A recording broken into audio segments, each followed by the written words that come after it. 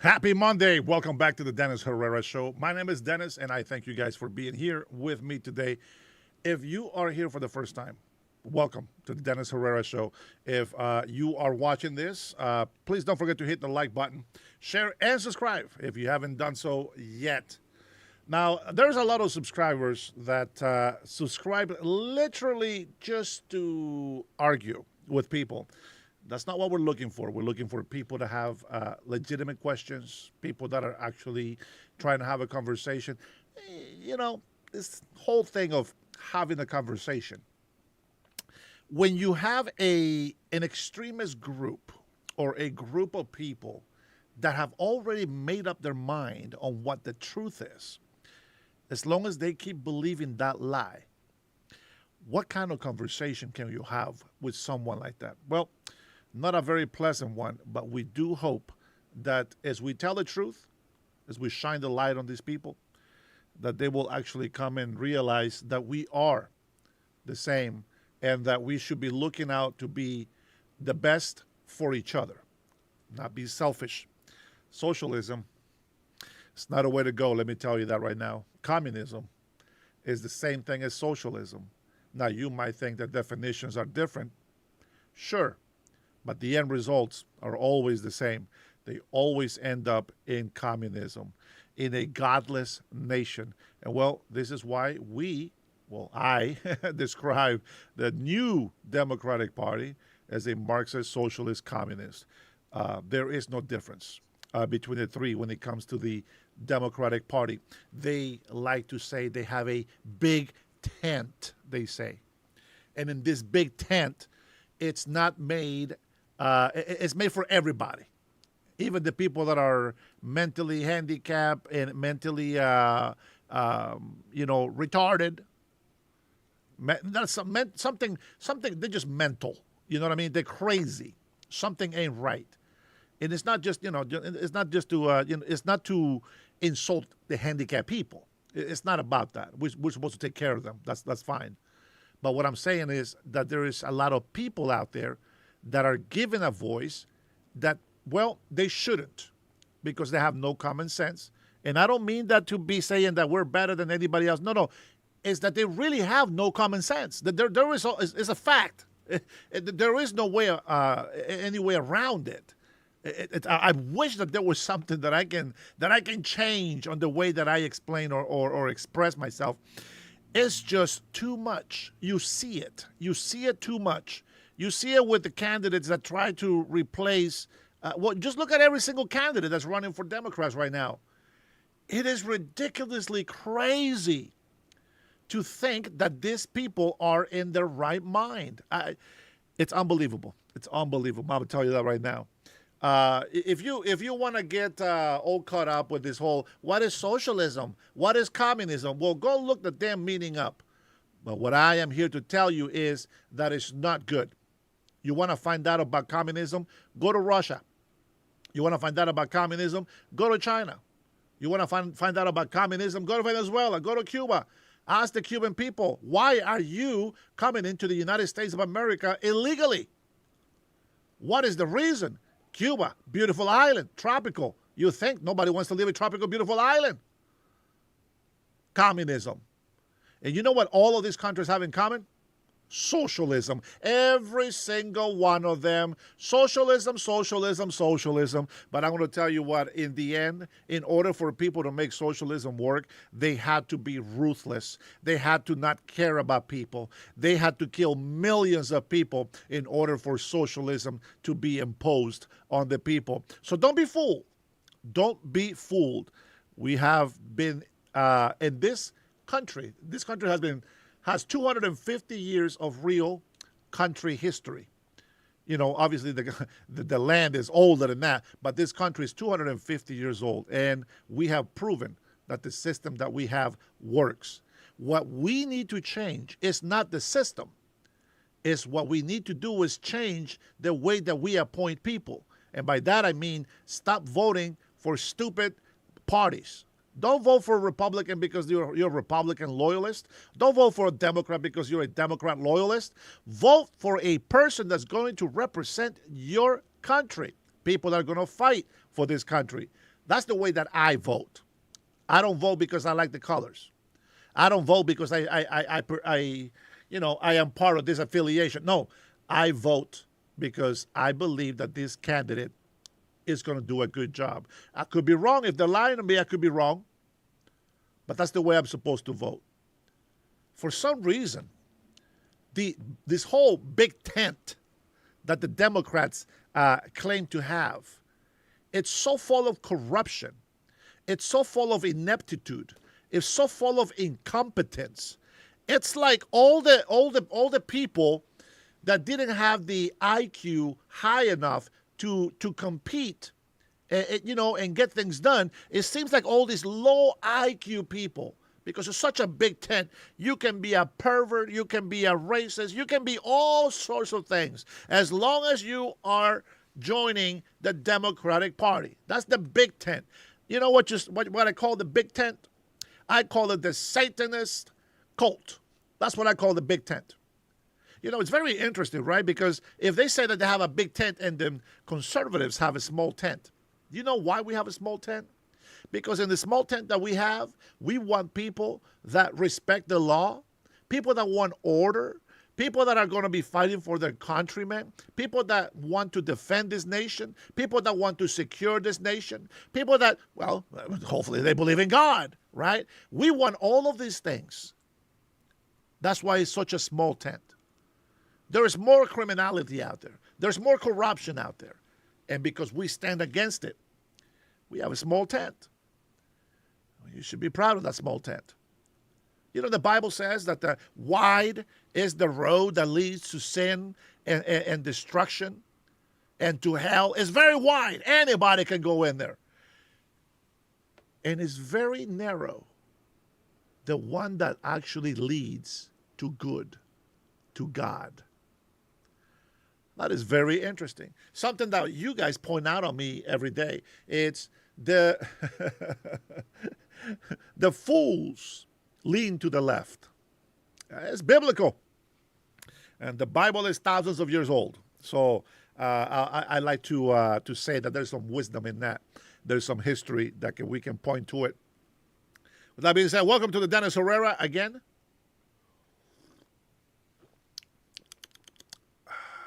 Coffee. This one does not have sugar, does not have creamer. But it tastes good. Tastes good. Salud, my friends. Stay thirsty. All right, with that being said, let me go ahead and address the chat here. What happened to my, I thought I had, let me make sure that I open another chat if I didn't do that already.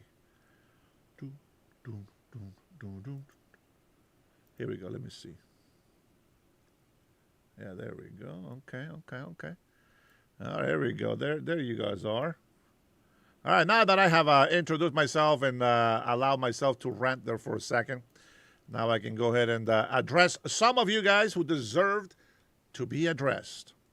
Let's see, who do we got here? My man. First one to be here in the show. First one to be here. Good to have you, brothers. Good to have you. Robert, good morning, Robert.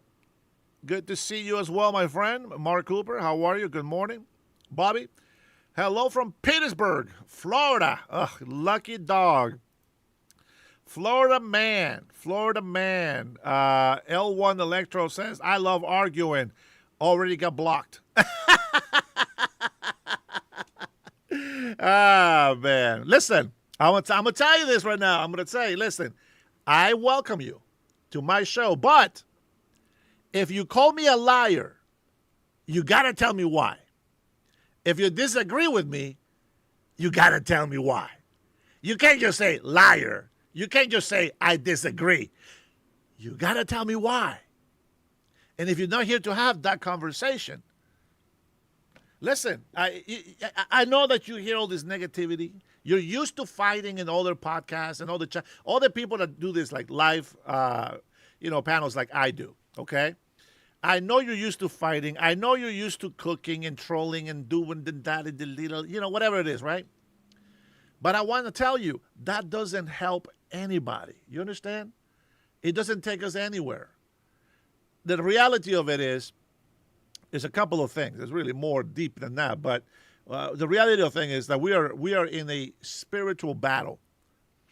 It is a spiritual battle, and the second thing, it's the scary truth that people on the left, they truly want communism. It's a godless thing. This is what happens when you don't have God. This is what happens when you don't have faith. Marxist, communist, socialist are in the Democratic Party. The Democratic Party doesn't exist. And hey, listen, you can say all you want about me, but I know I'm right. I know I'm right. I'm tough on you when you don't listen.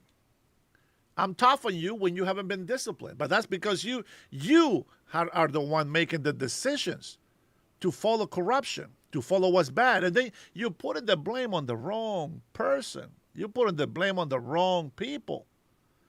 It is ridiculous. You know how jealous other nations are of the United States of America? You have no idea, do you? The ones that, they laughing at us. Guess what? They're jealous. Oh, they hate America. Guess what? They're jealous. You know it. I know it. We all know it here in the United States of America. Don't play dumb. Be honest with yourselves. Be honest with yourself. This is the greatest country. Every single day, even till this day, I don't care if they say zero going through the border. Even till this day, thousands and thousands of people are still trying to come to this country illegally. A lot of them have found the key, the magic word, asylum. They all come up with the same story. Same story. Now, I get it. I get it. This does happen in these countries. But when you sit there and you start listening to these people and the reason why they're seeking asylum, I'm telling you, some of them haven't figured it out. They say the economy. Nope, that's not a reason to seek asylum. You go back to your country. Oh, the government's corrupt. Nope, that's not a reason to seek asylum. You go back to your country. But they have learned the key stories that says, oh, los Zetas, the MS-13, the MS-13, the 18, the gangs, cartels. They have learned. They have learned to use the magic word to come into this country. So I'm not in immigration control. I wouldn't give passage to a lot of people. I would give passage to some. But the reality of things is that the United States of America is a great country. Mexico is governed by a fool, a communist fool. Mexico, the president of Mexico believes that you don't punish the criminals.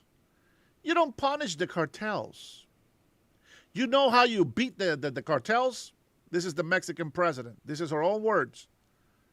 The only way to beat the cartels and these criminals is to hug them. I kid you not. I wish I was making that up. I wish I was making that up. I kid you not. The best way to stop them is to hug them. That kind of goes together with what she was saying about allowing drugs and illegal immigrants into our country because we are allowing firearms to be sold in Mexico. Come on. Who's failing here? Listen, we don't allow people. We try to fight it. I watched this immigration enforcement. The CBP and the CSI, ICE, What's the other one? I'm confusing my initials here. Custom Border Patrol. Yeah, CBP. Listen, I have watched how they actually check Americans for weapons. You're not allowed to take weapons into Mexico. So they do that. They do that. But Mexico, they say they just allow them to come through with the drugs and the illegal immigrants and, let the United States deal with it. Let immigration from the United States of America deal with it. They don't care. They're in bed with the cartel. They're in bed with the criminals. They like communism. They like criminality. You see, as long as they are in power, they are filthy rich, and nobody's touching their money. Even the Democrats, they can say, tax the rich, please. There's a reason why Congress doesn't change their code. There's a reason for that. Not one Democrat wants to change the code. President Trump said on his first term, on the first campaign, if you don't want me to do what I do, change the code, change the law. You made the law, change it. They don't want to change it, do they? The rich Democrats know that they can get away without paying taxes as well. Bernie Sanders. Bernie Sanders is a millionaire. Oh, he's not running against the millionaires anymore. He's running against the billionaires. That way he doesn't get taxed. You can't make this up. You can't make this up. You know what's really sad is that if you're making $250,000, you're making $500,000. The millionaire's tax doesn't touch you. No, it doesn't. So you think. Do you own a house? What is the value of that house? $1 million? Easily. $1 million. Guess what? You're a millionaire. You will pay taxes. 10% more. Welcome to the reality of the Democratic Party. You can say I'm lying. Tell me how. Tell me how I'm lying. And then we can talk about it. And if I disagree with you, then it is what it is. I disagree with you, and you can believe what you want, but there's no need for you to be trolling and start hating on other people on my chat. You know what I'm saying? Robert, good morning. Robert 2020. Hopefully he's not a troll. Venture guy, never vote blue again. They stole the 20. Yeah. They call us crazy for saying that, right? But every day more and more evidence comes out that it was true. And what's crazy is that you have all these, leftist, activist judges in power. So what are you going to do? There's nothing really that we can do. That all we can do is try to, hope, continue to hope that that justice will prevail and that justice will be served. Magic Man, good morning. I'm almost there, guys. I'm almost done saying good morning, by the way. Not everybody gets to hear that good morning from Dennis. Brian Waza! I see you, man. I see you. I finally got to your comment.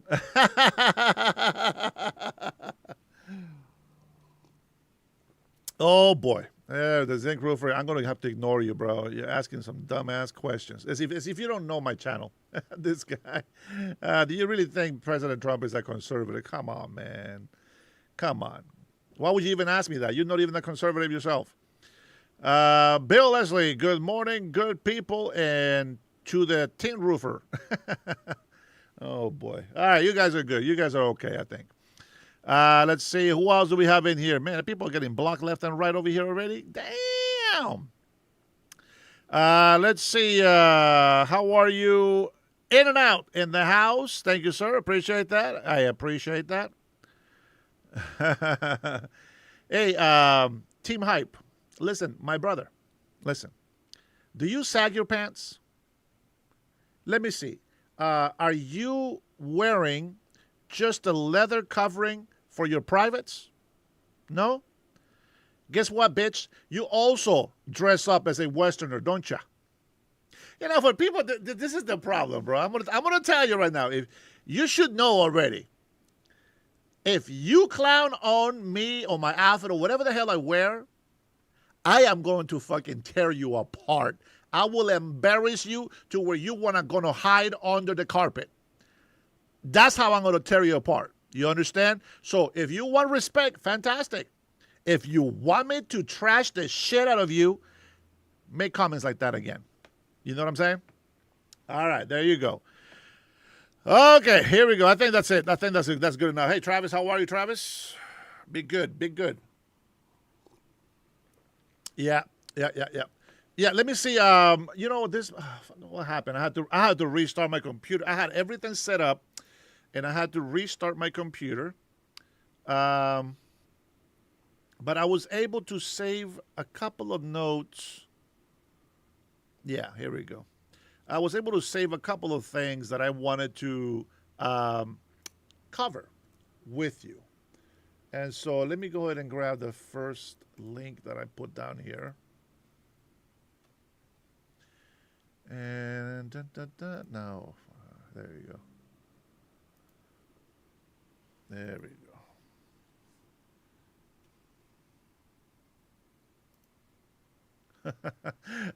So one of the first link that I'm trying to find is undocumented immigrants pay federal income tax. I bring in this up because people keep bringing this shit up, and I always tell them, you don't know what the hell you're talking about. So today I'm going to go ahead and cover some of that, and then I have another link here real quick. Give sec.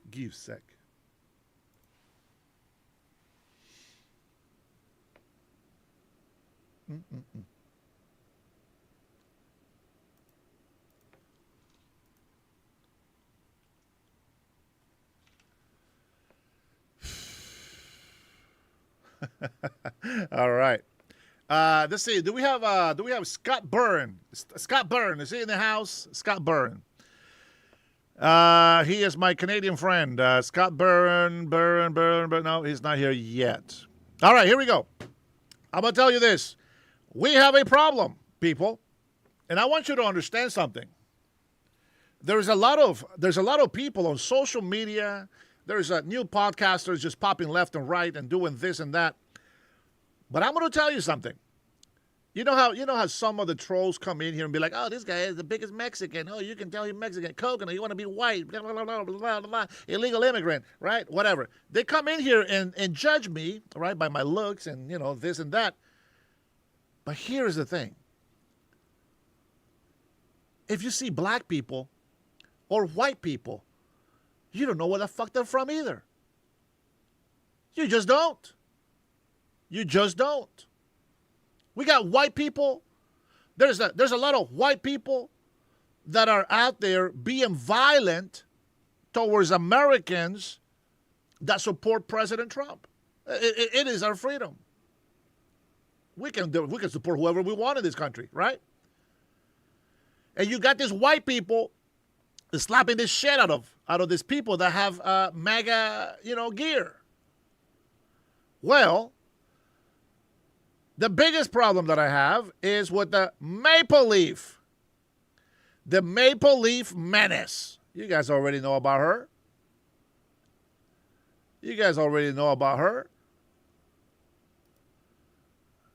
Let me go ahead and play the ad here before I show you. But you already heard.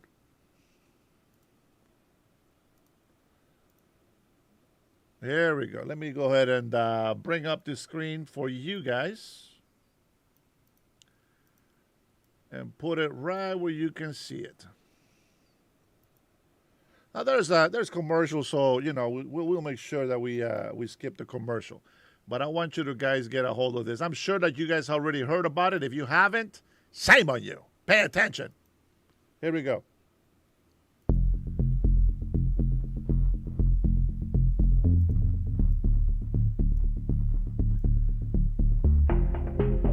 This video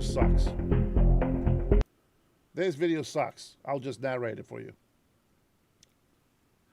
Let me tell you what it says. Go back to the other screen here. Let me make this smaller for me so that I can fit it all in there for you. I was reading this article. Now, I mentioned this last week, but I was reading the article. And it was like this. The Department of Homeland Security has revealed what is in store for the Canadian woman accused of pummeling a patriotic teenager at the Jersey Shore on 4th of July weekend. What the fuck are Canadians doing over here trying to tell us what the fuck to do in our country? That should just piss you right off. That should piss you right off right there. This fucking Canadian white socialist liberal Karen coming to the United States of America and starts assaulting our American people. What the fuck? Zinc roofer proof? Are you fucking kidding me? Are you drunk already? Oh, man. Joe, you see what I'm saying, Joe? This is why we got to deal with, man. You know this. Caitlin Tracy, 33-year-old, a Canadian national, is currently in custody at the Laney Hall Immigrant Detention Center in Newark, New Jersey, after the alleged July 3rd breakdown at Point Pleasant Beach. She arrived in the U.S. in 2024 using her passport, but overstayed her visa. Officials said, look at this bitch. Take a good look at Elmo. Can you believe Canadian Elmo came to the United States of America and just slapped one of our American teenagers? That is crazy, Uncle Andy. How are you? Good morning. That's a bitch. If you want to see one, there it is. Elmo. Elmo in bitch skin. There she is. There you are. Look at that. And that, she's such an angel. Oh, how cute. And I believe that's her husband. Her husband is just as fucking wacko as she is. Look at this bitch. Looks demonic on this photo right here, by the way. Look at this shit. I'm sorry, guys, but damn, bro. If you're dressing like this, man, you're giving yourself a bad name. You know what I mean? Like, as much as people clown on my outfit, I gotta tell you, man, that's not a good look. It's not a good look. Look at this shit. Garbage human beings. Here she is, slapping the shit out of this teenager wearing the MAGA hat. Slap her twice. Proof. This illegal alien who assaulted a teenager has no business being in our country. Now, the reason why I bring this up to your attention is because I want you to realize something.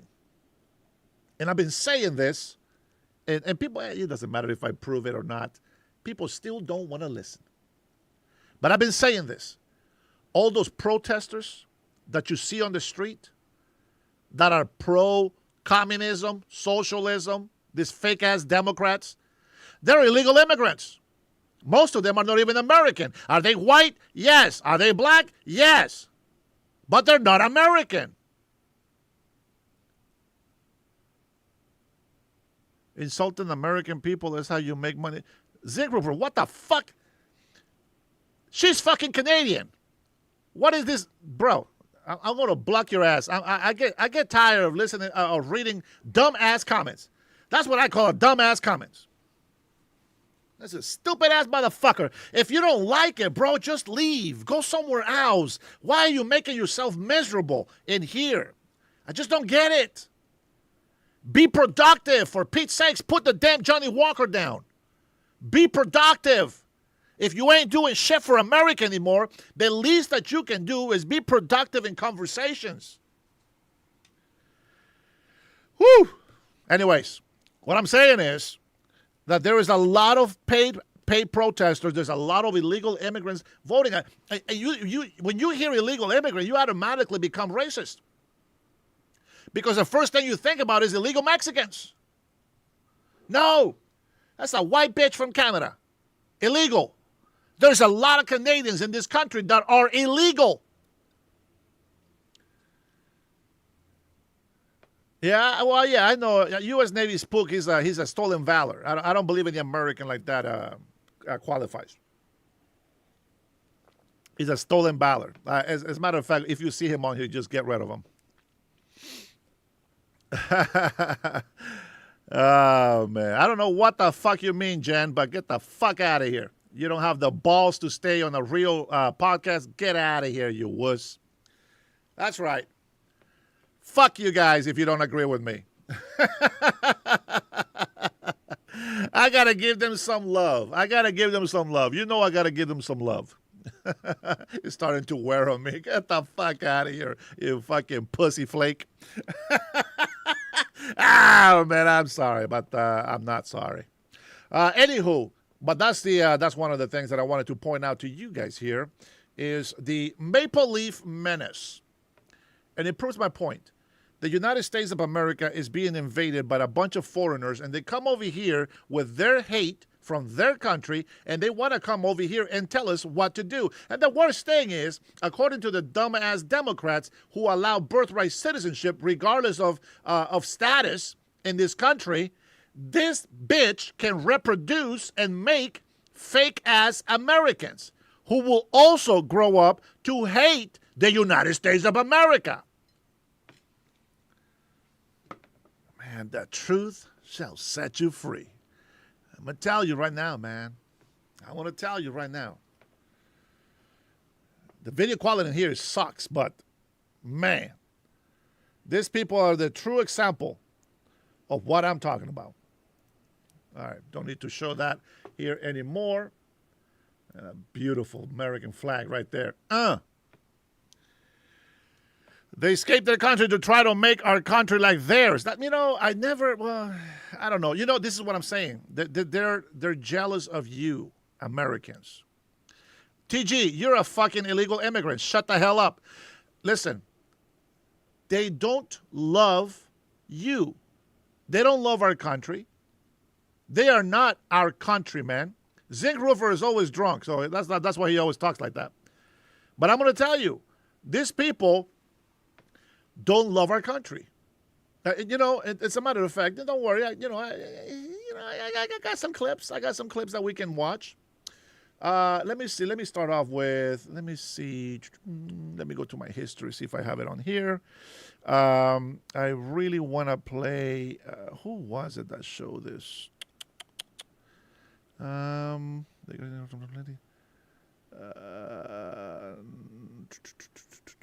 You know what? Why don't we go ahead and start off with this one? The Great Exodus. New York is bleeding residents, and Hochul blames Donald Trump. Why not? Why not? Why not blame Trump? It is the only thing that Democrats can do. Blame the president for their incompetence. Blame the president for their stupidity. I still, till this day, the Democrats, the leftists, the fake-ass Americans, they don't want to respond to the question. Now, they used to ask me the question, when things were really serious. But now that things are getting better, they don't want to answer the question. Why is gas prices so expensive? Especially in your blue state and city. If you guys see that answer pop in there, let me know. Let me know if somebody answers it on the left side. None of them want to acknowledge it. And I'm proud to be an American, where at least I know I'm free.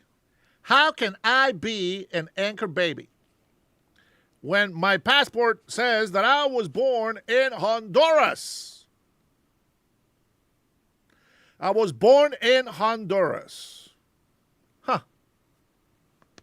I don't think you know what an anchor baby is. Dumb-ass man, you know what I'm saying? Dumb-ass fools that come in here. All right, let's go ahead and take a look. Let's see what's going on in New York here. What's Hochul doing now? We're the most overtaxed state in America. Our electric bills are 70% higher than the national average, and she has declared a war on high net worth individuals. That's why they're leaving.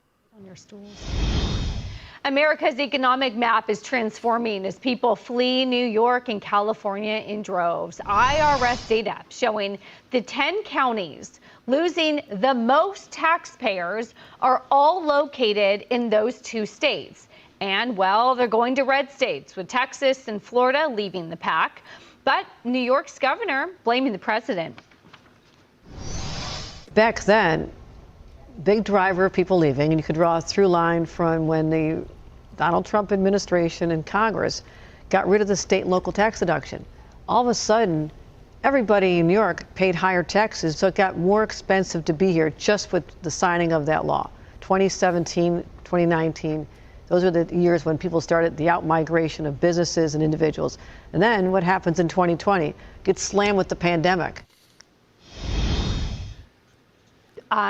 I don't even know where I'm speechless. It might have started a little bit with SALT, but you cannot blame this mass exodus on the state and local tax deduction, which, by the way, they've put back now, and people are seeing that in their tax bill. I mean, she has to try to spin it some way because she can't admit that it's her policies and endorsing.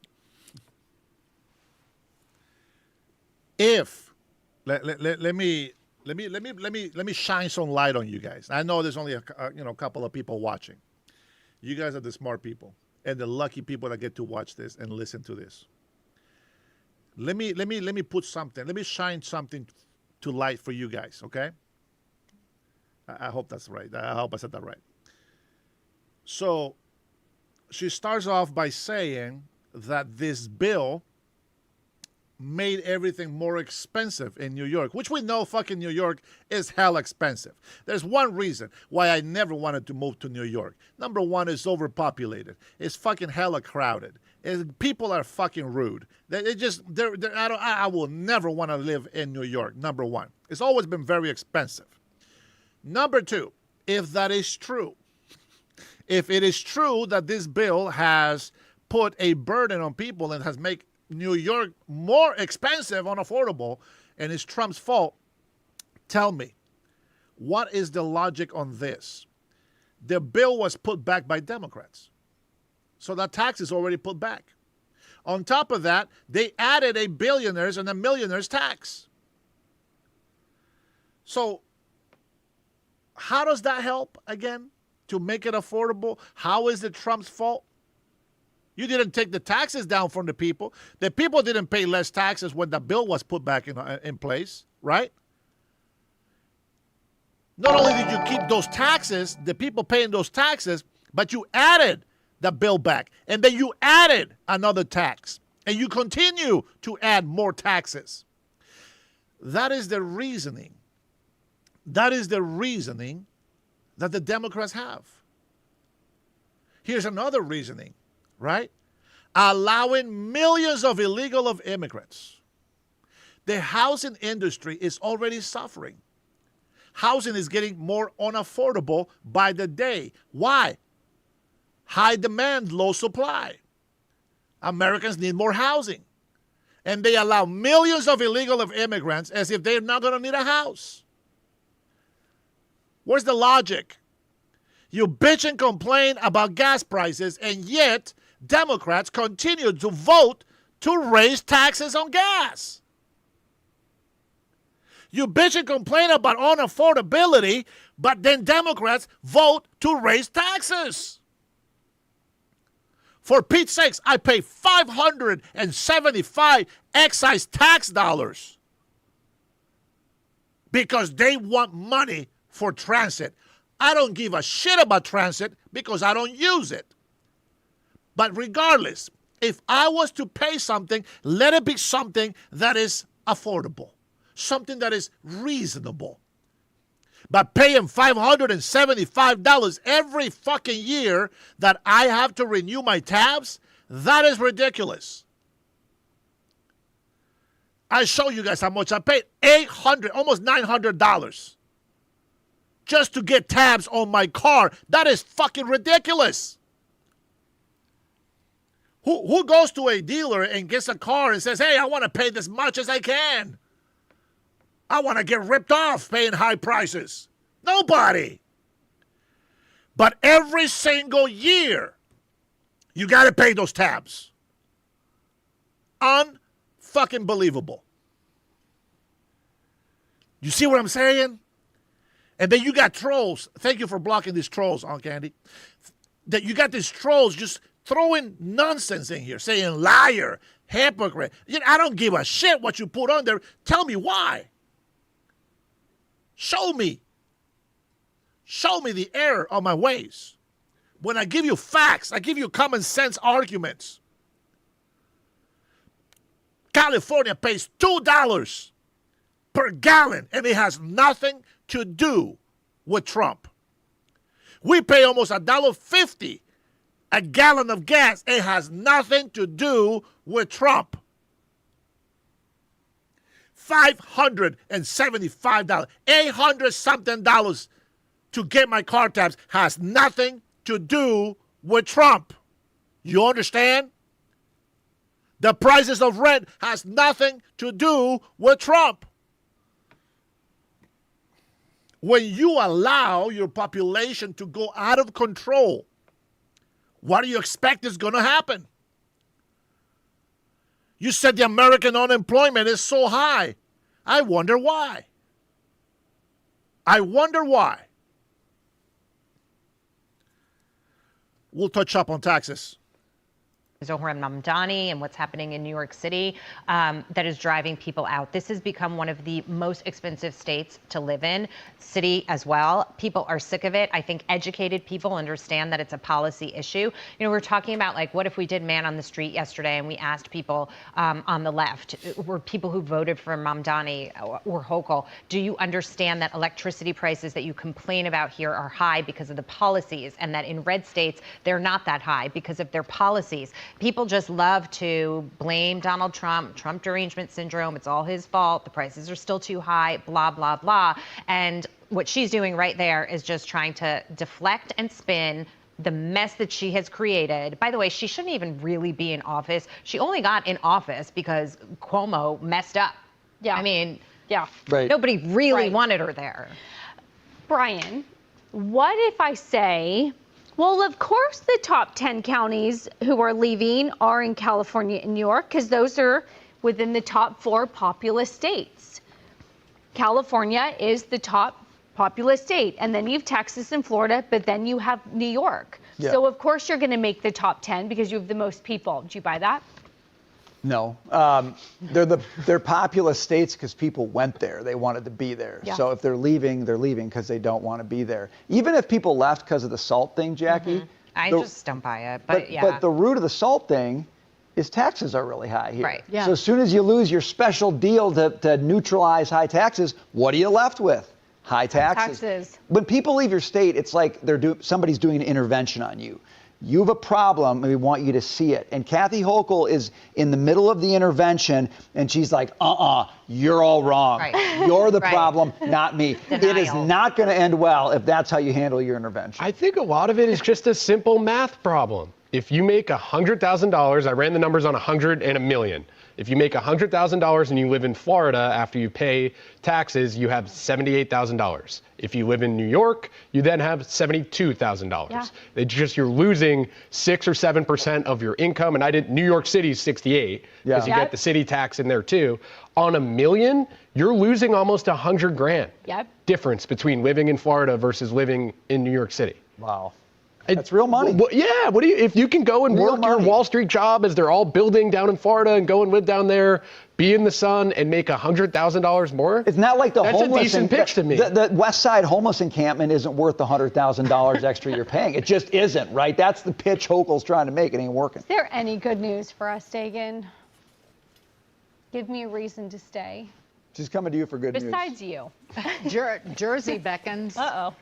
But it's not that much better. It is if you Saying don't. yes. Well, it is because you're not in New York City, I mean, and you're not. okay. You're Marginally. just not in New York City, and it really boils down to how are you being treated? Yeah. Not just your money. Obviously, your money is being treated like shinola, but you as a human being are being treated poorly by these left-wing politicians. They don't want to Because hear. again, if you experience any hardship, you see it with Kathy Hochul. It's not their responsibility. It's somebody else's problem. That when there were people marauding and rioting in the street here, and we were trying to come to work, and they were jumping on, like you were in a car, and they'd jump on the hood of a car, where was their responsibility for protecting us when we were trying to just get to a job? Care. They just didn't give a flying damn. They love your money, but they hate you. Okay, so there's no reason to stay. Got that. I don't understand why any business is here. I know. We'll discuss that with our bosses in the commercial break. Coming up. Well, welcome back. The House set to vote this. No, Maria, not yet. You know what's crazy? I wish that this leftist retarded trolls would pay attention to what I show them, right? And then make an opinion. But the fact that they're in here talking a bunch of shit that makes no sense tells me that they don't pay attention. This is how retarded these people are. You know, I have gone to through other podcasts, right? I don't just go in there and just start saying shit. Oh, liars, they're lying. But I don't just go in there and saying liar. I watch just for a little bit. Okay, show me the clip you're talking about. I watch the clip. I understand a whole 180. It's diet day and night. What the leftists understand from what they see and then from what I see and understand. It is crazy how there's no common sense in any leftist, and some far right crazy ass people. It just makes no sense. How can we see the same thing and you can deny that it's happening, but I'm looking at it? That just doesn't make sense. It doesn't make sense. But they get their kicks out of calling us names. You know, for so long, I've been listening to these leftists, all these leftist people. All these leftist people, hold on, Jason. All these leftist people come on TV, Democrats, everybody, politicians, paid protesters, you name it. Every leftist fake-ass Democrat goes out in public and starts yelling, Nazis! They say it so much. They say it so much, I had to put the meaning. What does a Nazi mean? It means National Socialist. Isn't that crazy? Who wants socialism? We don't want socialism. The left do. The Democratic Party wants socialism. It is crazy.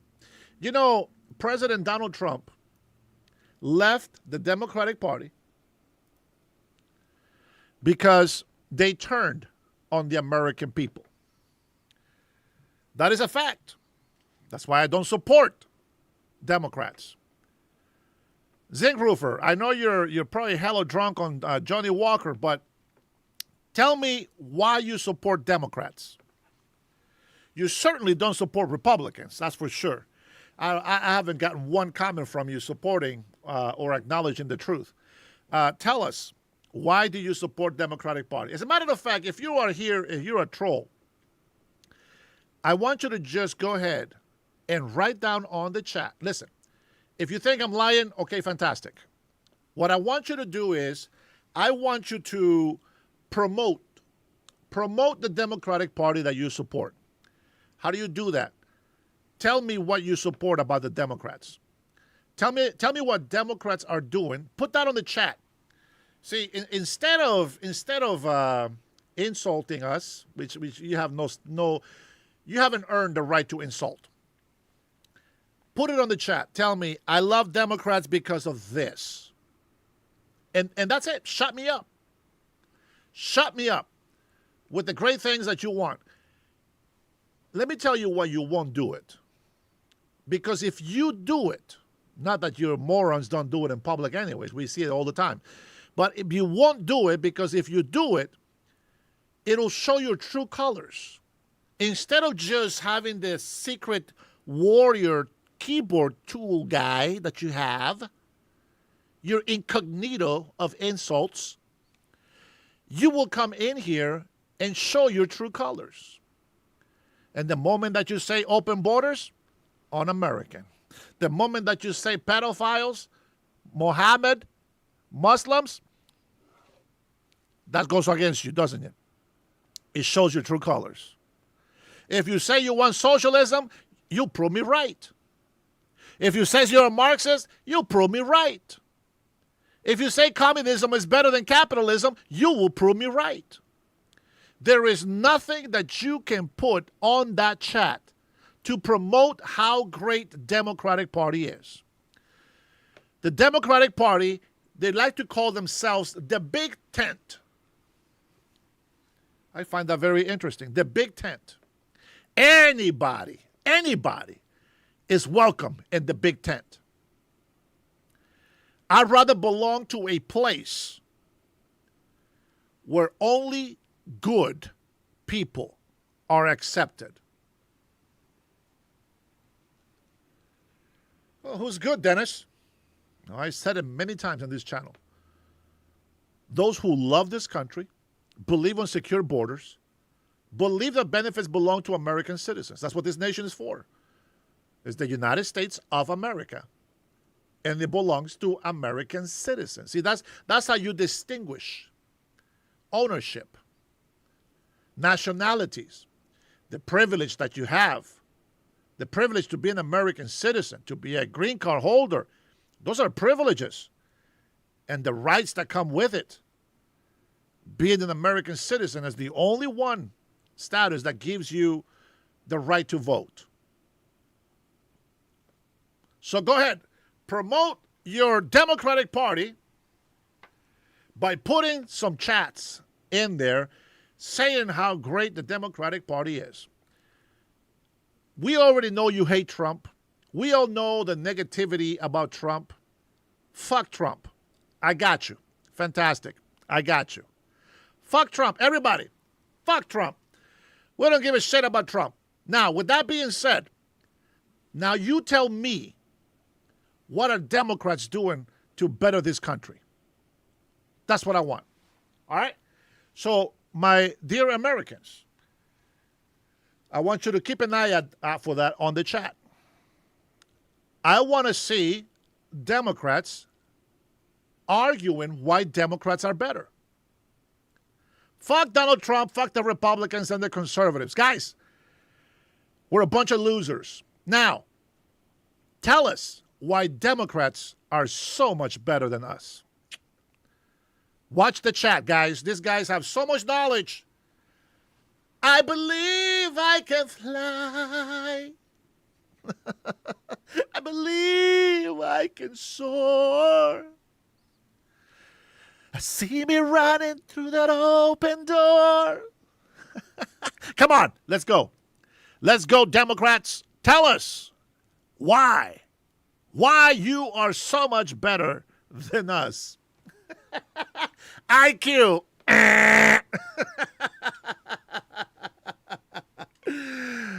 Don't bring IQ. I got some videos to show you. Don't worry. Stick around. Have fun with us. If you are at work, just put your earpieces on and just listen to the news. Listen to the truth and the shit that we talk here in the Dennis Herrera Show. Let's see. Politicians, period. Democrats, Republicans, they're all talking. Hey, Tony, that's not what I want to hear. I want to hear. This is a MAGA Nation channel. This is a conservative, Republican, American, where Democrats and Republicans come together. I want to hear what is so great about the Democratic Party. Don't give them a way out. I want to hear it from them. Convince me. Tell me how great. Tell me what things are the Democrat Party doing for American citizens today. Enjoy it, my American patriots. Enjoy it. In the meantime, let's bring Maria back and listen to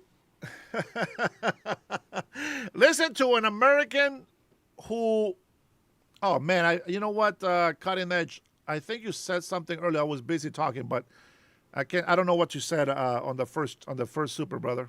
Oh, check the email, the Gmail. All right, let me see. I apologize, brother. Oh man, I totally forgot that you put that on there. You know how it is, brother. I gotta be able to, I gotta be able to get my piece in here. You know what I'm saying?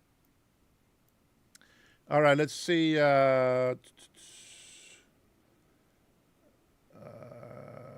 Come on.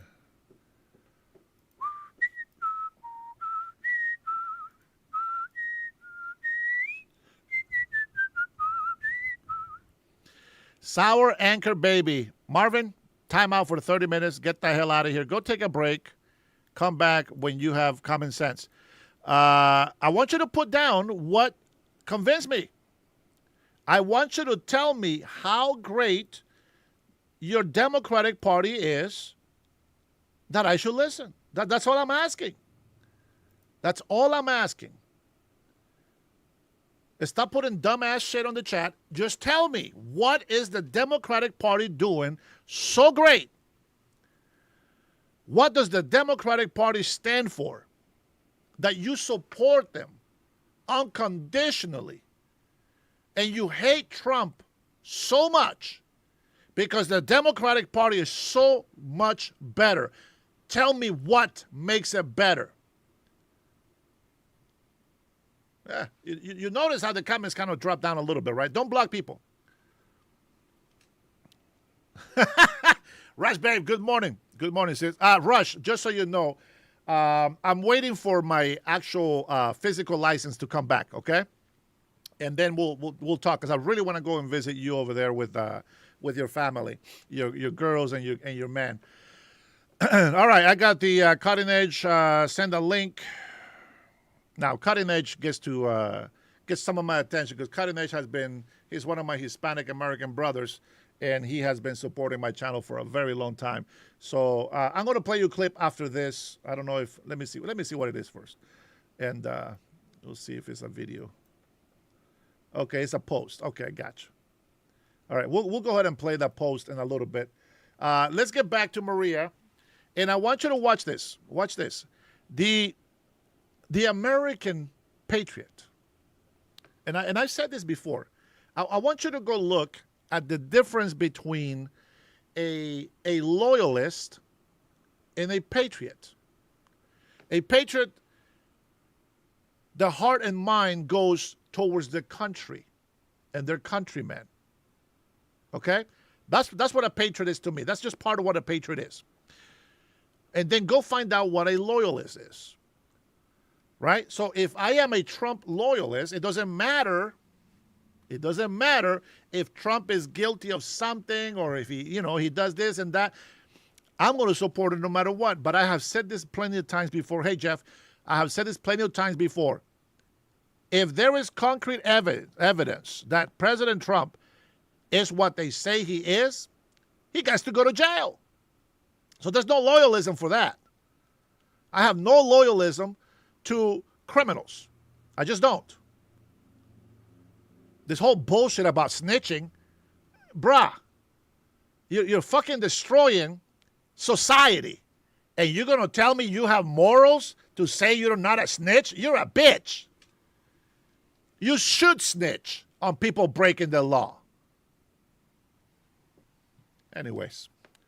All right, let's go ahead and listen to Senator Fetterman, which the Democrats used to love until he put country first before the party. Interesting. I always put the country first before my party. You guys know that. the Senate Homeland Security Committee and one of the few Democrats who supports Israel and the president's efforts there. Senator, great to have you this morning. Welcome. Oh, gee, Maria, thanks for having me back on. Yeah, let's talk about paying for this war and the defense supplemental and this push from some of your colleagues to cut off all aid to Israel in the middle of a war. Well, look, America is the arsenal to the free world, whether it's in Ukraine or whether it's in Israel or whether it's in the Middle East and perhaps maybe even in Taiwan as well. That costs a lot of money. And I'll be the one Democrat, at least the one Democrat, that's going to be open to that argument. We have to replenish, with those kinds of critical munitions and other things. So I'm always going to proud to stand with our military and never make it about politics. But I also deeply, deeply grieves for the two heroes that we lost yesterday that was announced now too. It's a dangerous, dangerous job to defend democracy. It sure is, and they put their lives on the line to do just that. And I want to get your take at this upcoming week, because this week is probably the final window to get anything really done in terms of the Reconciliation 3.0 or this supplemental money. What are your expectations for this debate and markup Wednesday and Thursday? I really don't have any specific insights, but describe what's happened in the past. I refuse to make it about politics overall. And now I hear things, it's crazy. They're talking about another shutdown. Now that would put me at odds, with the Democratic Party. I will never vote to shut our government down. We have to find a better way. That's a core responsibility. And now the reasons why we shut our government down, whether it's healthcare or reforms with ICE, neither of those ever happened. So it's a loser for American. And now I know there are my colleagues that don't want to do these things, but I'll stand up to the party and say this is wrong to do that. So that's the situation, and I'm very disappointed that would be the third shutdown in like 9 months. That's insane. Senator, it complicates things that you've got these very far left candidates winning and socialists now in leadership positions. I mean, you've got the mayor of New York, Zoran Mamdani, threatening that he will have Benjamin Netanyahu arrested if he comes to New York for the UNGA, which is happening in September. What are your thoughts here on Mamdani threatening to arrest Benjamin Netanyahu if he comes to the U.S.? It's such a tough guy to say that kind of thing. He has no way to do that. Of course, obviously, America's not even part of that corrupt court. And so he's just a clown to even say that. So he won't try that. And I'll just sit down and focus on the problems that they have in New York. That's really not your purview. You and I know that.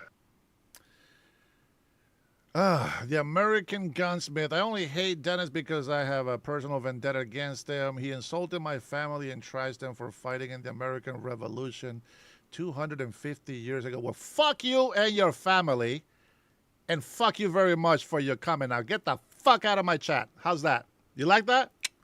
Okay, you know what? I'll give you 30 minutes to cool down. Come back when you have cooled down. All right? Here we go. Now, I went ahead and put this comment on here, but nobody wants to answer this. That is very simple. Fuck you too, Zink Ruford. How's that? There, now you feel special? I want you to put on the comments.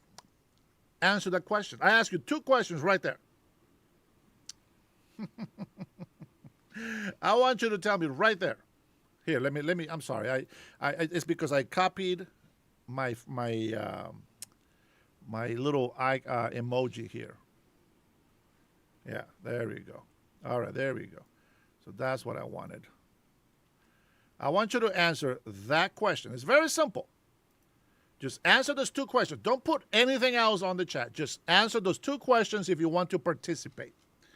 Now, with that being said, fuck you and every single one of you guys who have served in the military and are now fighting against the American people. In this country and in any country that has common sense, we call that traitors. So fuck you very much if you don't support the United States of America. Now, if you love the United States of America and you stand with your countrymen, fantastic. Thank you for your service. You honor us, and we love you very much. There's a big fucking difference. I don't care if you were in the military or not. It is your patriotism that I respect, that I love, that I appreciate. The moment you turn against this country, I don't give a shit how many battles you fought, how much history is among your family. You bring shame to those families. You bring shame to your ancestors. So fuck you. And I'm going to say that again. Fuck you very much. Is that clear? Fuck you and your vendetta, piece of shit. That feels good. Feels good. Anyways, let's go ahead and finish this clip. Sit down. Yeah. And yet you've got colleagues on the in the Democrat Party pushing to upend the president's agenda. I mean, the president has been putting America first. What do you want to say to some of your colleagues who really won't allow the president any wiggle room whatsoever? They want to stop and upend his agenda at every turn. Well, what I will say, the agenda, there's some things that I support, and then some that I don't really agree with. But now we're got to find a better way forward and not turn to shutting our government down or describe people that they're trying to destroy our democracy or get involved in those silly kinds of arguments overall. Iran is absolutely, that's important.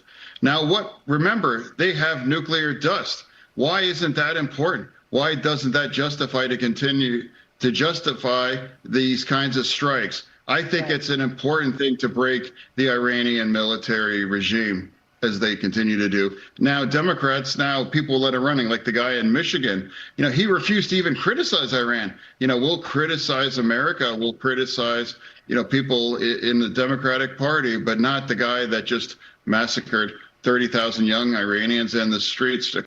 You see what I'm saying? That's what I'm saying. Now, I told you guys, answer these questions first. Don't deflect. Don't deflect. You see the difference. Democrats are un-American. Any American that supports Democrats today, it's a traitor of this nation. And everybody who has served and died for this country. Do you understand that? They put American citizens last. Illegal immigrants first. They trash the Christian religion, whom this is the faith that this country was founded on. And they praise the Muslims. They trash Israel for defending themselves against all these terrorist attacks in the Middle East. And they support Iran and Hamas. They say they don't support Hezbollah, but they do, because they support the Iranian regime of terrorists. There's only two sides of it. And everything that is good is landing on the right side.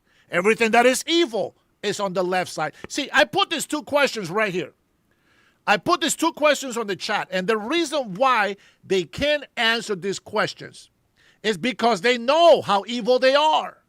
They know how evil and stupid and selfish they sound when they say why they support Democrats. You don't have to believe in God, but let me give you what we stand for. God. We support Israel, our friend.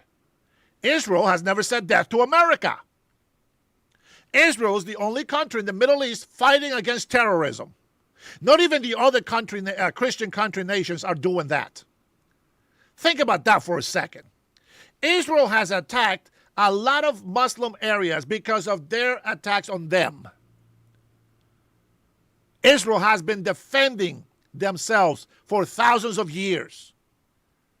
There's a biblical history, and this is why they want you to believe in the Quran, because the Bible actually proves that Israel is where it belongs. There is thousands of years of history for that. So we support them financially. And we do that not just because, oh, they're great Israel. No, because they are fighting where we are not. And we're not fighting because of Bibi Netanyahu. We're fighting because 47 fucking years ago, these guys started warring on us. 9/11, oh, they say Americans did that. Yeah, that's a theory. There's no proof. But I will tell you what's proof.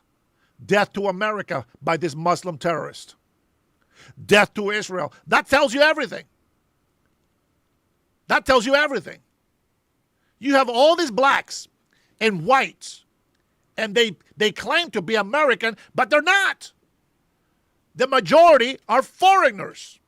See, they blend in with everybody else. That is the one weakness that we have as the United States of America, that we are a melting pot of different ethnicities and cultures. And this is why we say, learn English. Speak English. Even if you have an accent, so what? Fantastic. But that's why we stand on the right. You see what I'm saying? Just two things I'm going to go ahead and compare to you. The left is godless. They are Marxist, socialist, communist. They believe the government should control your means of life. They believe the government should control your business. That the people should have a say on how you do your business. You can't make money unless you give it to them. That is the difference. They are not for Americans. They're for illegal immigrants and foreigners. Number two, they defend Iran. They defend Hamas. They defend the Palestinians. They defend all these terrorist people that are coming over here, destroying our country and Israel. Why is it? God, godless. Israel, Iran. Hezbollah, Houthis, Al-Qaeda. Should I go on? Genocide against Palestinian, bitch. There's only 9 million Jews. Who's genociding what? If you want to say that they're... No, don't put that shit on here, bro. No, don't do that. Don't put the swastika thing. I don't like that shit. Please don't do that. Listen, it's very clear of what we stand for. Now watch what happens when we get to the God, between God and the godless. God people, faith. Nobody's perfect. A bunch of idiots on this side as well. Me included. I'm a weak man. I'm over here cussing the shit out of you as a Christian. So that's my weakness. I got to cuss you out because that's the only language you understand. But watch the difference. I am a man of one wife. I just want one woman. Just one woman. I love my kids. I want a better future for my kids. I want my kids to be better than me. I want to protect their innocence. I want to protect their rights. I want them to be good American citizens. I want them to grow up to love the United States of America and become patriots. Ungodly Marxist. They abuse their children. No. I don't support Nazis. So don't bring that shit in here.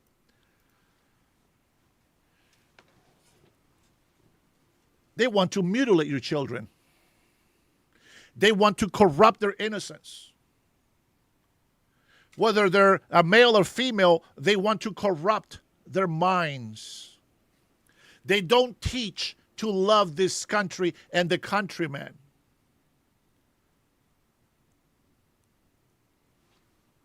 Go ahead and answer my questions. If you don't answer those questions, fuck your comments. Again, godless.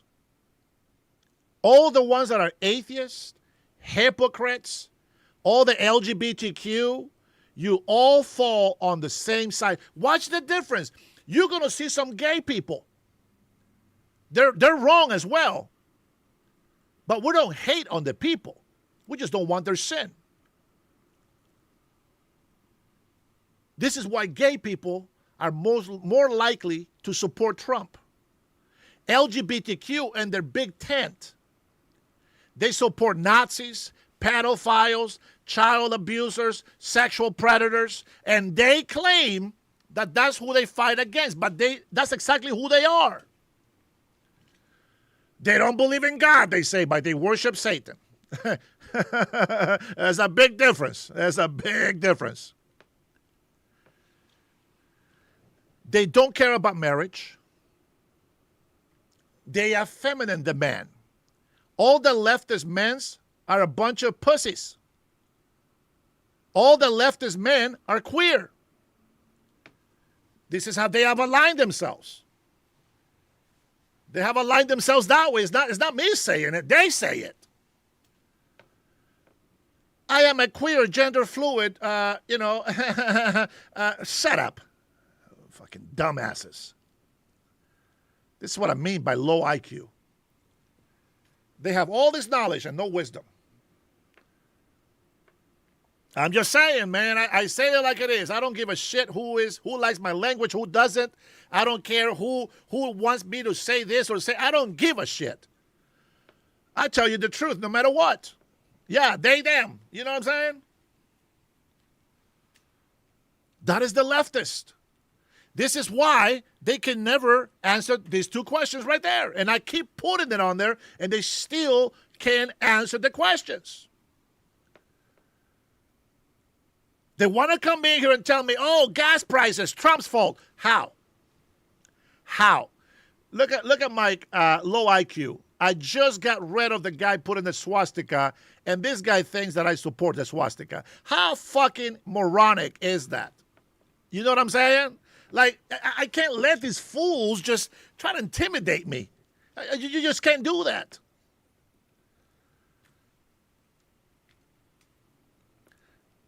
I love my box cutter. Who loves this box cutter? Look at this. Beautiful box cutter, ain't it? Bam! Yeah, it's a box cutter, guys. Don't get afraid of it.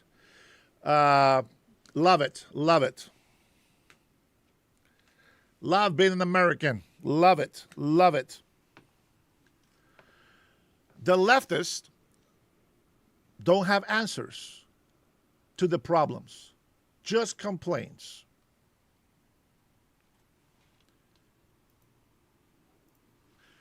So answer those two questions right there. I'll give you guys box cutters for everybody. Let's go. Answer those two questions. Don't deflect. Don't deflect. It's a lefty multi-tool. They always speak evil, man. They always speak evil. Listen, even though, you know, we have Americans that don't believe in God, but they are actually conservative and they are for this country, there's still a difference. They might say they don't like maybe the God that I believe in, but they know that there's something, you know, something potent out there that is beyond us. And they have some sort of conviction, and I have faith or hope or believe that these people will also see the truth in their own time. Hopefully not too late. But you see the difference. Like, I can talk about the good things that the conservatives, that the people on the right are doing. And the leftists cannot tell me one good thing that they have done for the American people. I'm going to give you the question again, just in case. Just in case. Here's the question. I'm going to read it out to you. Why do you support the Democrats? Tell me. Just the first question. Why do you support Democrats? Put that on the chat. Nothing else. Just put that on the chat. Why do you support Democrats? And if you are courageous enough to tell me the truth, answer the second one. What makes them better than Trump and the Republicans?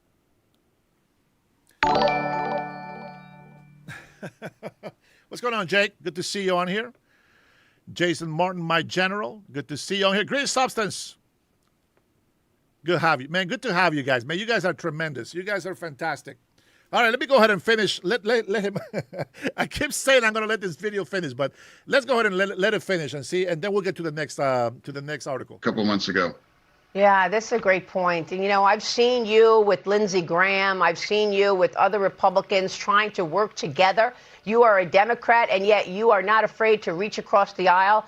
And yet your colleagues are attacking even the legacy of the former South Carolina Senator, Lindsey Graham.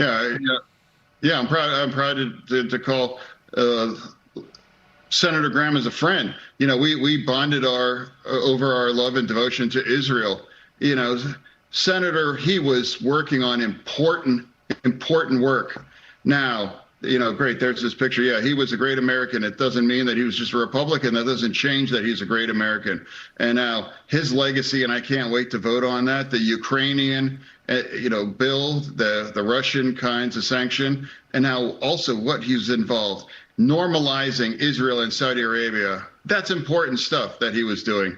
If anything, that poor man worked to death. He was always committed to get things done and work together. He was a very bipartisan guy. Yeah, there might be some professional wrestling kind of stuff in public, but in privately, he was always the first guy to cross the bridge and to find a way forward and be very, very agreeable. You can't fill those shoes without a doubt. But I think it's also fantastic that his sister's now, it seems like she's going to be able to carry on that legacy.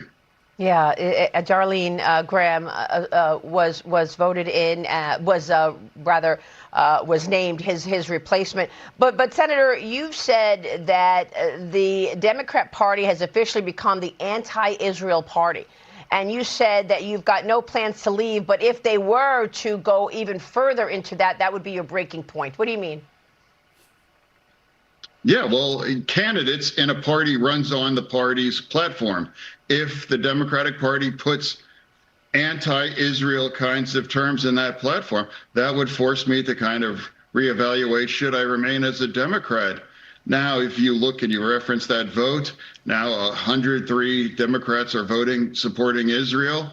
And if you look at the kind of people that are winning the primaries in Democrat across the country, whether in my state or whether in New York or whether in Colorado, and potentially what might happen in Michigan too, if that becomes official, even Jewish kinds of organizations like J Street are doing events with people like Hassan Piker.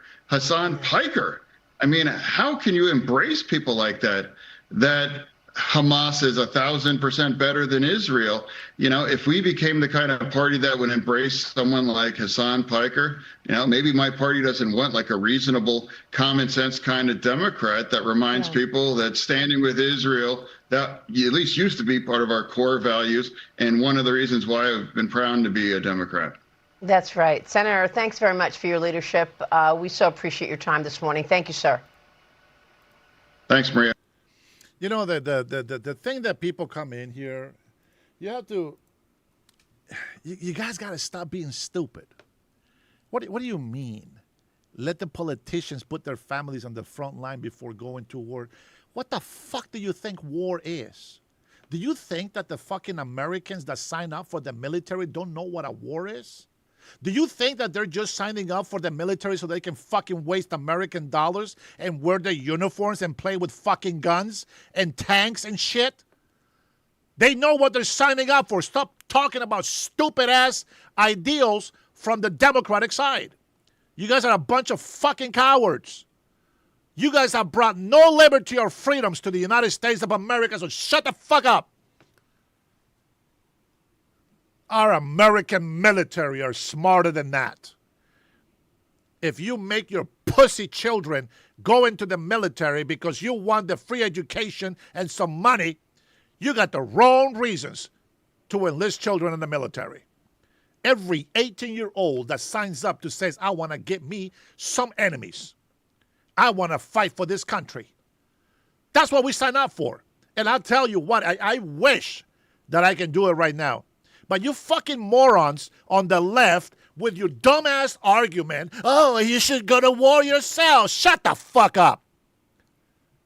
Stupid ass people like you should be in the front lines. Everybody that's patriotic, go to war. while the libtards are out here destroying our country from within. Shut the hell up. Stupid ass fucking communists in this country. It is unbelievable they think that we're not going to see through that shit. Israel does not own our military, you fucktard. Man, these people get on my nerves, bro. These people get on my nerves. I'll tell you what, man. I only feel bad because if these are just like really people who are truly mentally handicapped, I feel bad for that. But nonetheless, I have no pity. No pity on idiots. No pity. Why Shiny? Why should I have enlisted? Tell me. How does that benefit this country? See, let me tell you something, you fucktards. When the American people think about signing up for the military, watch how retarded you fucking libtards are.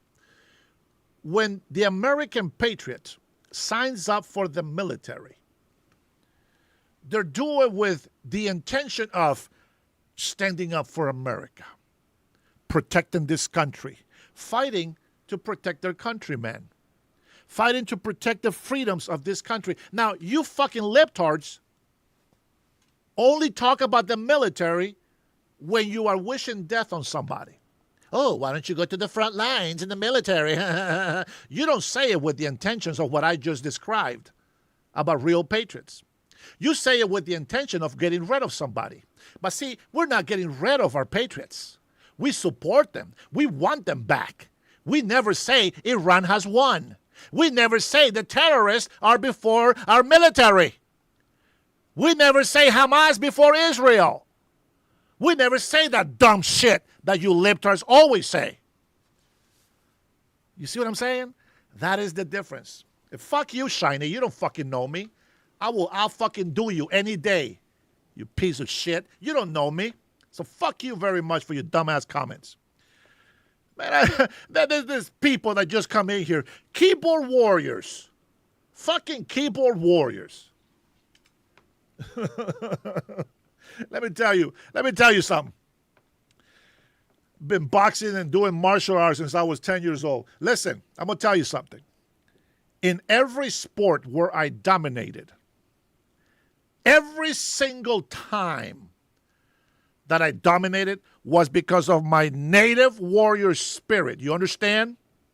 Don't fucking judge my skin. That's right. We're going to have to get the box cutter out. You know what I'm saying? We're going to have to get the box cutter out. The people that said that I want to be white. I want to be white. Let me tell you something. Every single time, everything that I am is because of my native heritage. I can guarantee you that right now. Oh, no, this is just a box cutter. Yeah. My 9mm friend is it's not on my desk. But if I see you, I will shoot you where you stand with my camera.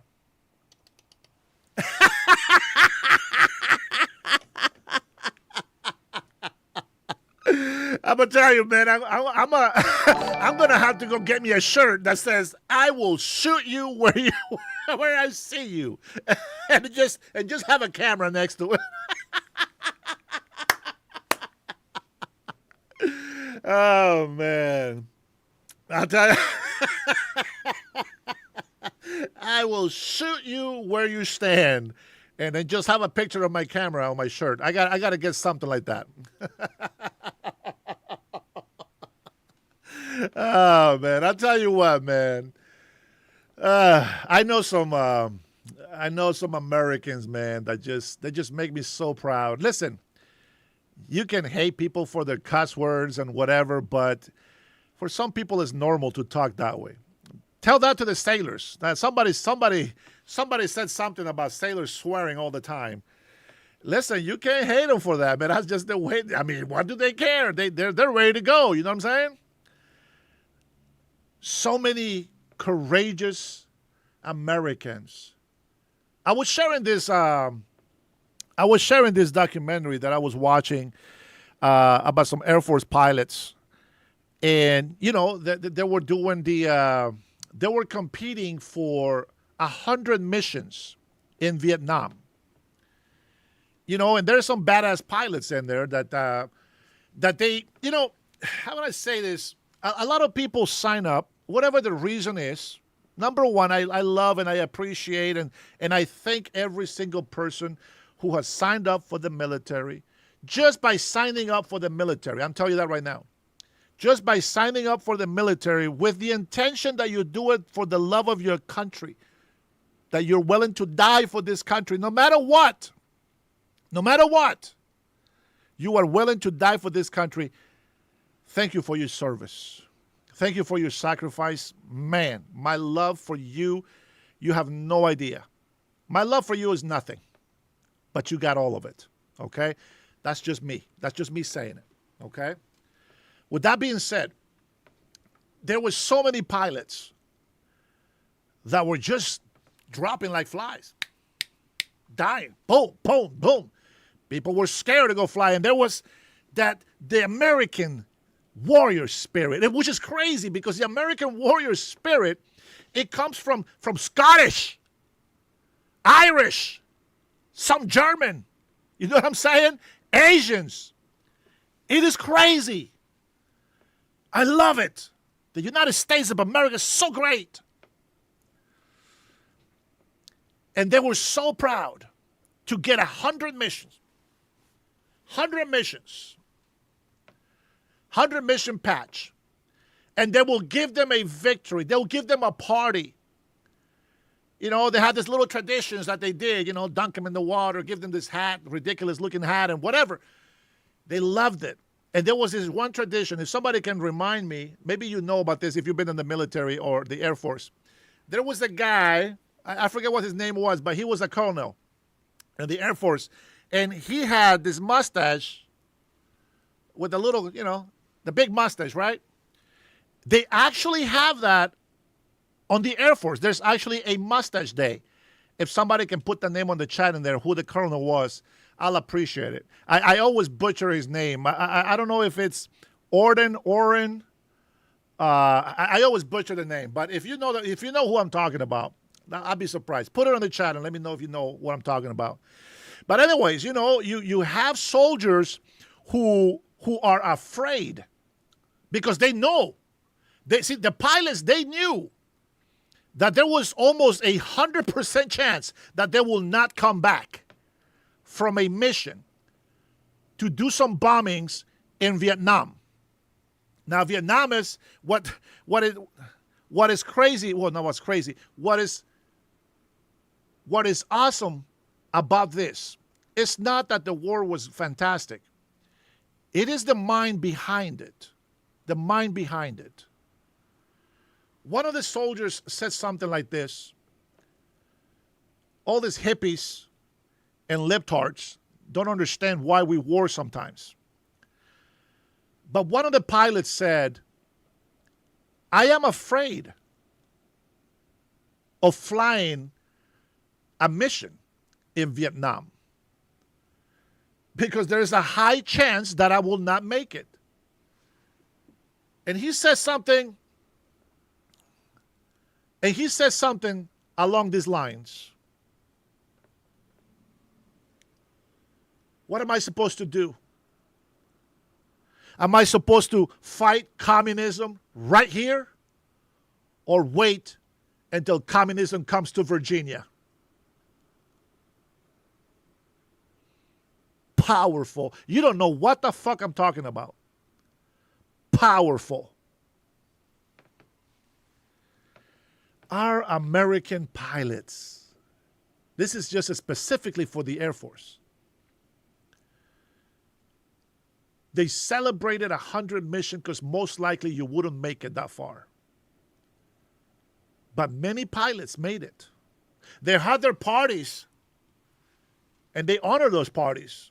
Some of them were bummed out when they called a ceasefire. Like, what the fuck, man?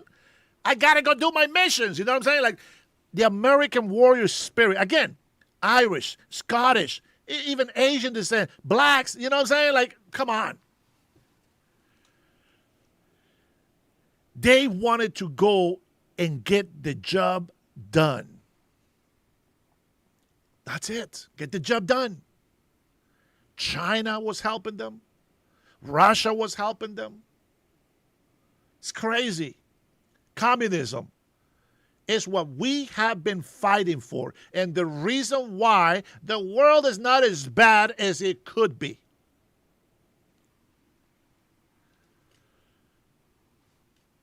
We have been fighting communism for such a long time.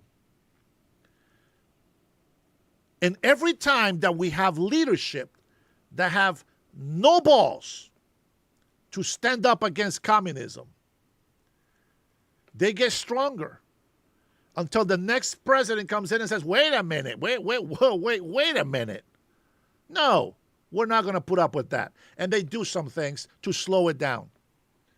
Right now we have a president that you may or may not like. A Secretary of War that you may and may not like.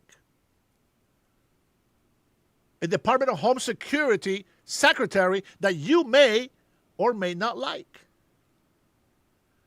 We have a Secretary of Treasury that you may and may not like.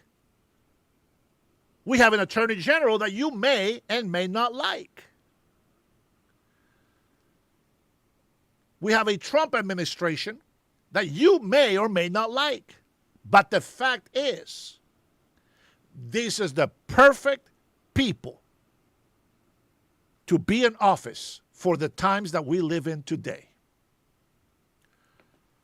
For many decades, other countries have been abusing us, stealing our money from right in front of our noses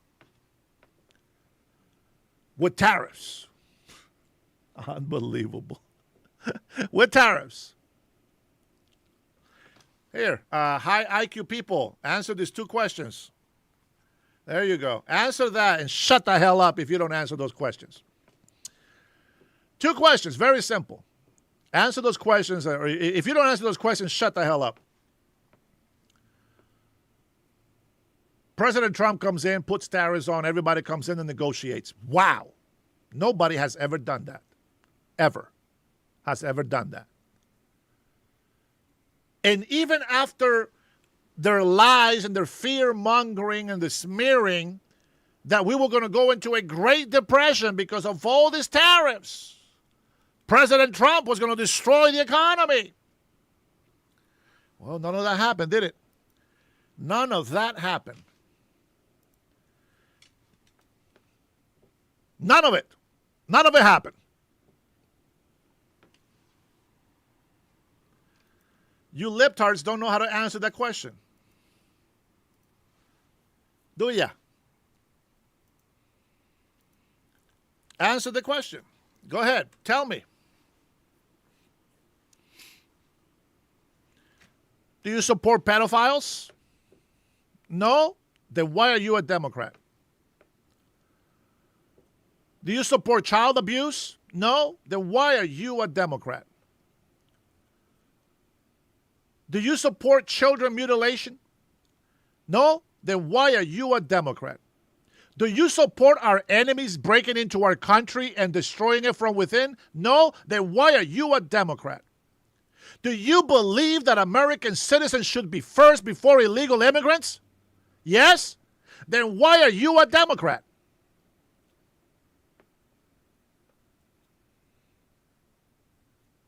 I think I might have answered that. I asked that question wrong. Do you believe that American citizens should be first before illegal immigrants? I hope I said it that way. If you say yes, then why are you voting for Democrats? If you believe that Hamas, Hezbollah, the Houthis, Al-Qaeda, the Iranian regime are better than Israel, then I can see why you are a Democrat. I support Israel 100%. And it's not for the reasons that the libtards tell you. It's for common sense stuff. Not just because they're God's chosen people. Nothing to do with that. It is the fact that they're the only ones fighting terrorism in the Middle East. Even other Arabs align with Israel. There could be hypocrites, there could be fakes, there could be liars, maybe. But that's what I see.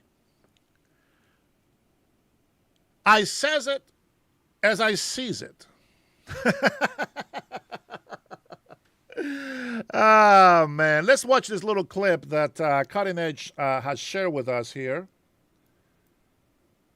I have to log in, I guess. Hold on. I got to log in.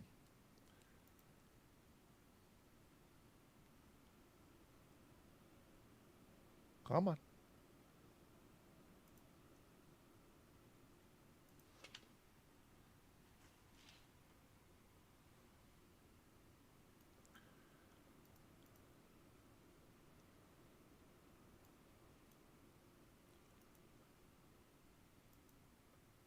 Bruh.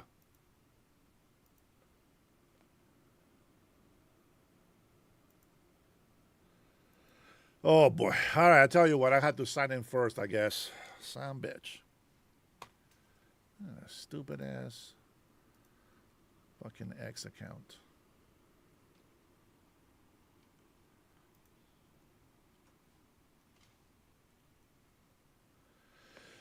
I'll get there. I thought I had it, but I guess not.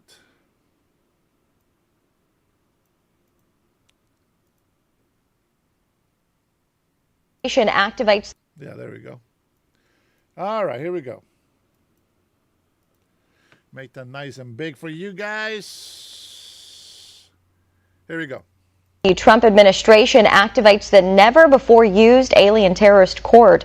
The DOJ submitted a historic first application this week to the Alien Terrorist Removal Court, which itself has yet to be used since its creation in 1996. The court has 5 federal judges appointed by the Chief Justice to review applications for the removal of, quote, alien terrorists.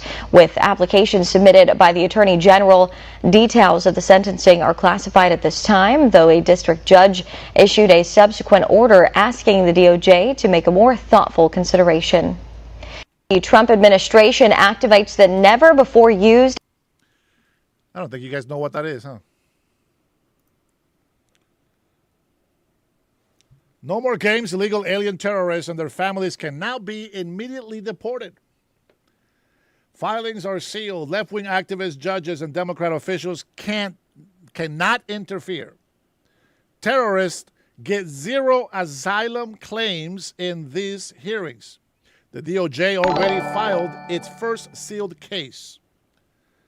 The law is broad, covers members of terrorist group, endorsers of terror, spouses, kids, and anyone Secretary of State Marco Rubio flags as a national security risk. Yeah, you can say whatever you want and, huff and puff and, do all whatever things you want. But the bottom line is we are not going to put up with this shit. We're just not going to. It's that simple. It is that simple. You guys need to really, really, instead of just trying to come in into conservative podcasts and all this other stuff, listen, if you don't know why I call people names, then you haven't been paying attention. If you're new here, this might be crazy. Maybe I'm doing a horrible job attracting people. Yeah, there you go, Jimmy. See that? 3 college degrees on what? Art? Oh, man. The one thing that I love the most, it's people coming into my chat and throwing in how many master's degrees they have.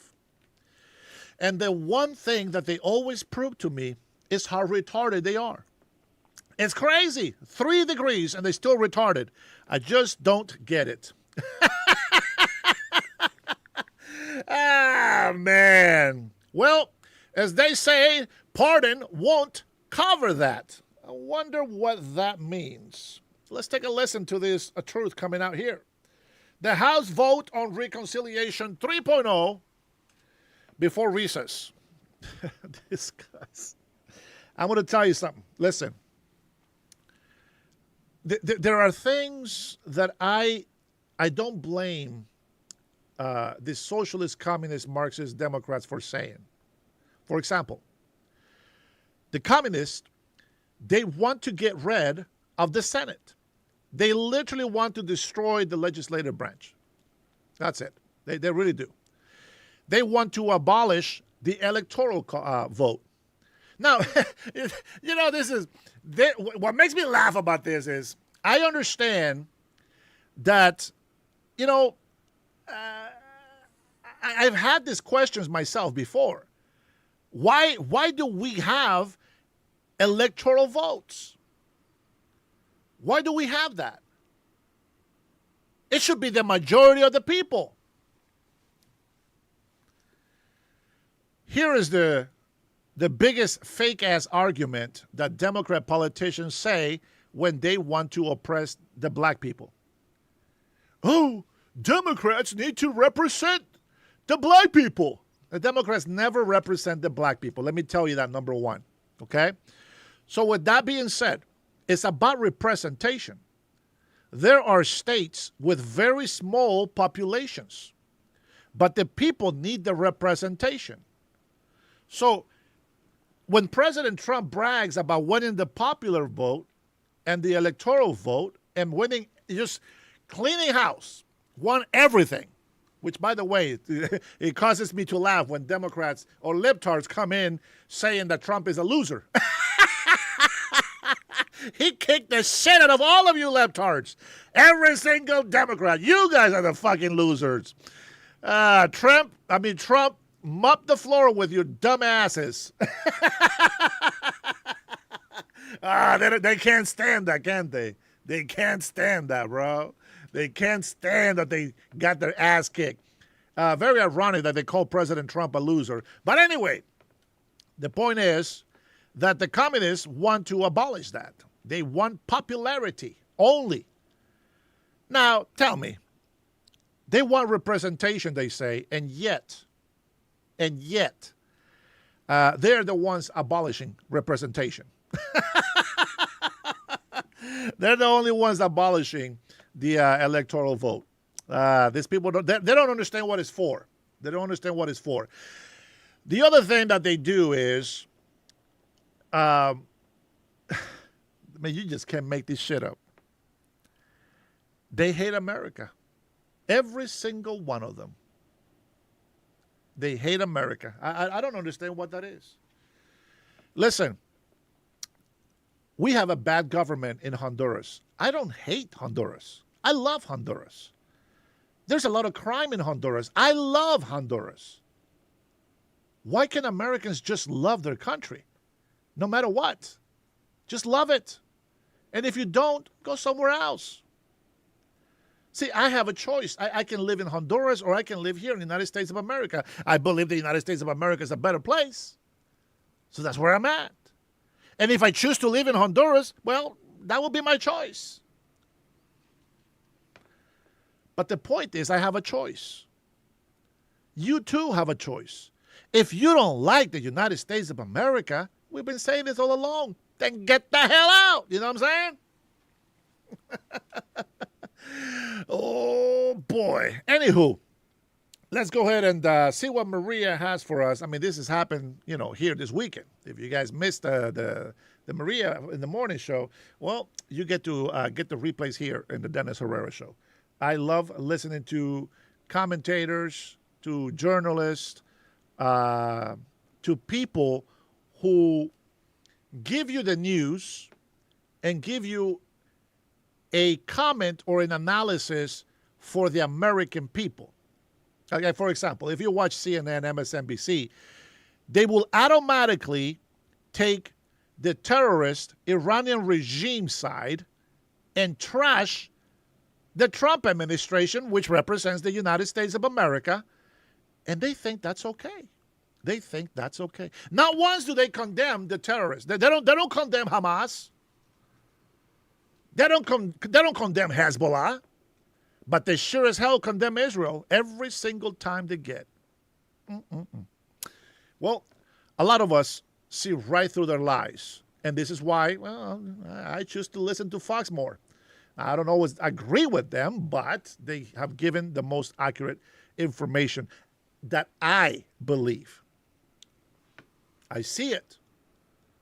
I don't believe on burning the American flag. I believe in protecting it and embracing it. I don't believe on spitting on Americans. I believe on lifting up Americans. And when I say Americans, when I say my people, I'm talking about Americans and people who abide by the law, that love this country, respect this country, and want others to love and respect as well this country. If you were born here and you call yourself an American and you are against us, you are un-American. You are a shame to this country. You are what I call a libtard. All right, Maria, take it over. House set to vote this week on Reconciliation 3.0, the National Defense Authorization Act, a temporary government funding bill, and a congressional stock trading ban, all before leaving for the August recess. The House Budget Committee voting to advance Reconciliation 3.0. The framework outlines $95 billion in spending, $73 billion for defense and intelligence, $12 billion for agriculture, and $10 billion allocated to the House Administration Committee to advance parts of the Save America Act. We are expecting debate and markup this Wednesday and Thursday on Reconciliation 3.0. Joining me now is Kansas Senator Roger Marshall, member of the Senate Budget Committee. Senator, great to see you this morning. Thank you so much for being here. So the House Republicans have just 4 legislative days left on the calendar to pass Reconciliation 3.0. What happens when it gets to the Senate? Yeah, Maria, well, good morning. I think we have to pass it. Look, this is a small bite at the apple. This is basically the president's supplemental bill. Since the Democrats are not going to do anything to help Donald Trump, this is the only way we can get some aid to farmers, fund the military, and then take a small bite as far as the SAVE Act goes. We'll be funding any state that wants to do voter ID, that this will fund it. But I'm not satisfied, Maria. I think we need to go much, much further on this. I think we need to get Democrats on the record. Let's put a bill on the floor asking just for voter ID and see if we can get 1 Democrat, let alone 10 across the finish line. Americans, 80-90% of Americans want voter ID, but we'll pass this little bill in the Senate too, I think, with the 50 votes we need. I mean, the voter ID, it's more than voter ID, right? I mean, isn't it proof of citizenship? Well, certainly in the SAVE Act, it has the proof of citizenship. It has guardrails around the mail-in ballots. But if they're objecting to different pieces of all the SAVE Act, then let's just do it one piece at a time. You cannot get a Democrat to commit to voter ID. So I want Americans to see that. And then and then the next week, I want to get them on the record on proof of citizenship. Don't give them any wiggle room. Let's just make it really simple for them. See, the problem is that they're issuing driver's licenses to illegals. So if you just do voter ID, then you're going to have them coming up with voter ID and driver's license, right? So that's the problem with just making it voter ID. I mean, proof of citizenship is something different than just a driver's license. Well, Maria, I couldn't agree with you more, but I think if we can't get them on the record for voter ID, how are we ever going to get them on the record for proof of citizenship? I couldn't agree with you more. I would love to pass the whole thing. I'm trying to find a path to show America that Democrats don't even believe in voter ID, let alone proof of citizenship. And this is so important to our faith in our democracy. Voting election integrity is so important to our faith in our own government. How important is this week in terms of getting the priorities over the finish line, looking at the midterm elections? Is this going to matter come November? Well, not as much as the price of gasoline. I think what people are going to be seeing September 30th, though, is that once again, the Democrats are going to shut the government down. Just like they will not vote for this supplemental bill, call it a reconciliation bill now. They won't vote for voter ID. They voted against ICE funding. They voted against funding for the military just 2 weeks ago as well. And then so I think September 30th, what the voters are going to see up front and personal is the Democrats shutting the the government down, and that's why it's so important that we as Republicans continue to focus on the price of gasoline and groceries, and that's certainly my intention. Well, that has to do with the war. Are you supportive of what the president is asking for in terms of defense payments, in terms of the $1.5 trillion defense budget in 2027, and the supplemental that we're expecting with the NDAA? Yeah, well, Maria, maybe I'm not quite comfortable with the 1.5. I'm comfortable with the $1.1 trillion, which was in the NDAA, the National Defense Authorization Act, that the Democrats voted against. I'm in favor. I'm supporting what President Trump is doing right now. I'm mourning the loss of more soldiers. As you know, I served, my dad served, my brother served, my son is serving. I hate war as only a soldier who's lived it can. But I think that the benefits, the doctor me says the benefits of us being there outweigh the risk. We cannot let Iran have a nuclear weapon. At the same time, I don't want boots on the ground. I don't want a forever war. And yet we got to pay attention to these gas and groceries. Look, I want this war to be over very quickly, but we cannot ever let Iran have nuclear weapons. Right. No, I understand what you're saying, and also what you're saying in terms of the focus being on oil and gas. But you have accomplished a lot, you and your colleagues, with the big, beautiful bill last year and all of your efforts in terms of national security. Are you going to be able to message that out going into the midterms? What's your message to voters? Tell us. Right. Well, the Republicans are the party of prosperity and security. Your borders are secure. Murder rates are at a 100-year low as well. In Kansas, I think it's the best economy I've ever seen. Thanks to the working family tax cuts bill, manufacturing is booming, great cattle markets, oil and gas industry is very stable as well. We have work to do in agriculture, but no one's done more for agriculture than this president and the Republican Party as well. So we're going to continue to message what we've done, but we are the party of prosperity and security. The Democrats remain defund the police, defund the military, raise your taxes, and we're the party that gave you the largest tax cut, the largest spending cut in American history. And we're starting to see the benefits from that. I'm especially excited about what I'm seeing in manufacturing across the state of Kansas. And that has to do with the president's agenda. Get the supply chains back to America, and you're seeing this manufacturing sector fired up. Senator, I want to switch gears, ask you about COVID. You're urging the Justice Department to appoint a special counsel to investigate Dr. Anthony Fauci for his alleged role in covering up the truth about the origins of COVID-19. Fauci is going to be testifying before the Senate Homeland Security Committee soon. And, of course, I spoke with the chairman of the committee, Rand Paul, about what he's looking for. Here's what the senator told me recently. Watch this. I expect he will not tell the truth. I expect him to dissemble. I expect him to filibuster, but I don't expect him to be honest. He has not been honest in the last 6 years.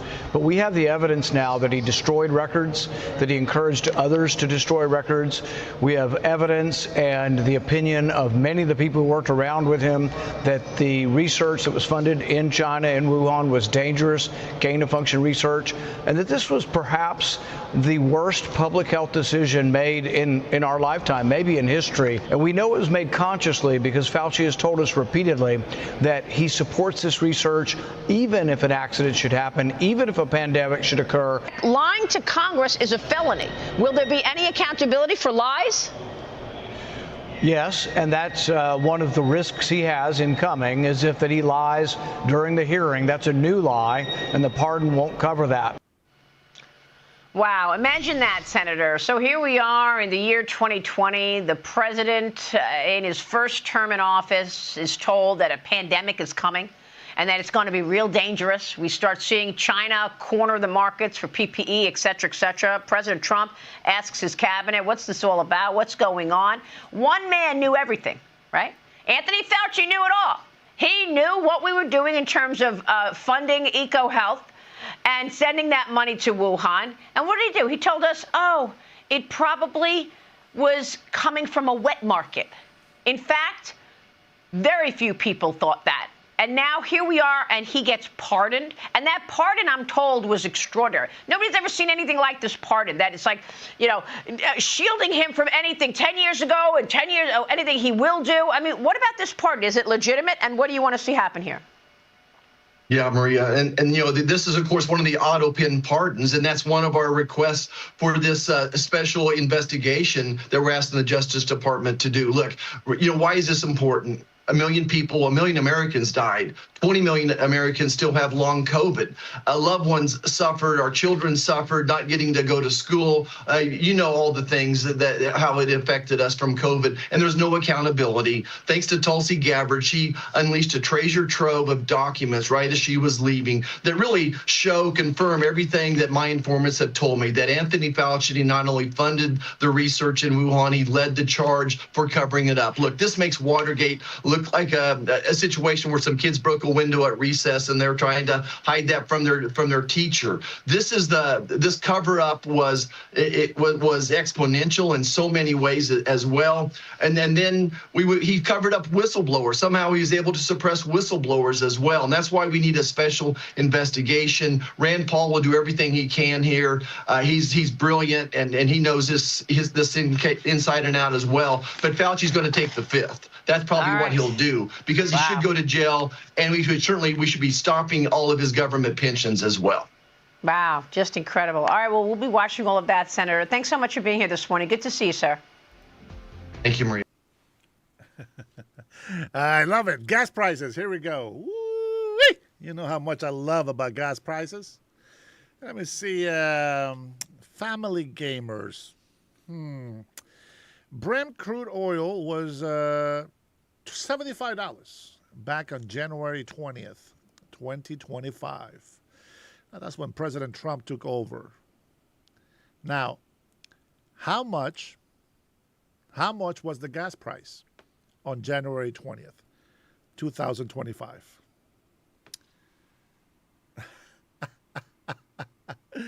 This is wonderful. Tell me, how much was gas prices? Well, you know what's crazy is, what's crazy is this. There is a national gas price, and then there is gas prices for every city and state, okay? So let's keep that in mind. Gas prices on January 20th, 2025. Let's see what it says here on the AI search. All right, check this out. This is fantastic. On January 20th, 2025, the U.S. national average for a gallon of regular gas was $3.11. Okay, let's go with that. Tell me,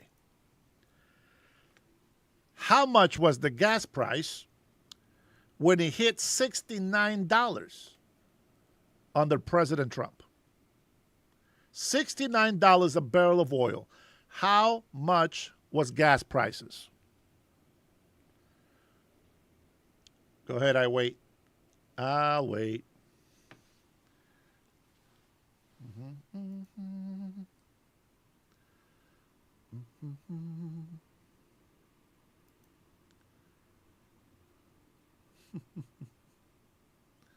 Oh, Javier, have a good one, bud. Don't worry, I'll give you some peace of mind. Go have 30-minute cold shower. $4.03 right now. Now, what do you think is the difference? Why is it $4.03 and not $3? I hate Rumble, bro. I tried Rumble, but I don't like Rumble. I had like maybe 3 viewers on Rumble. That's why I stopped doing that. And then TikTok, they don't like my language. So I get tired of all these warnings, and then they take off my live stream. So fuck them. I don't need them. I mean, it'd be nice to be able to use all these media outlets out there, but yeah, it's crazy. Jonathan says 587 in L.A. No, we don't remember prices in the 70s. Sorry, Bill. I apologize. Don't worry. 30 minutes. He'll come back. He'll come back in 30 minutes. He is a true dedicated troll and loves the Dennis Herrera show. Let's see. Trump is a moron, and he pulled us into a useless war with Iran. That's not an answer to the question that I just asked you, family gamers. We are dog walked by Israel. Exactly, Greg. Appreciate you. So, family gamers, you're a fucking moron, is what you're saying.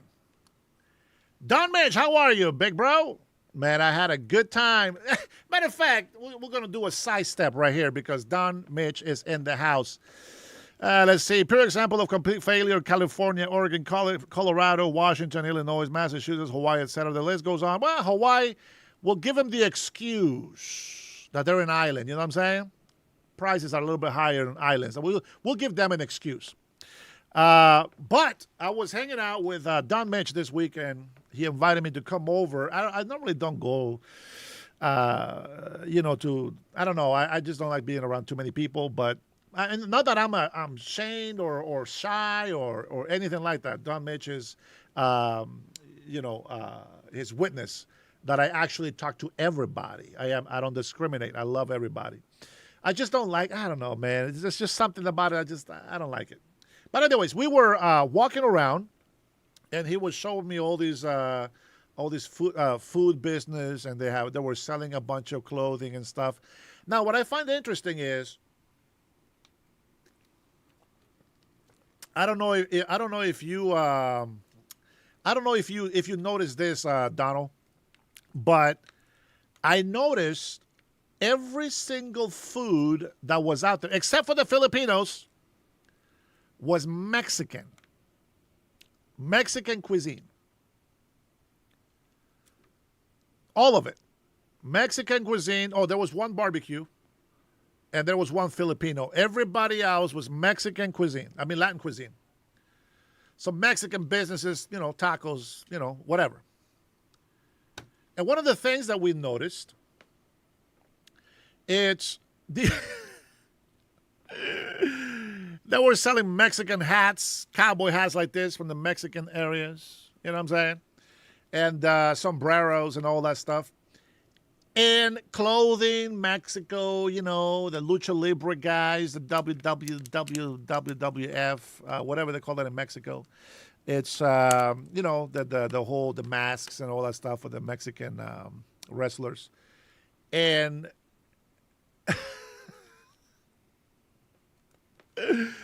the only people that were doing business for the American people, or maybe they were Canadian, who knows, was a guy smoking weed.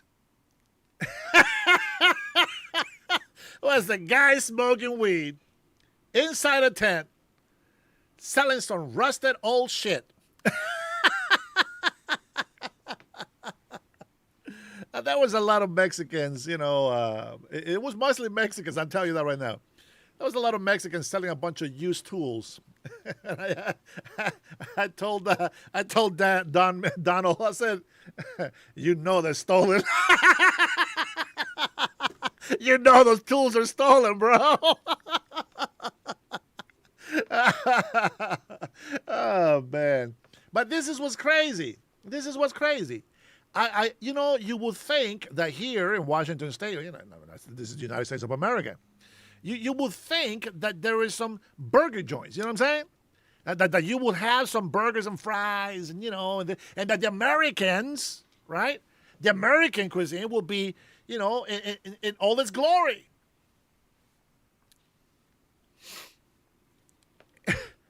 But it wasn't. The only thing that was represented by Americans was junk. Unbelievable.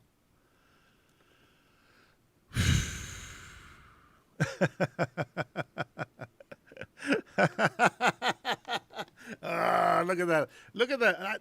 There's some trolls that I like, and there's some trolls that really get on my nerves. There are some trolls in here that come in here. I just can't stand them, bro. I don't know. God forgive me for not standing these idiots. But here's the thing. We were going in there, and you see all this stuff, right? Tools from construction, job sites, etc. Hey, Sandra. Sorry, I didn't say hi before. My love to you, sis. I love them as long as the tools work great. I got a brand new Shark cordless vac for $40, still in the box. That's right. We can't prove that it's stolen. I mean, most likely they're not. But, you can buy them. I mean, it's legal. You know what I'm saying? It's legal to buy them. I mean, they have a permit to sell. Here's the thing. None of these businesses, none of them are paying taxes. I want you to understand that. None of them pay taxes. You know why? Guess how? Guess how they get away with not paying taxes? Somebody put it on the chat. Somebody put it on the chat. I was so mad. I was so mad. You know, Don Mitch, he was buying everything for me. Every food, drink that I got, Don Mitch was paying for everything. I appreciate you. But I'll tell you what. We went into this one spot, and the whole idea is that I wanted to try different food from different vendors just to see, the quality or whatever.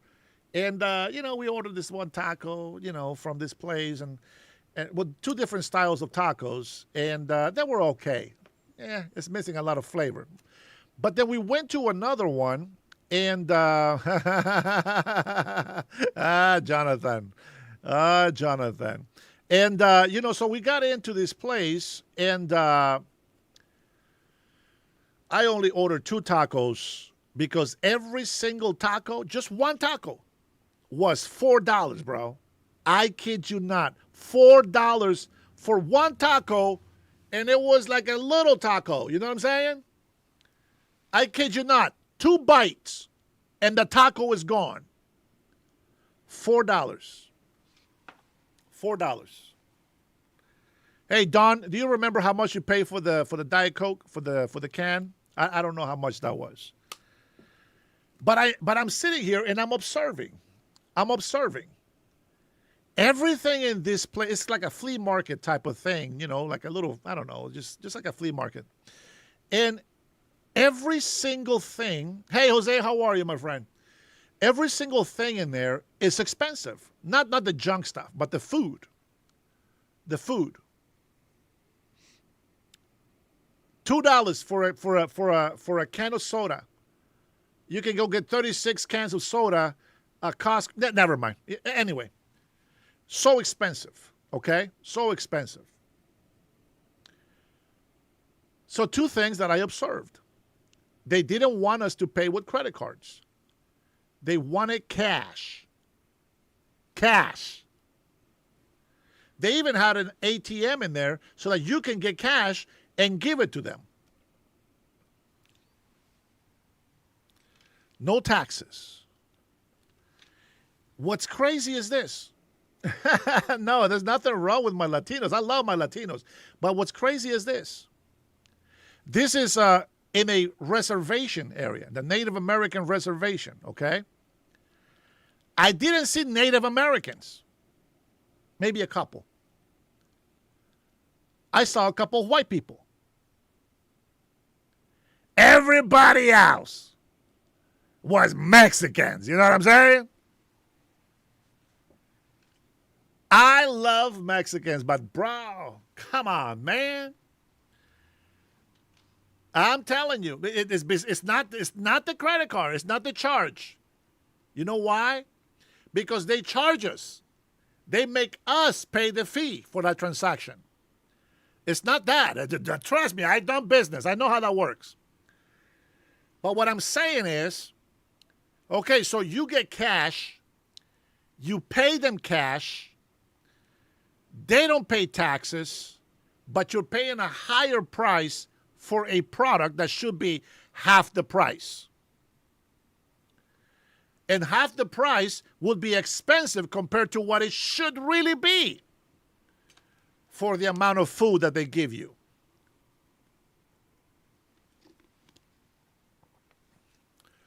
You don't want to believe me that these people don't pay taxes. People want to convince me that illegal immigrants, people that are not abiding by the law, are paying so much in taxes. Well, they're not. All of the Mexican families, Salvadorians, Guatemalan, all kinds of people that were there, all Latinos that were buying food and all these things in there, none of them were paying taxes. And they were giving their money for food and all these things to people, businesses that didn't pay taxes. I can't reiterate that enough. They didn't pay taxes. Okay? I want to go ahead and open up I did a little search and on undocumented immigrants paying federal income taxes. Now, I want to explain this to you a little bit. I'm going to read it up here. Watch this. I don't know if you guys ever try to look up what this means or if you ever even care to look it up. But I said, well, how do illegals pay taxes? Well, undocumented immigrants pay federal income tax primarily by using an ITIN number, an individual taxpayer identification number. It's issued by the Department of Revenue, right? The IRS. Because they are not eligible for a Social Security number. The IRS provides a 9-digit ITIN number, specifically so individuals can comply with tax laws, regardless of their immigration status. Think about this. So the IRS, who comes in and takes your house away for not paying taxes, they give illegal immigrants a 9-digit number, even when they know that individual is illegal in this country. The IRS is a federal agency. Federal agencies should comply with federal law. Do you find that interesting? Do you think is it curious enough for you to look into? Well, immigrants pay into the system through two main methods: tax returns versus the ITIN number. Filers submit a federal tax return, Form 1040, along with an ITIN application, Form W7, to report their income and pay any taxes owed. Automatic payroll withholding. Now, before I get to that one, they report their income and pay any taxes owed. If you report a certain amount of money and you don't have to pay taxes, you don't have to pay taxes. So an illegal immigrant that has an ITIN number, they don't pay taxes. If you get cash for your service, for your business, you don't report taxes. You don't report that as an earning. It's funny, they were out there, okay, what did you want? On a piece of paper. And then they just give you the total. That's it. You don't request a receipt, that sale never happened. You see what I'm saying? Well, that's the way it's supposed to work. So the ITIN number, it allows for people to do a business, to make a business. But it doesn't allow them to work. They cannot be employed by that business. Family gamer, bro. You're out. I told you, answer this question before you put anything else in there. That's what I want to see. And I want you to know that. That is the difference. So they're not supposed to work in their own business. They can own it, but they can't work in it. You understand? Because that means employment. And they're not authorized to work. That will be a felony. With that being said, it is not a permit to work. I want to be clear. It's not a permit to work. Are we clear? You can have your own business, but you cannot work it. You can't be the employee. Okay, I don't know how many times I gotta beat this dead horse. You cannot work. So you can hire American citizens, green card holders, but you got to pay them a livable wage. You got to pay them what what the state says, what the federal government says. It's the minimum wage at least. You got to provide health benefits, unemployment insurance. You got to pay all that. You got to pay L&I. If you pay your employee $10, you got to pay L&I $10. And if you pay less than that, the employee is also paying a few bucks every paycheck on L&I or unemployment. With that being said, all these statistics that illegal immigrants pay hundreds of billions of dollars in taxes, that's bullshit. You say, well, they can do taxes, but they can get tax refunds. You're so wrong.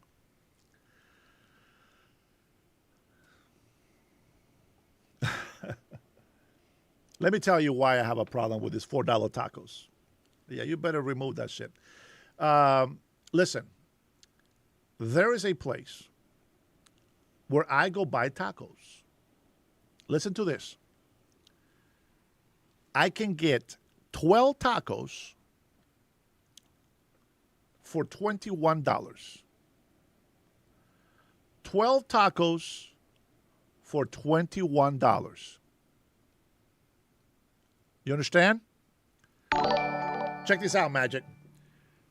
12 tacos for $21 plus a large fountain soda drink. Like a Diet Pepsi, Diet Coke. You know what I'm saying? But $21, bro. With taxes, okay. With tips, okay, $25, $26.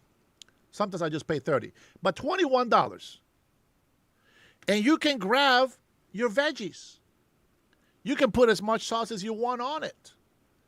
They have the vinegar jalapenos with the carrots. You know what I'm saying? And you can grab as many as you want. But at this fucking place, I pay $4 for a small fucking taco. And there wasn't shit that I can put on it. No soda included. $21. And the owner of this franchise taco place, Taqueria, they have 4 employees. They do a great job. I don't ask them if they're legal or illegal. It doesn't matter. But they're doing the business and they're paying taxes. There's a machine registering every ticket, every sale. Every sale has a tax included. They are paying taxes. Now, whether they're working illegally, yeah, that's irrelevant. But I can tell you this, that these people don't look illegal to me. If they are, I don't know any better. But nonetheless, 12 tacos for $21 compared to 1 taco for $4. It's raining tacos from out of the sky. Tacos, no need to ask why. Just open your mouth and close your eyes. It's raining tacos. Yum, yum, yum, yum, yum, yum, yum, yum.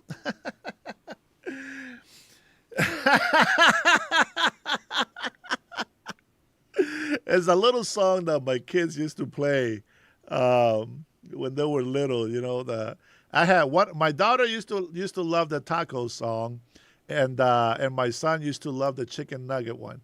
Chicken nuggets, chicken nuggets, what I like to eat. Oh man, you know what? There's something so cute about the innocence of our kids, man. I love that. I enjoy that. Anyway, We'll head on to the second part in here. It says automatic payroll withholding.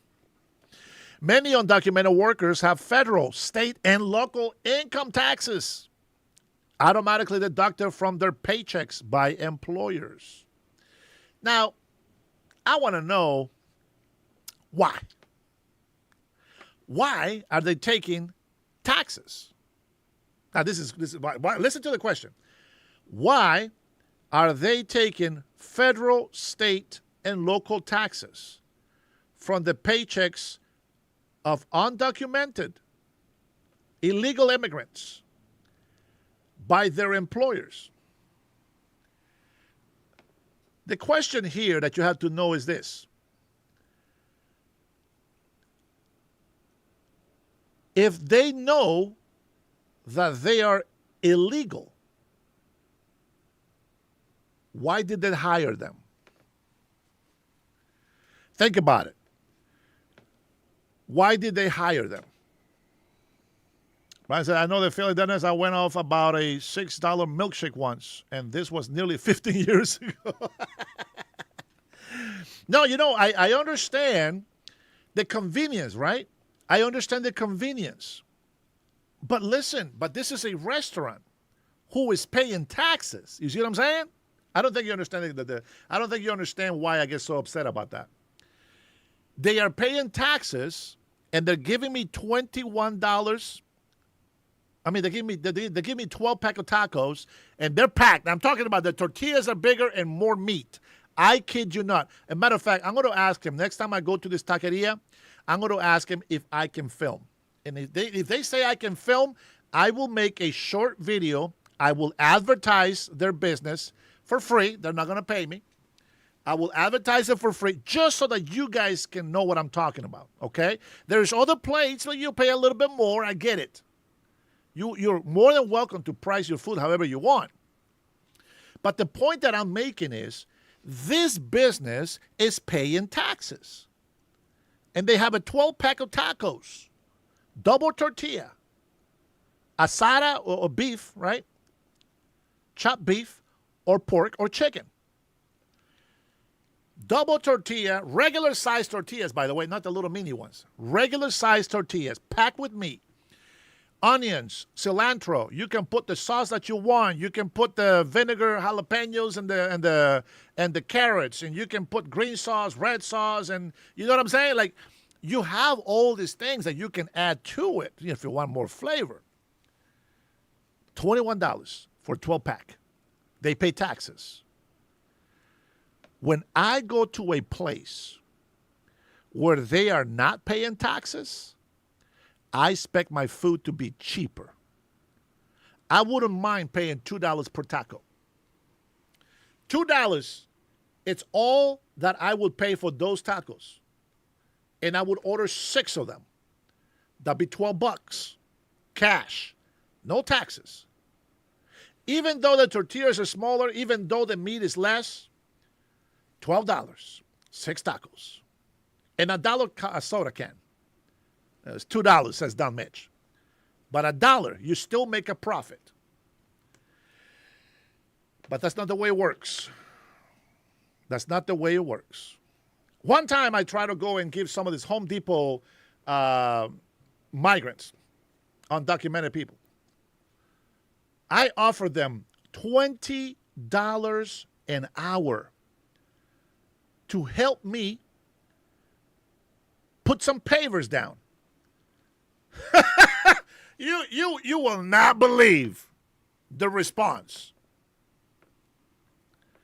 That is, I'm trying too fast today, and you're making it too difficult. Don't make me sing the song again. It's rain. No, just kidding. I said, I'll pay you $20 an hour. Imagine you're paying an illegal immigrant $20 an hour. They said, hell no. I wouldn't do that for less than 25. And I was like, wait a fucking minute. Do you have a social security now? Are you fucking illegal in this country? No, I didn't say that. I didn't say that, but I thought about it. It is crazy. Wait, you are here illegally. And you're going to demand $25 an hour? Now, this was years ago, guys. This is years ago. But still, cash, no taxes. You know what I'm saying? No taxes, just cash. And they say I wouldn't do it for less than 25. Well, some bitch. There's another guy. Listen, I took these guys, and I said, okay, I'll give you $25 an hour. I took them. I gave them the job. And they did a shitty fucking job. I kid you, fucking useless people. I had to do most of the work. And I'm the fucking boss. Man, I'm going to tell you. I asked my brother. I asked if he knew of somebody that could work for me and help me finish this job. He says, I have a worker. But he's not going to work for less than $200 a day. I said, $200 a day? God damn. $200 a day. I said, okay, well, I mean, it sounds like a lot of money, but, if I pay somebody $25 an hour, well, there's 4 25s in 100. There's 8 25s in 200. So I guess that's $25 an hour. And I bring just him and myself and my wife. And I say, hey, man, listen, I got this tool. I already got most of the job done. I just need to do this right here, and I need just to be straightened it out. I need to flatten it out for, to get ready for the sand and put the pavers in. Man, this guy, $200 for the day. Working his ass off. We had a conversation. And the reason why he was here illegally is because he had convictions in his country. And so he came here to work, make some money. Obviously, I got it. But you know what? I lost money. I didn't make any money on that job. At the last minute, man, I lost all the money, and my father-in-law, may he rest in peace, he came out and helped me out. He helped me out and helped me put those pavers in. We did a good job. Everything looked beautiful, etc. And I tell you all of this because people that say that, illegal immigrants, they build this country, the fuck out of here. They're here to make their money for their labor. They're not here to build shit for you. They're here to make money. And while they make money, then you get your shit built. You know what I'm saying? You're the one paying for it. You're the one that's building it. They don't pay taxes, cash. Imagine how many hundreds of thousands of dollars illegal immigrants make that they don't pay taxes on. How does that help our economy? They live 8 to 10 people in a 1-bedroom apartment. They send most of their money to their country for their families. How is that helping the economy? It doesn't, does it? Oh, well, illegal immigrants, they help, sales and no bullshit. I just show you guys 2 examples.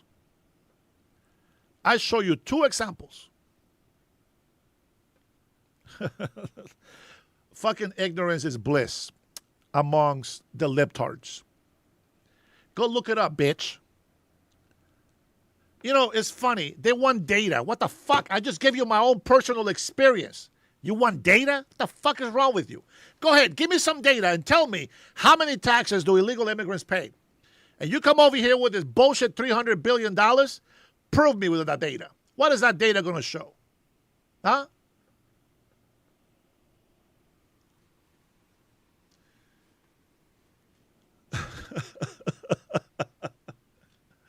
Is that right, kid? Even your name is ridiculous. If you're a minor, you don't even know what the hell you're talking about. Let the adults talk, okay? Go ask mommy for permission to be on this channel. You're supposed to be 18 years and older. Let me tell you something. If you think that illegal immigrants, if you think illegal immigrants don't get refunds, you are way lost. You are way more lost than I thought. Why do we call them anchor babies? Let's see. Mexicans on the corner are selling something. Everybody else has a sign. We'll work for food. And I don't give a fuck about any of them. If you're here illegally, it means you don't belong here. It doesn't fucking matter. If you want to make some money for your family, go do that shit in your country.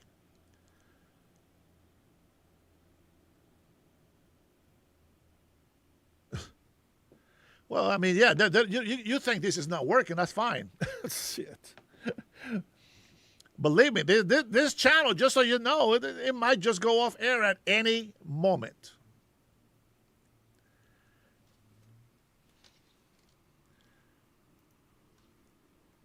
Here's a link. Here's a link.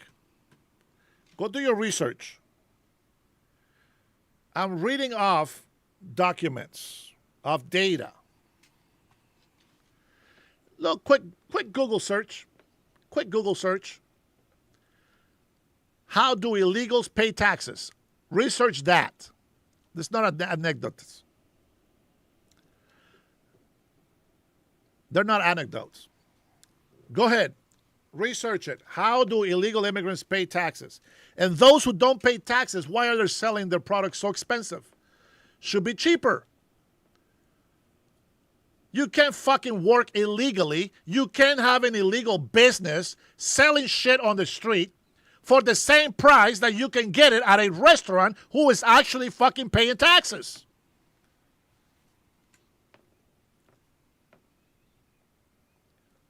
Go ahead. You can't argue with me. I'm a fucking migrant myself. I lived amongst illegal immigrants. I know what they do. I love them, but I don't believe in what they do. No, I'm not a traitor. They are the traitors. They should be ashamed. Not everybody gets to have a privilege of being in this country. See, that's one thing that you don't understand. Most Americans don't understand what a privilege it is to be in this country. Every migrant that comes here legally has the privilege to work. The pursuit of happiness. But they are here legally. It's fantastic that they're working on the street for their food, but they gotta be here legally.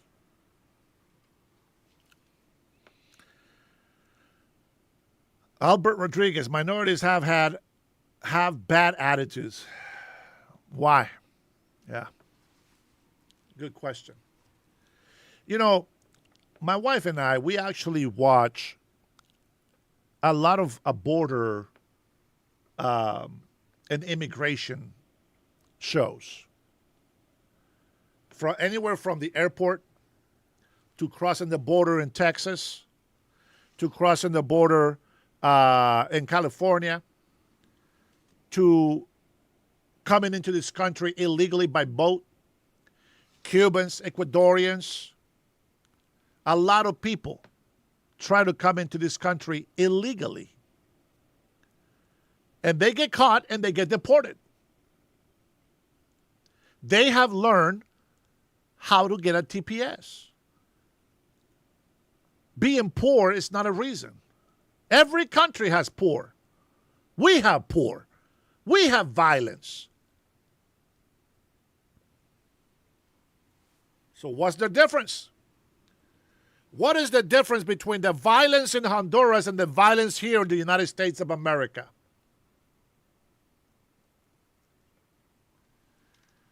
$100 billion in taxes. I love it. Now, tell me, how much do they get in refunds?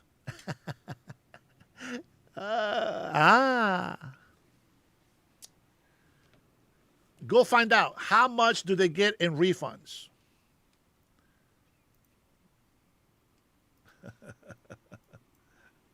Let's see. I'll find it with you.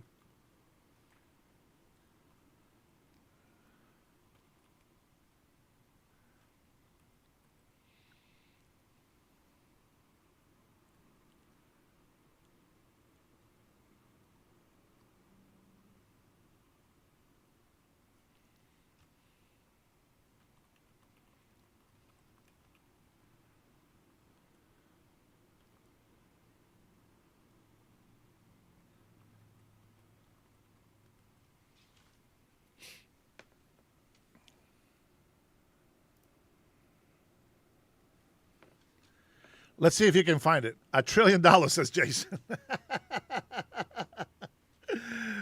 Yeah. Now, here we go. Now, check this out. Remember, if you get a refund, you didn't pay shit. You understand? Okay. That's not true. That's not accurate. If you get a refund, depending on the amount of the refund that you got, and depending on the amount of taxes that you paid, that you reported, it's going to determine how much money you get back in refunds. Here we go. Now, there is no official or aggregate data specifically tracking the average tax refund for undocumented immigrants. Now, isn't that crazy? But they have accurate data tracking that illegal immigrants paid $100 billion. Somebody came in and said $350 billion, Ethan. $350 billion, they say. Woo. Here we go. However, ITIN filers typically receive an average refunds ranging from $1,500 to $2,500, depending on their withheld income and family size. These refunds generally occur when employers withhold taxes or filers claim credits like the child tax credit. Anchor babies. Yeah, that's the number that I found as well, Ethan. But somebody came in here with a 350 billion. That's just, yeah, sure, buddy.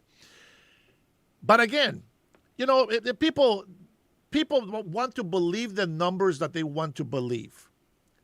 They deny that such thing is not possible. They deny that such thing is not possible. I can tell you that there is a lot of poor people, poor Americans. One of them actually is running for senator on the Democratic Party.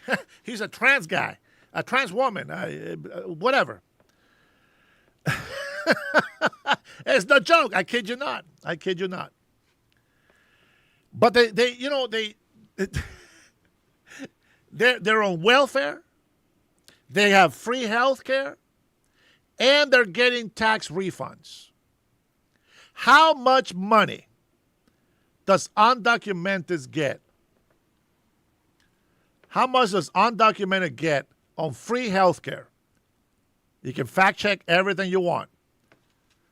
If you have an anchor baby, 2 anchor babies, 3 anchor babies, 4 anchor babies, each one of those kids go between $1,500 to $3,000 every year that you're going to get back in money. Sure, yeah. Sure, you can. Bro, if you are a libtard, you are not a real man. You guys don't know what that is. Go ahead. Insults, no facts. I wish that was true. I wish an anchor baby was more American than me. I wish that was true.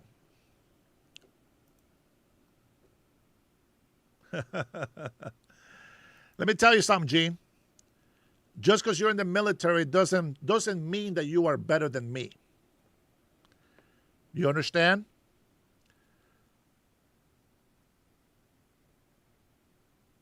Nobody on the left is more American than me. 100%. There's some movie that I watch. I'll come back to these taxes. I'll fuck these libtards up with taxes. There is a movie that I watched. Why are you begging for money on YouTube? I'm working for my money. What are you doing? Ethan, you're a fag, bro. You're a fag. There's no other way about it. You are a fag. So are you, DC. Both of you guys. Bunch of beta pussies on the left. That's what you guys are. And Gene, you are also a pussy, for you are on the left. Right. I don't give a fuck about that. Let me tell you something. Let me tell you what the difference is between me and other migrants who are American citizens today. Let me tell you what the fucking difference is. We put the American flag in this country and the countrymen first, not the country where we come from. That is the difference. You pussies who are in the military, if you are an anchor baby, your dumbass doesn't understand. Your loyalty belongs to this nation, to this country, America, the United States of America. That's it. Nobody else. If you want to call yourself a fucking patriot, you got to act like one. There was a movie that asked a question. Let me see. I don't remember what the movie was. It's a series. I can't remember what it's called. Oh, Lioness. The name is Lioness.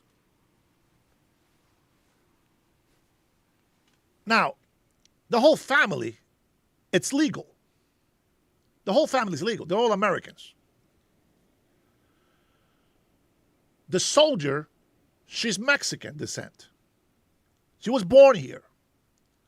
Her father, her mother, they're all American. They're naturalized American. So they're all American. But the father was helping the drug cartels. He was making a lot of money. He is a millionaire because of his bad dealings that he's doing, illegal criminal activities. And this soldier, American, but Mexican descent, she's a badass pilot. She's a badass helicopter pilot. I think she flies the Apaches, I think is what it's called. And she says that she loves this country. But she doesn't say it, I love this country. She just says what the libtards say when they come in here and pretend to be American citizen soldiers. And they say, I'm fighting for my country, and I will say it. Say, I love my country. They can't say it. I'm fighting for my country, and that doesn't mean you love this country. If you really are truly fighting for this country, why do you defend illegal immigrants? It doesn't matter if your parents were illegal immigrants and they gave birth to you. If your loyalty belongs to your parents, guess what that means?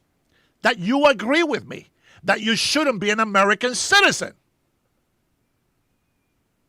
I wish that I can talk to Trump and tell him my interpretation of the Constitution. I will mop the floor with these fucking lawyers and these judges misinterpreting the Constitution of the United States of America. Why did the founding fathers say that you have to be under the jurisdiction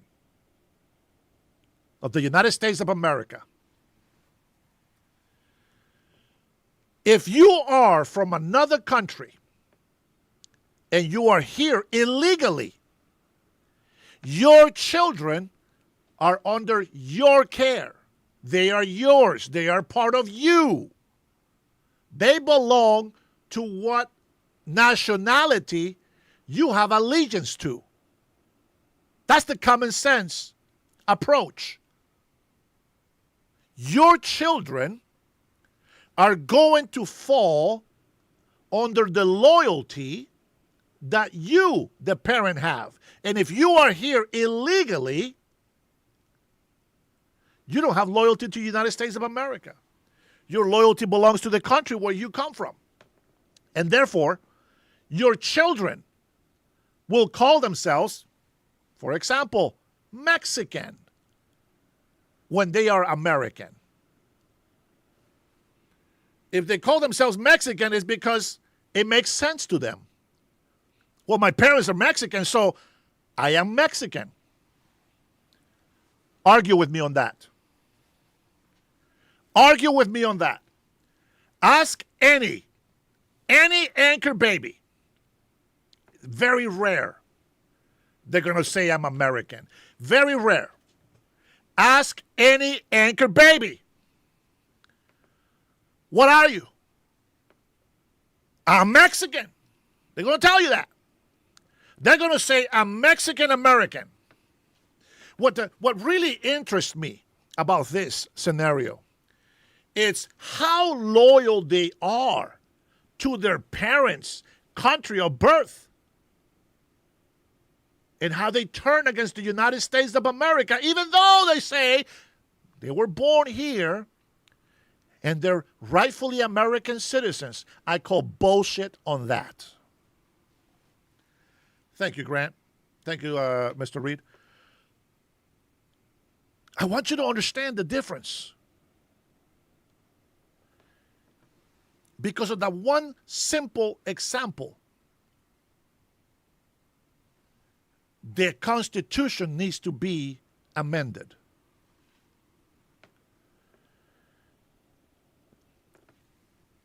Anybody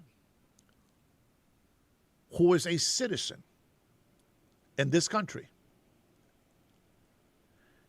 is under the full jurisdiction of the United States of America, and they have a right to be here. If you are a resident alien, a green card holder, you have permanent domicile in this country, you are given the privilege of staying in this country, and your children will also have the right to be an American citizen.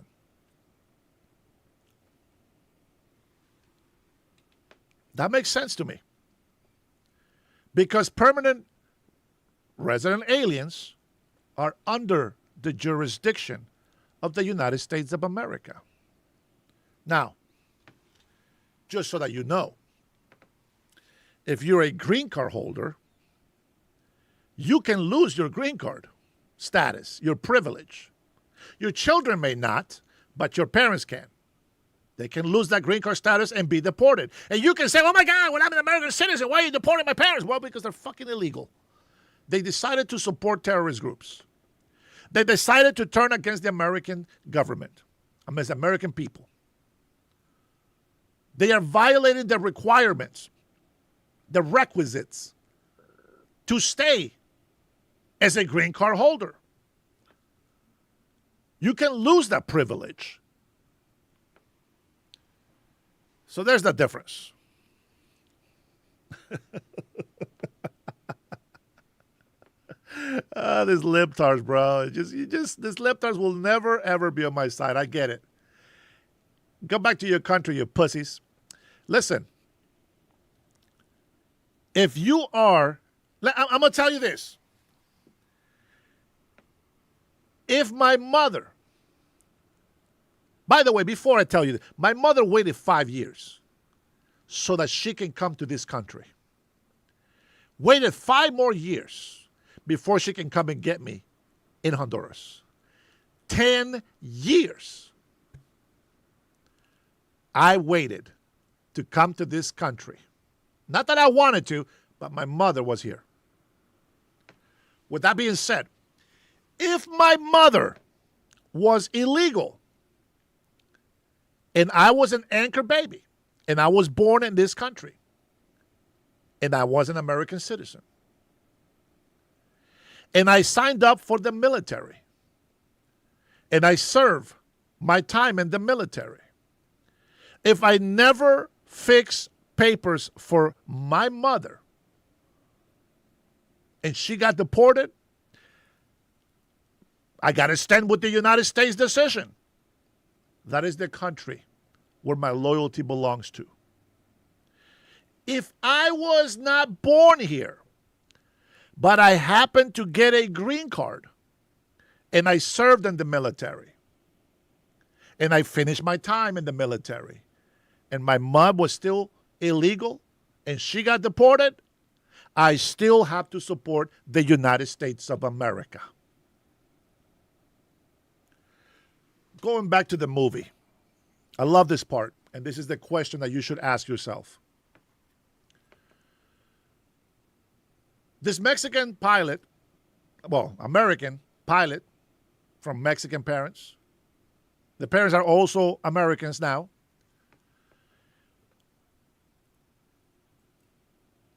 She has a loyalty to her family, even though they're bad.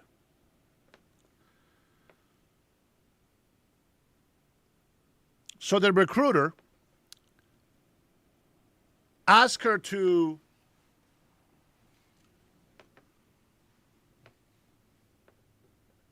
fight for her country. She says, I am. And she says, do you love the United States of America? And she kept answering and saying, well, I'm in the military, aren't I? I'm serving. No, do you love the United States of America? Do you love your country? She started crying. Do you love your country? The reason why she was crying is because she was asked about her father, whom she said was her uncle. Well, she lied already. She knew what her father was doing, but she didn't want to betray him. That's her father. So again, do you love your country? The soldier has such a hard time answering the damn question.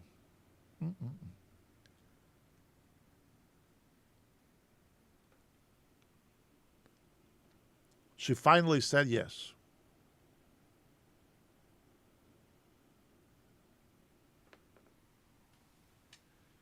Now let me ask you a question. If you're a green card holder, why do you sign up for the military? Give me that. Thank you, Albert. Give me that. If you are a green card holder, why do you want to fight for the United States of America? Why do you enlist in the military?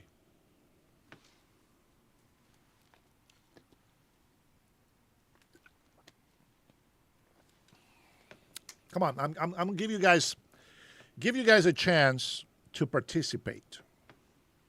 I got a long day today. This is gonna be a good conversation. I want you to put it in the chat.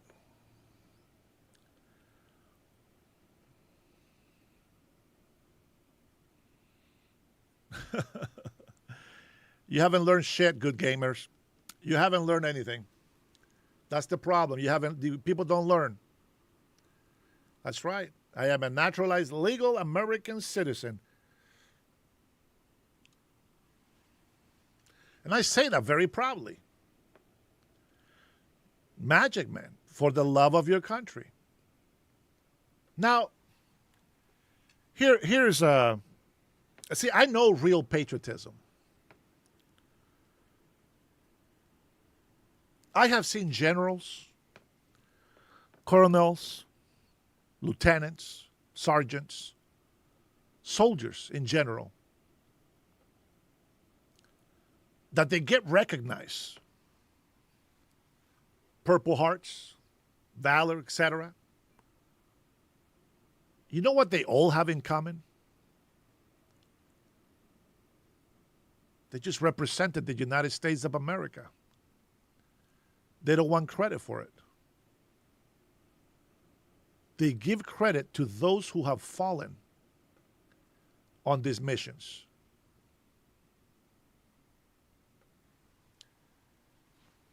Every single one of them have the same thing in common. I live and bleed for the United States of America and my countrymen.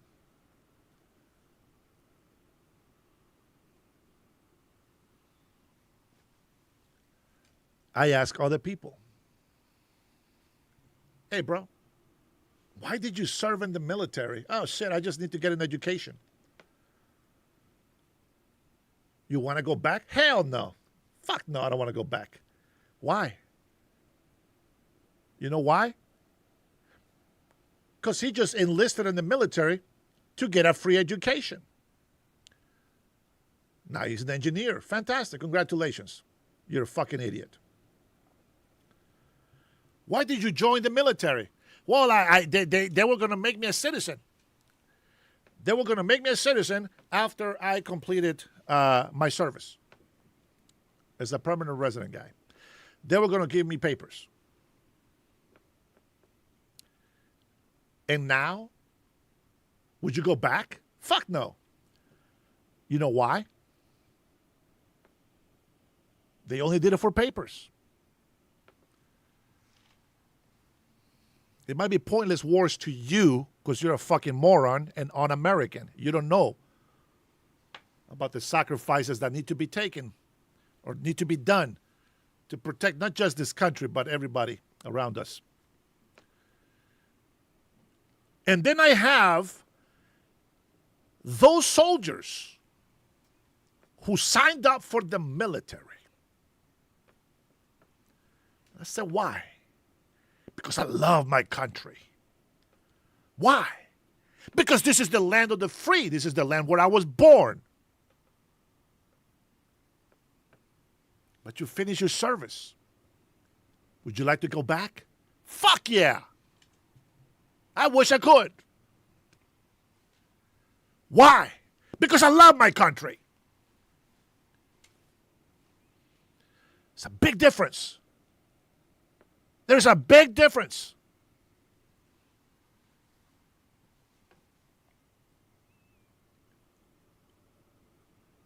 If my mother would have gotten deported, she didn't because she was a citizen. But if she would have gotten deported, if she was illegal, and I served in the military, let me tell you right now, and she got deported, I wouldn't like it. But I wouldn't blame my country, the United States of America, for it. We fucked up. We didn't get the papers done. We didn't do it right. Now there's consequences. Now all I can do is say this, okay, well, I'm an American citizen now. I serve in the military. Please, can I have my mother back in the States? And then you apply for the process, and then you can go and, go through the motions. You should have done that a long time ago, but now you can do it. You're an American citizen. You can claim your parents. You're an adult. You serve with honors. Well, I'm going to tell you this right now. If we had a civil war, I know who I stand with. I will gather all the patriots who stand for America first, who stand for American values, who support our military, who supports us. I will stand with countrymen that will stand to support other countrymen in this country. And fuck everybody else. Libtards, you will definitely lose a civil war too. I would tell you that right now. Most of the pussies are on your side. You'll probably start breaking down. Oh my God, I broke a nail. I can't fire this shot again. Some of you guys are crazy. There's no courage there. But some of you guys are crazy and we'll get some shots out there. But you will be destroyed.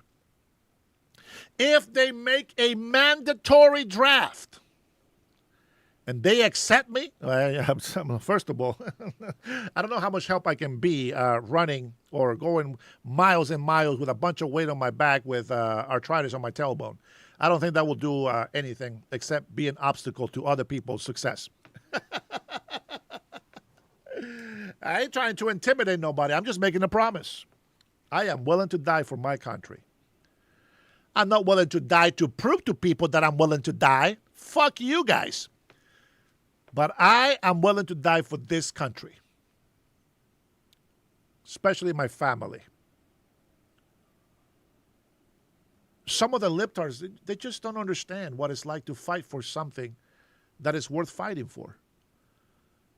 These guys become violent and un-American just because they're fucking retarded. That's simple. All the men on the left are pussies. They're all badass. Men on the left have been married for 30 years. They got 5 kids. All of a sudden, they get a divorce because they are proudful gay men. To each his own.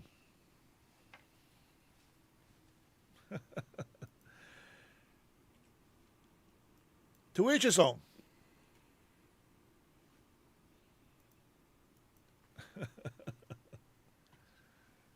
I gave you guys 2 questions to answer. Not one of the libtards has answered that question.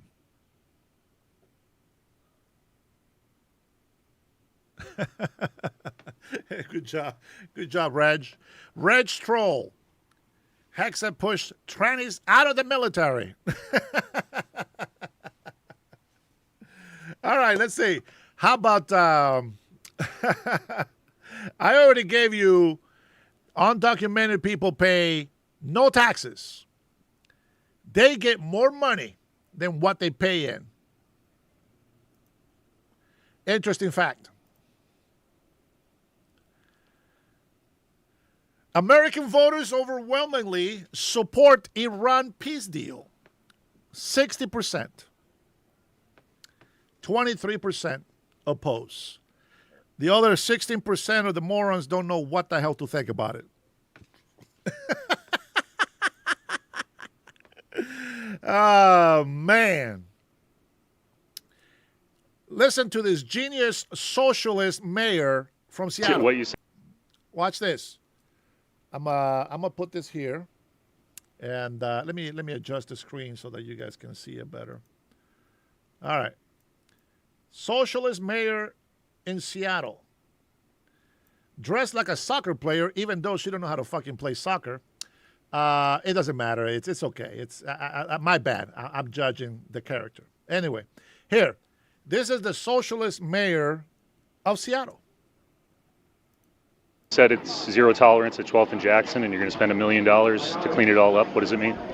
The $1.1 million is going to be spent on a variety of investments that we've been working with stakeholders in the neighborhood, Friends of Little Saigon, business owners, residents, to figure out what are the most effective uses of those funds.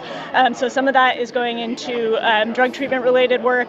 We're making some just kind of set to kind of crime prevention investments in the neighborhood, a full-time kind of outreach coordinator, and our SPD is going to be working closely in partnership with the LEAD Law Enforcement Assisted Diversion Program to try to get people with the help that they need. Thank you. Don't hurt your knee.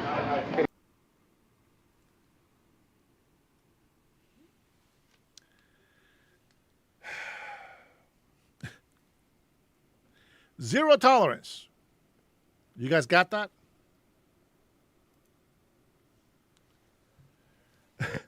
Seattle Mayor Katie Wilson is speaking publicly for the first time since announcing a new plan for the 12th and Jackson corridor. When asked what her administration's zero tolerance approach means, well, this is what she said. Listen to it. Listen to it very carefully. What does zero tolerance means? Listen. Zero tolerance. Here we go. Explain it to us, socialist mayor of Seattle. What you said, it's zero tolerance at 12th and Jackson, and you're going to spend $1 million to clean it all up. What does it mean? The $1.1 million is going to be spent on a variety of investments that we've been working with stakeholders in the neighborhood, Friends of Little Saigon, business owners, residents, to figure out what are the most effective uses of those funds. So some of that is going into drug treatment related work. We're making some just kind of set to kind of crime prevention investments in the neighborhood, a full-time kind of outreach coordinator. And our SPD is going to be working closely in partnership with the LEAD Law Enforcement Assisted Diversion Program to try to get people the help that they need. Thank you. Don't hurt your knee. Don't hurt your knee. Did you guys catch that? Did you guys learn today what zero tolerance means? Zero tolerance for violence, criminality, drug use, open drug use. You guys now know what zero tolerance looks like on the Socialist Democrat side. Interesting. You can't make this up, guys. You cannot make this up. All right, here's an update. Now, let me get rid of this. Here's an update on the New York incendiary device attack. Let's see if I can get you to the right place.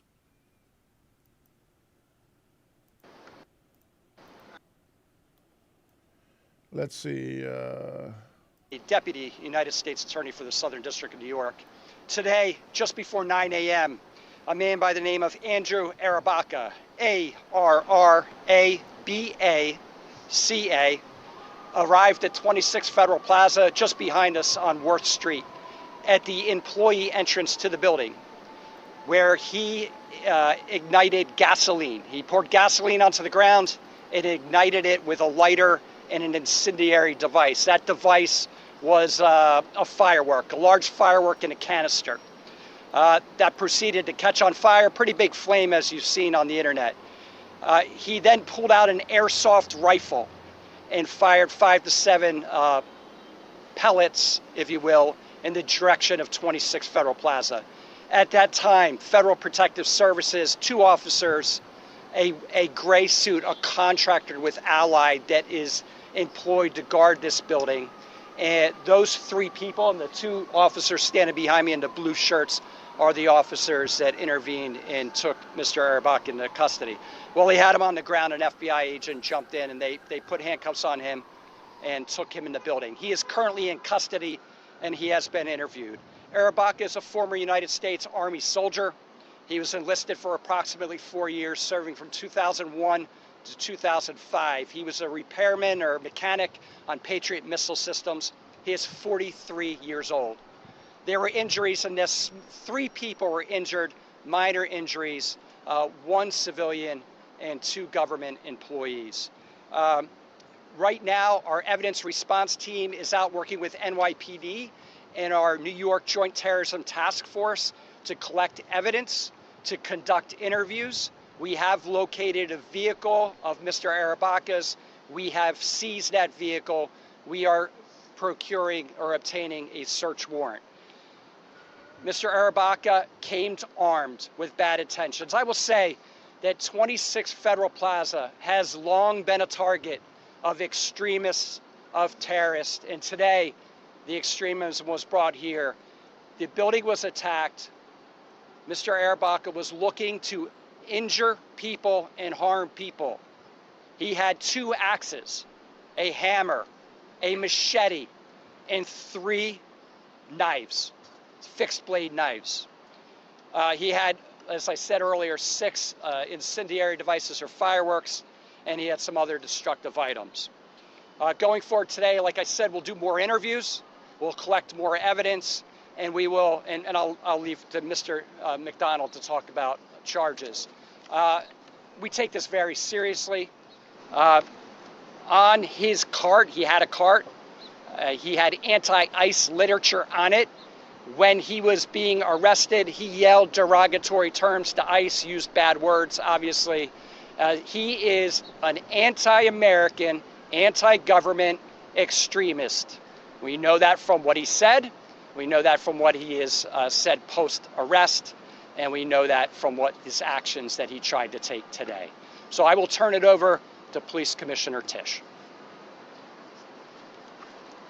Thank you, Jim. Good afternoon. I am here to provide some additional details about this morning's incident outside of 26 Federal Plaza. This remains an active investigation, and the information that we have is still being gathered and is subject to change. At approximately 8:30 this morning, a call came in to New York City's 911 call center that there was an active shooter outside of 26 Federal Plaza in Lower Manhattan. 2 additional calls in the subsequent minutes reported an explosion and a male setting off fireworks at the location. Units from NYPD's 5th Precinct responded within 2 minutes of the first 911 call, and by the time they were on scene, the suspect had already been taken into custody by federal officers. The suspect has been identified, as you just heard, as Andrew Arabaca, 43 years old, of Poughkeepsie. He is believed to be a U.S. Army veteran. His last known address was up in Harlem. His vehicle, a black Toyota RAV4, was located parked in the vicinity of West 124th Street and Broadway, and that vehicle is subject to search pending a search warrant. The entire incident unfolded in view of an NYPD camera positioned on the southwest corner of Worth Street and Broadway. Video and witness statements describe the suspect's actions as follows. At approximately 8:30 a.m., Mr. Arabaca arrived at Worth Street and Lafayette Street in front of 26 Federal Plaza. Once he arrives, he ignites a bundle of what appears to be fireworks, which begin to smoke. He then goes back into his cart and takes out an airsoft rifle and proceeds to brandish it, and he appears to fire several pellets from the airsoft rifle. Next, he pulls out an orange bucket from his cart and runs towards the bushes along the building line. He dumps the contents of the bucket, an incendiary liquid, between 2 sets of bushes along the perimeter of this property and ignites a fire. Federal agents and officers then run up to the subject, subdue him, and take him into federal custody. On the scene was recovered, among other things, 2 airsoft rifles and the container with the flammable liquid. Also affixed to the suspect's cart was a sign reading "ICE off our streets." During the incident, the suspect was wearing a military-style helmet. This incident occurred along federal property, and the NYPD is supporting the federal government in their investigations. Charges are yet to be filed. Our work with the Joint Terrorism Task Force and the Southern District of New York is critical to keeping our city safe, and I commend the federal agents and contractors and officers who responded to the threat this morning. Now I'm going to turn it over to Deputy United States Attorney Jamie McDonald. Thank you. I'm Jamie McDonald, the Deputy United States Attorney for the Southern District of New York. As you can see, we're here in response to an incident this morning that took place just behind us here at the Jacob K. Javits Center, which houses dozens of federal agencies and thousands of federal employees. I want to thank the work of our law enforcement partners whose rapid response led to the neutralization of the threat and the immediate turn to evidence collection and investigation. Our office, the Southern District of New York, led by the National Security Unit and the General Crimes Units, are working closely with the FBI, the NYPD, FPS, and others to investigate this matter. As you've heard, one individual has been taken into custody. Our investigation is continuing, and we will keep the press and the public updated on charges. Thank you. Time for a few on-topic questions. Which speak hold on?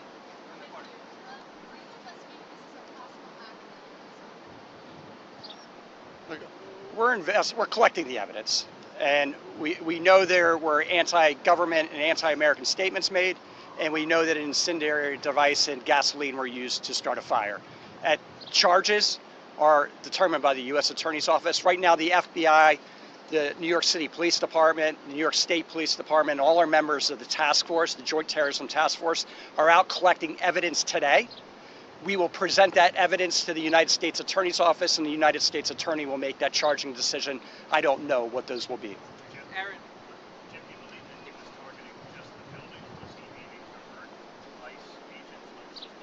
His goal was to target the building. He said that and I'm not going to get into all the details of a post-arrest interview, but he was Mirandized, read his rights. He did agree to talk. In that post-arrest interview, he did say he was targeting the building and he was okay if he hurt or killed people going in and out of the building, whether they were federal employees or civilians. I would mention a lot of business was canceled, not by the Federal Protective Services. Federal Protective Services, once they mitigated the situation, the building remained open, employees could come and go, and we continue to do work. But some agencies decided to close business for the day. There was a naturalization ceremony scheduled for today that was canceled. And the one civilian victim was an immigrant that had a hearing today for their immigration status. So that's quite unfortunate and quite ironic at the same time. Mark Morales, CNN. What can you say about the literature that was found there? Was there like a manifesto? And what do you know about his whereabouts on the way in? Is the counterpart when did he get into town? So he arrived in this area, well, I should say yesterday he went from Harlem. He took the subway down to the Penn Station area. He walked down and stayed overnight in the vicinity of the Holland Tunnel on the street. Then he came down to this area around 5 a.m. He ventured over to our spot a little after 8 o'clock. That's the timeline for his movements. We're still collecting evidence. NYPD is out doing what the NYPD does great, and they're working with the JTTF on that. CBS. Was he on anyone's radar? Does he have a criminal history? He has a couple of encounters with law enforcement that we're not ready to talk about. Nothing rising to this level.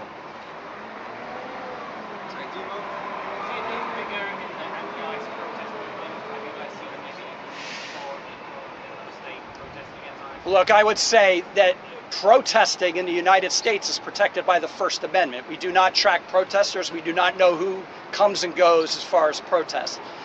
So I don't know if he's been involved in any protests at all. All right, thank you guys. Thank you. Thank you guys.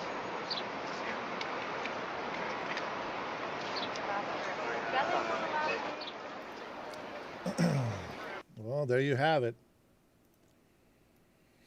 For some of you guys who wanted to listen to that update, I also have an update that the border czar Tom Homan gave on ICE operations.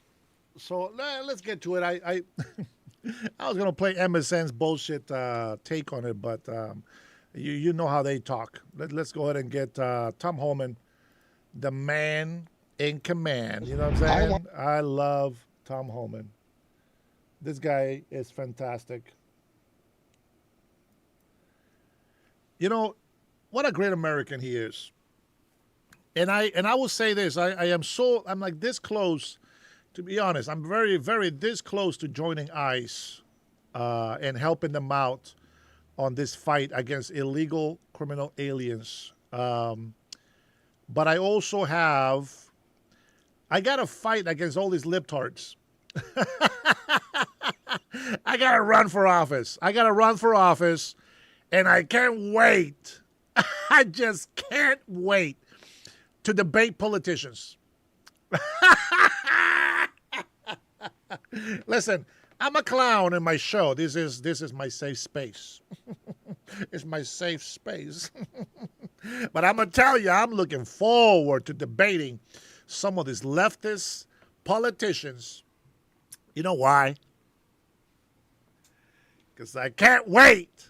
I can't wait for the truth to be promoted even more around the United States of America and the globe.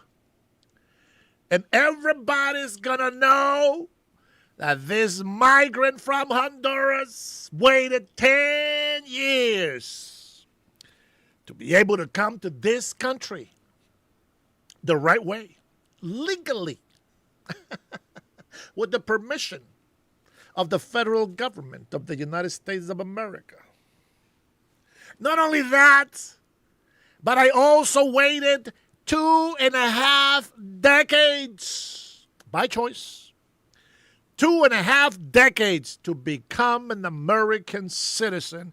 Now, many people will say, why did you wait so long? That is what I'm glad you asked.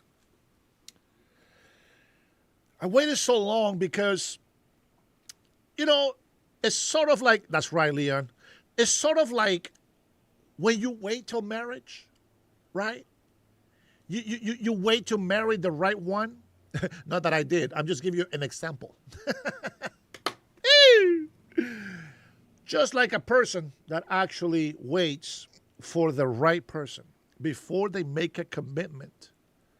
Because once they make the commitment, it's forever. Unless you make that commitment and they change your mind on you, then, you know, you got no choice but to walk away. With that being said, at 2.5 decades, I decided this country has provided for me and my family. This country is looked at, hated by a lot of people in the world. But they're hated by the criminals, by the bad people. And this country is loved by the whole world, but only loved by those who are law-abiding, who are good people. And that's the kind of people we want in this country. With that being said, it was a true honor to get my citizenship in this country. And I decided only when I knew that I will respect, honor, and love this country, for better or for worse. For better or for worse. And here's the oath. Here is the oath that you have to make in order to be an American citizen. Liptards don't know what this oath is. What's funny is that I get a lot of veterans, a lot of people that serve in the military, and they come and turn against me. They're anti-American. They want to disobey orders. And they forgot what the oath said.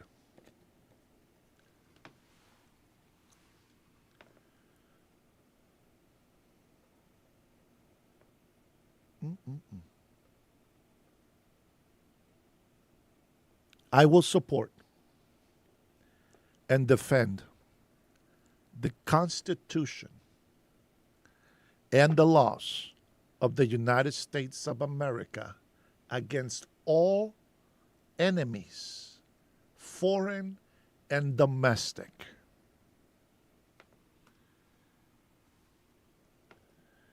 Let me tell you something.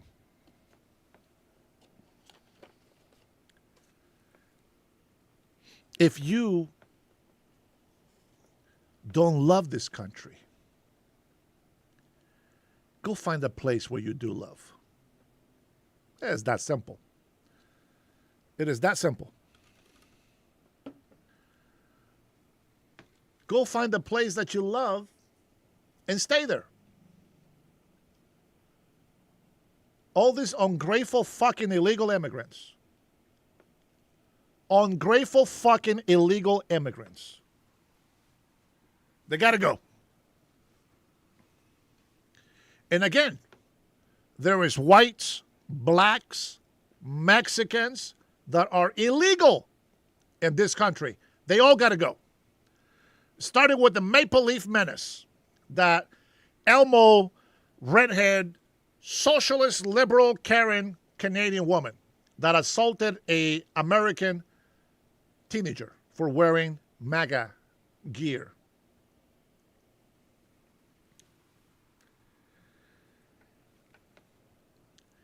Tell me, if people on the left truly believe on the First Amendment, why are they so violent against Americans that have MAGA gear? MAGA just means make America great again. What's wrong with that? That's not a slogan that Trump invented. That's a slogan that Ronald Reagan invented. That was way before Trump. So what's the problem? That's right. You listen to the smear. You listen to the lie of the socialist Democrats or the libtards, and you have adopted it as MAGA is a bad thing. Do you believe Nazis is a bad thing? I do. Put a 1 if you believe Nazi is a bad thing. Put a 1 on the chat if you believe Nazis are bad. How about that? If you believe Nazis are bad, put a 1 on the chat. Yeah, he did.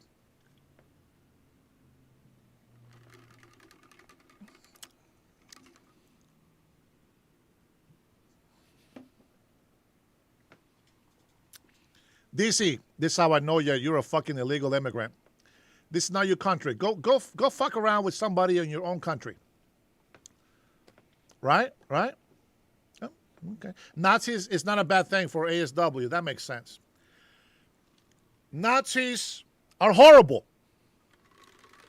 Yeah, if you agree with me, put that 1 on the chat.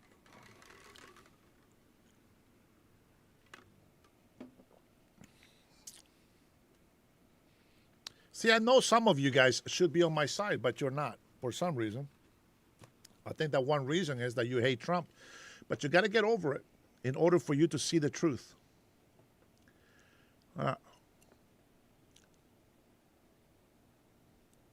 It's a good slogan. It never dies. Absolutely.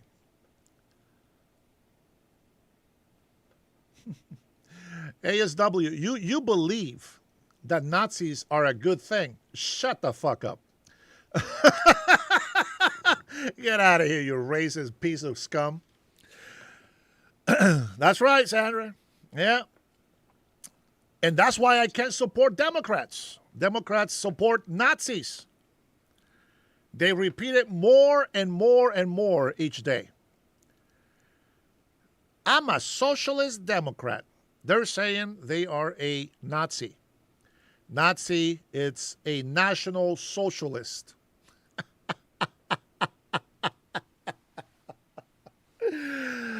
You can't make this up, folks. Look it up. What is the definition of Nazis? No, we're not socialists at all. Nope. You will never win that argument. We are not socialists. Nothing. Not at all. We are not socialists. Yeah, the Gestapo. Yeah, okay. Yeah, the Gestapo. Arresting illegal immigrants, it's their duty. They're doing what we voted for. The American majority, over 80 million Americans voted for it. So you lost, shut the fuck up, and get out of the way. Let ICE do their job. And with that being said, what a better way to start. Tom Holman, everybody. Tom Holman. The American people to see what that ICE officer sees when he takes action. And I think it's going to help ICE with the false media that's out there about him. But then why did the administration roll back what the Biden administration is trying to do to get body cameras and all? That's a question above me. I'm just saying when I came back and, then when Democrats shut the government down, I was a part of that negotiation team up on the Hill. They kept going to Minnesota. All the mistakes they say happened in Minnesota. I don't think there's a lot of the mistakes They claim in Minnesota a lot more, I don't think, mistakes. But one thing they asked was, we want body cameras. I said, well, there's money, $120 million in the bill you're holding up for me to buy the body cameras. So the reason there's not body cameras nationwide right now, because they shut the government down. And anybody doesn't believe that, look it up. Now that we have the funding, body cameras have been purchased. As of last week, they were training the trainers. I don't think mistakes. Body cameras are being deployed throughout the country, training the trainers so they can go to a Boston field office and train everybody. Here's how you use it. Here's how long you need to keep the tape. And it just wasn't the funding for the cameras either. We had to hire a lot of people to handle the FOIAs, because I'm sure all you go on FOIA camera every day, right? So we got our people to handle the FOIAs. We got in the storage capability of holding millions and millions of video. That's expensive, but now we got the money that's being implemented. You just said that in Minnesota, what happened wasn't a mistake with the shootings that we saw. I said, Democrats claim all these mistakes were made. And when I sat down with them, they said, well, they want a mask off. No, we're not taking masks off. Well, you're saying it's not a mistake. Do you have an update on the investigation that the American people don't know Look, about? I went to Minnesota and I said, from day one, it was not a perfect operation. There were several chains of command. I had a problem with the targeting. I went out there and made changes. I brought in additional internal affairs agents in. We created one chain of command. And I see a lot of people out there saying that, we surrendered Minnesota. No, we didn't. We got agreements that keeps that city safer, keeps the officers safer, and keeps the aliens safer too. Because the more aliens we can arrest in the safety and security of a jail means less criminal aliens being released to the street. So we were able to go up there and continue the operation, but we had unprecedented agreements where less criminal aliens are hitting the street, which is good for that state, good for that city, and safer for our officers. That's a win across the board. Mr. Roman, on the ICE officer in Maine, is there any more clarity on how he got his job, considering the vetting concerns that his wife has raised? Are there potential changes coming to the vetting process of ICE agents? That's a question for ICE. That's under investigation. I'm sure that part now is part of the investigation. We'll let the investigation play out. I'm not going to comment on the investigation. This is ongoing. The New York Times found a review that 550 Mark Wayne people Mullen as the DHS secretary. What would you describe as the difference between his management style and the management style of his predecessor? And let me say this. Someone shared an ex-post this morning. There are people out there who want to attack this current administration. They don't think we're doing enough. There's an ex-post this morning that someone shared with me. Someone named Marianne or somebody. The ICE was arresting 3,000 aliens a day last year. No, not once. Not a single time did we arrest 3,000 aliens. And now they say we're arresting 2,000. We're hitting about 2,000 pretty steadily. Like I said this weekend, I looked at the data. Arrests are up about 40% over the same time period that we've been funded. Now, I've been frank from the beginning. Numbers were down for a few months because the department was shut down. Of course, numbers are going to go down when targeting less and officers, less overtime and all those other reasons. When you shut, the government down, there's going to be less due. So, and I was very honest from day one. The numbers were down 12 to 16%, but now the numbers are trailing up 40% because we are fully funded. ICE out there doing their job. But I'm really tired of the false narratives going out there about what this administration is doing. The numbers are up. Last month, June, highest numbers of arrests in the history of the agency. How many? Then I see people say, wow, you're combining CBP numbers or Coast Guard. No, I didn't. The numbers I quoted this weekend were ICE numbers. So I wish people would do a little bit of research before they start attacking this administration, what we're doing right now. Our numbers are higher than ever been. And I'm sick and tired of people saying we're not doing enough. That's an insult to every ICE agent that's strapping up every day, working 6 and 7 days a week to get this done. It's an insult. These men and women are acting professionally. They're out there making record numbers, and people want to question numbers. I guess that's your right. But let's compare facts. I just have a question about the difference in the management style of those. Me and Mark Wayne want to get along well, and And, he cares about the mission. We serve different roles. ICE and the CBP reports to Mark Wayne Mullen. I'm here. I help Stephen Miller. We develop strategies that send down to the programs for implementation. So we got different roles. But I think Mark Wayne Mullen's doing a good job. But sir, should the FBI investigate these ICE agents if they confront people?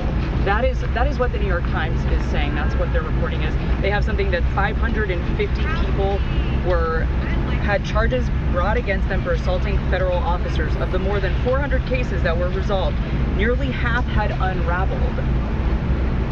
You know what's going to help though? The body cameras. They didn't have body cameras. A lot of these confrontations happen. Again, I think body cameras are going to help. Look, I'm not going to comment on these investigations. So that's the answer, not FBI investigating it, is what you're saying. As far as I know, there's been no change in policy. The FBI and DHS just responded to that story and didn't agree with it. Again, I'm not in the loop on that. I can just tell you from my experience, FBI has always been involved in shooting investigations. HSI, they're the criminal investigation part of ICE. They do the majority investigations in 111, which is assault and beating an officer. How are the training procedures changing? You talked about training the trainers. How are those training procedures changing? And they're not changing. Training the trainers for the cameras. How do you operate the camera? What's the requirements? When do you turn it on? When do you turn it off? How quick do you need to store the data? How long is the data being stored? So there's a lot of work into this, and training the trainers. Once they get fully trained, they go to the field office with the equipment, and they implement and deploy it and tell people, here's how you use it and here's how you control it. Are there So what's the timeline then for every? What's the timeline then for every immigration agent to have a body camera? As soon as possible, if I had my way. So you're satisfied with the training right now of ICE agents? Nothing needs to be improved. There's always room for improvement. That's a loaded question. There's always room for improvement. Things change all the time. FBI updates their training. DEA updates their training. Every police department updates their training. Because ICE used to, look, you can never be overtrained. I wish there was more training. I think American people want the answer of when every ICE agent will be wearing a body camera. I know you said as soon as possible, but is there a timeline floating around within? That's a question for ICE. I know they got the deployment schedule, and I know they got the equipment. That's a question for ICE. I'm not in the weeds that deep. Is the administration required to turn on their cameras at all times during a traffic stop? Yeah. Yes. And what's the consequence if they don't? More about the quantity of ICE agents over the quality of the agents? Say that again. Is this administration more concerned about the number, the quantity of ICE administrations that it deploys over the quality? I can't speak for everybody in the administration, but quality agents are very important. So it should be all. You won't give somebody a badge and gun; they need to be the best they can be. So are there going to be reevaluations of the hiring? That's a question for ICE. Is there any other procedure or protocol on the ground changing? Stops. There's already, the director of ICE decided that there needs to be at least one body camera on the scene.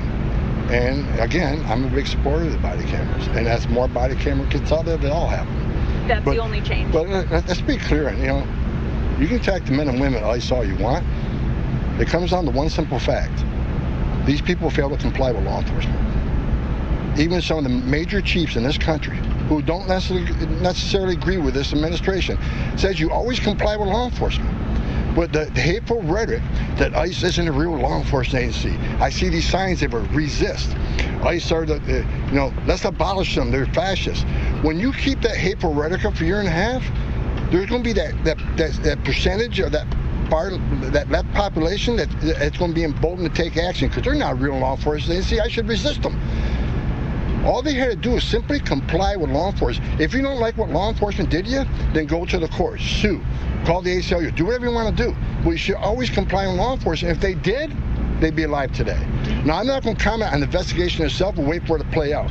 This is about complying with law enforcement, and a lot of the negative, hateful, and I said this a year ago, if a hateful rhetoric doesn't stop, there will be bloodshed.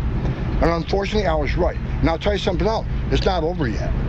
Unless they keep attacking and miscommunicating what ICE does every day, calling them Nazis and comparing ICE to the Nazi regime. Are you kidding me? And I'm not saying the whole country is convinced, but there's going to be that population that's just going to embolden to do something stupid.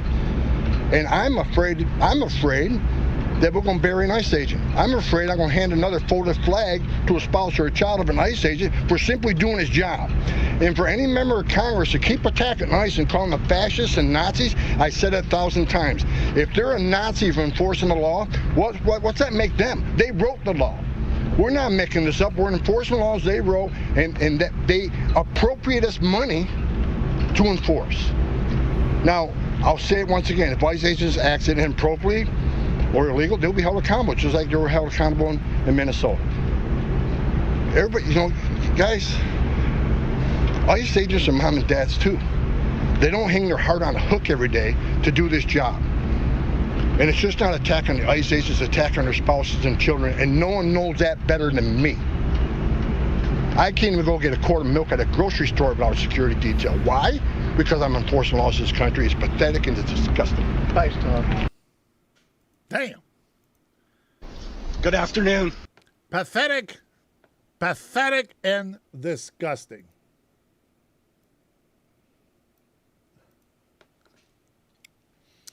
I'm gonna tell you, man, these un-American people.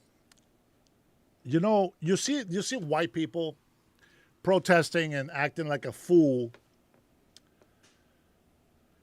but they're not Americans. Just like we have this Canadian garbage, redhead woman and her husband, hateful people. Let me see if I can find this. Let me see. I'm sure I can find a video here. Somebody else has done the homework for me. Here we go. This happened 4 days ago. So let me go ahead and get. I like her. I like her to say the things that she says. Let me go ahead and put McKennedy here, and then she can tell you about this woman. Here we go. McKennedy, tell us what's going on with the Maple Leaf Menace. Watch this. And I want you to know this.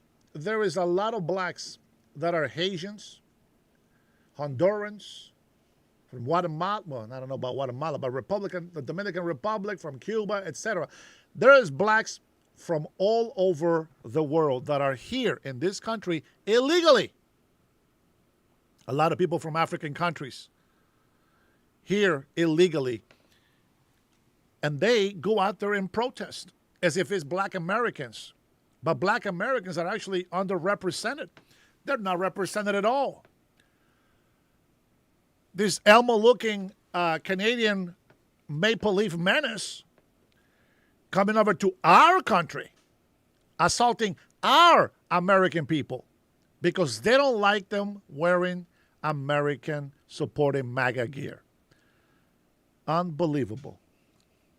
After police say a woman slapped a teenage girl for wearing Trump and ICE gear on the boardwalk. The suspect is a Canadian national who overstayed her visa by nearly a year and is now in ICE custody at Newark's Delaney Hall.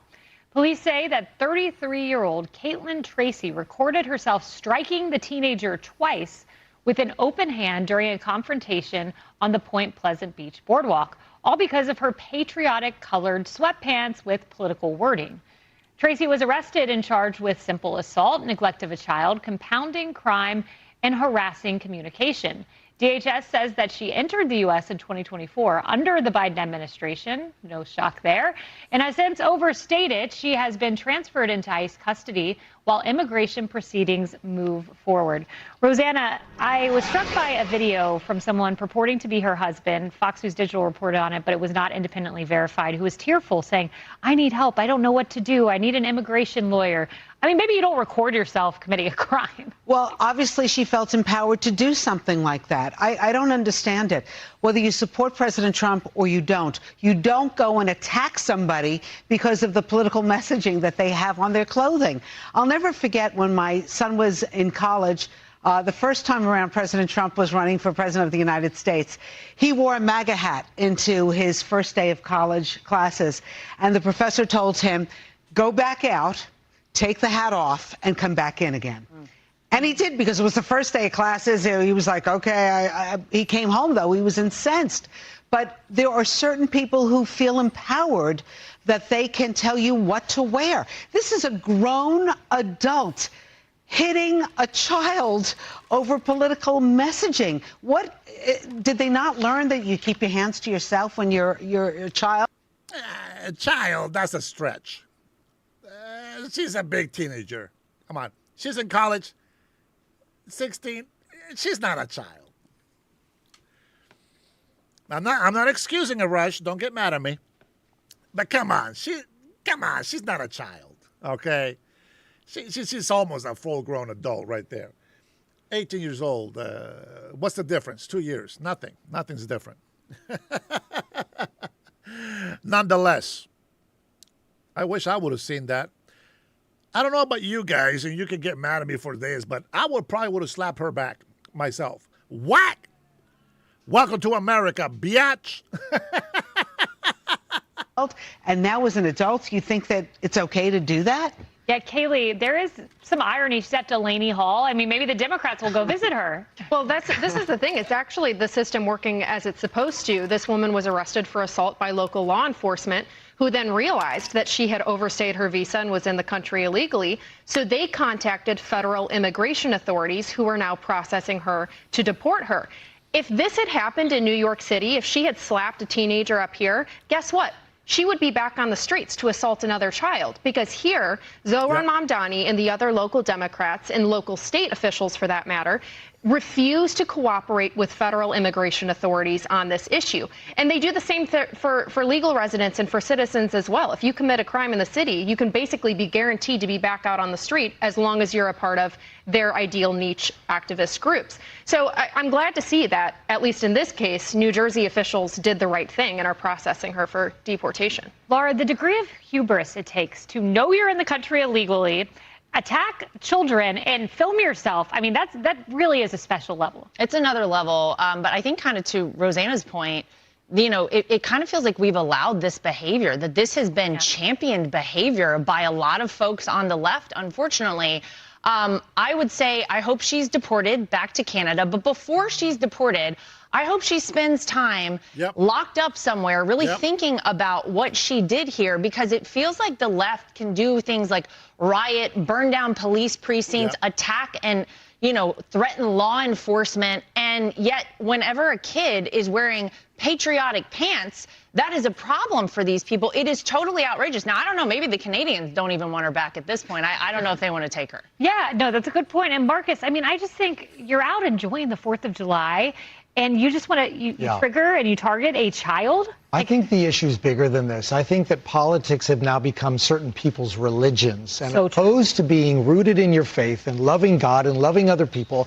And if they're wearing a Tampa Bay Buccaneers shirt while they're in Miami, it shouldn't matter. If they were wearing a Biden shirt, I wouldn't care. We need to learn how to respect each other again, respect opinions. We can disagree about things.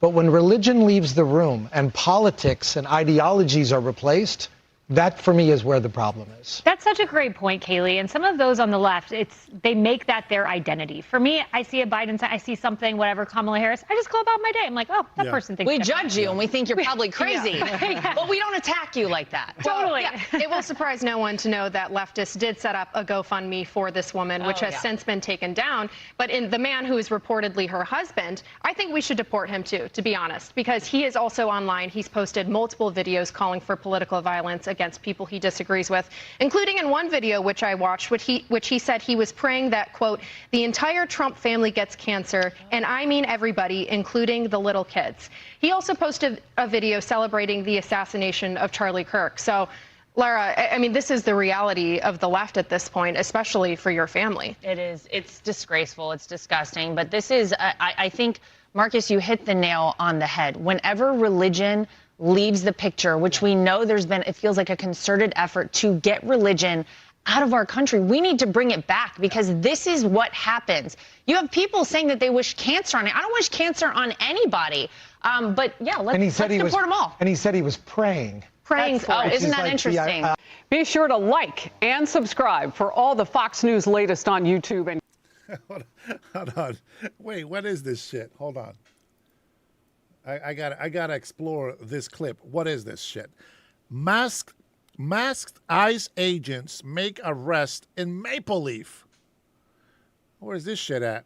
Where's this at?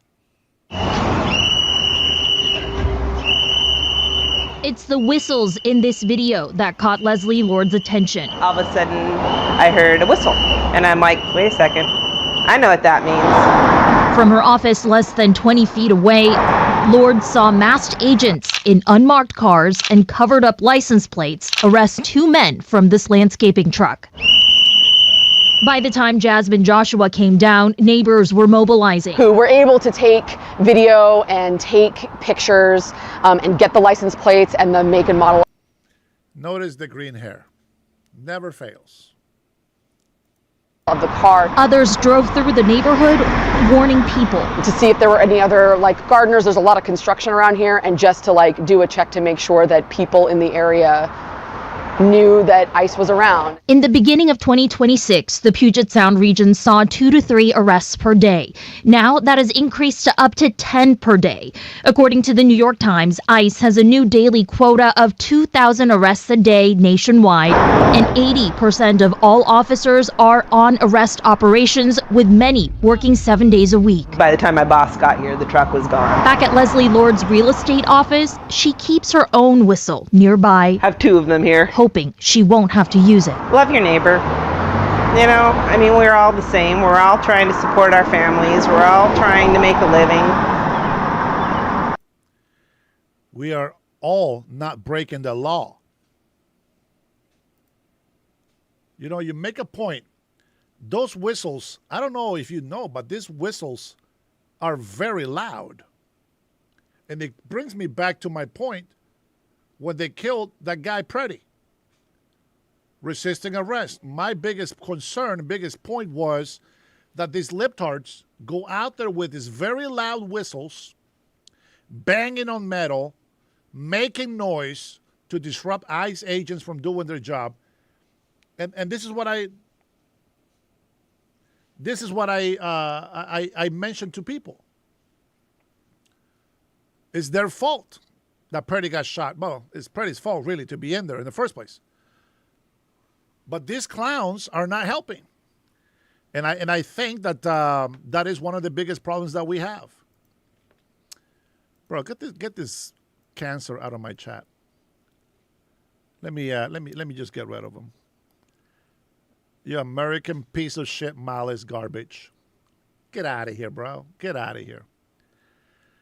Yeah, Aztec, this is why you get booted. You don't come over here to just fucking make comments or ask questions. You come in here with your retarded bullshit, and that's how you get kicked. You know I don't play bullshit like that. Yeah, Salty is right. Pretty good. They got what they got. They got what they deserve. Go out there. Keep obstructing federal agents. Continue to disrespect our law enforcement. Go on and continue to be un-American. You don't understand that just because we're all human doesn't mean that this country is going to take all the garbage from all over the world. Do you understand that? Do you understand what the difference is? Don't worry, I'm about to start cleaning house. I'm going to start cleaning house. These guys are not serious. That's for you, Jack Me. Yeah, piece of shit garbage of America, of Canadians. I know some real Canadians, and they're not morons like you guys. Yeah, they were. Yeah, cleaning house, baby. Just get rid of these libtards. I don't want to see this dumbass garbage in my chat. Let me see. We got a new tweet here from the president. It looks like I already told you guys about this. Oh yeah, this is nice. This is nice. Here we go. This is nice.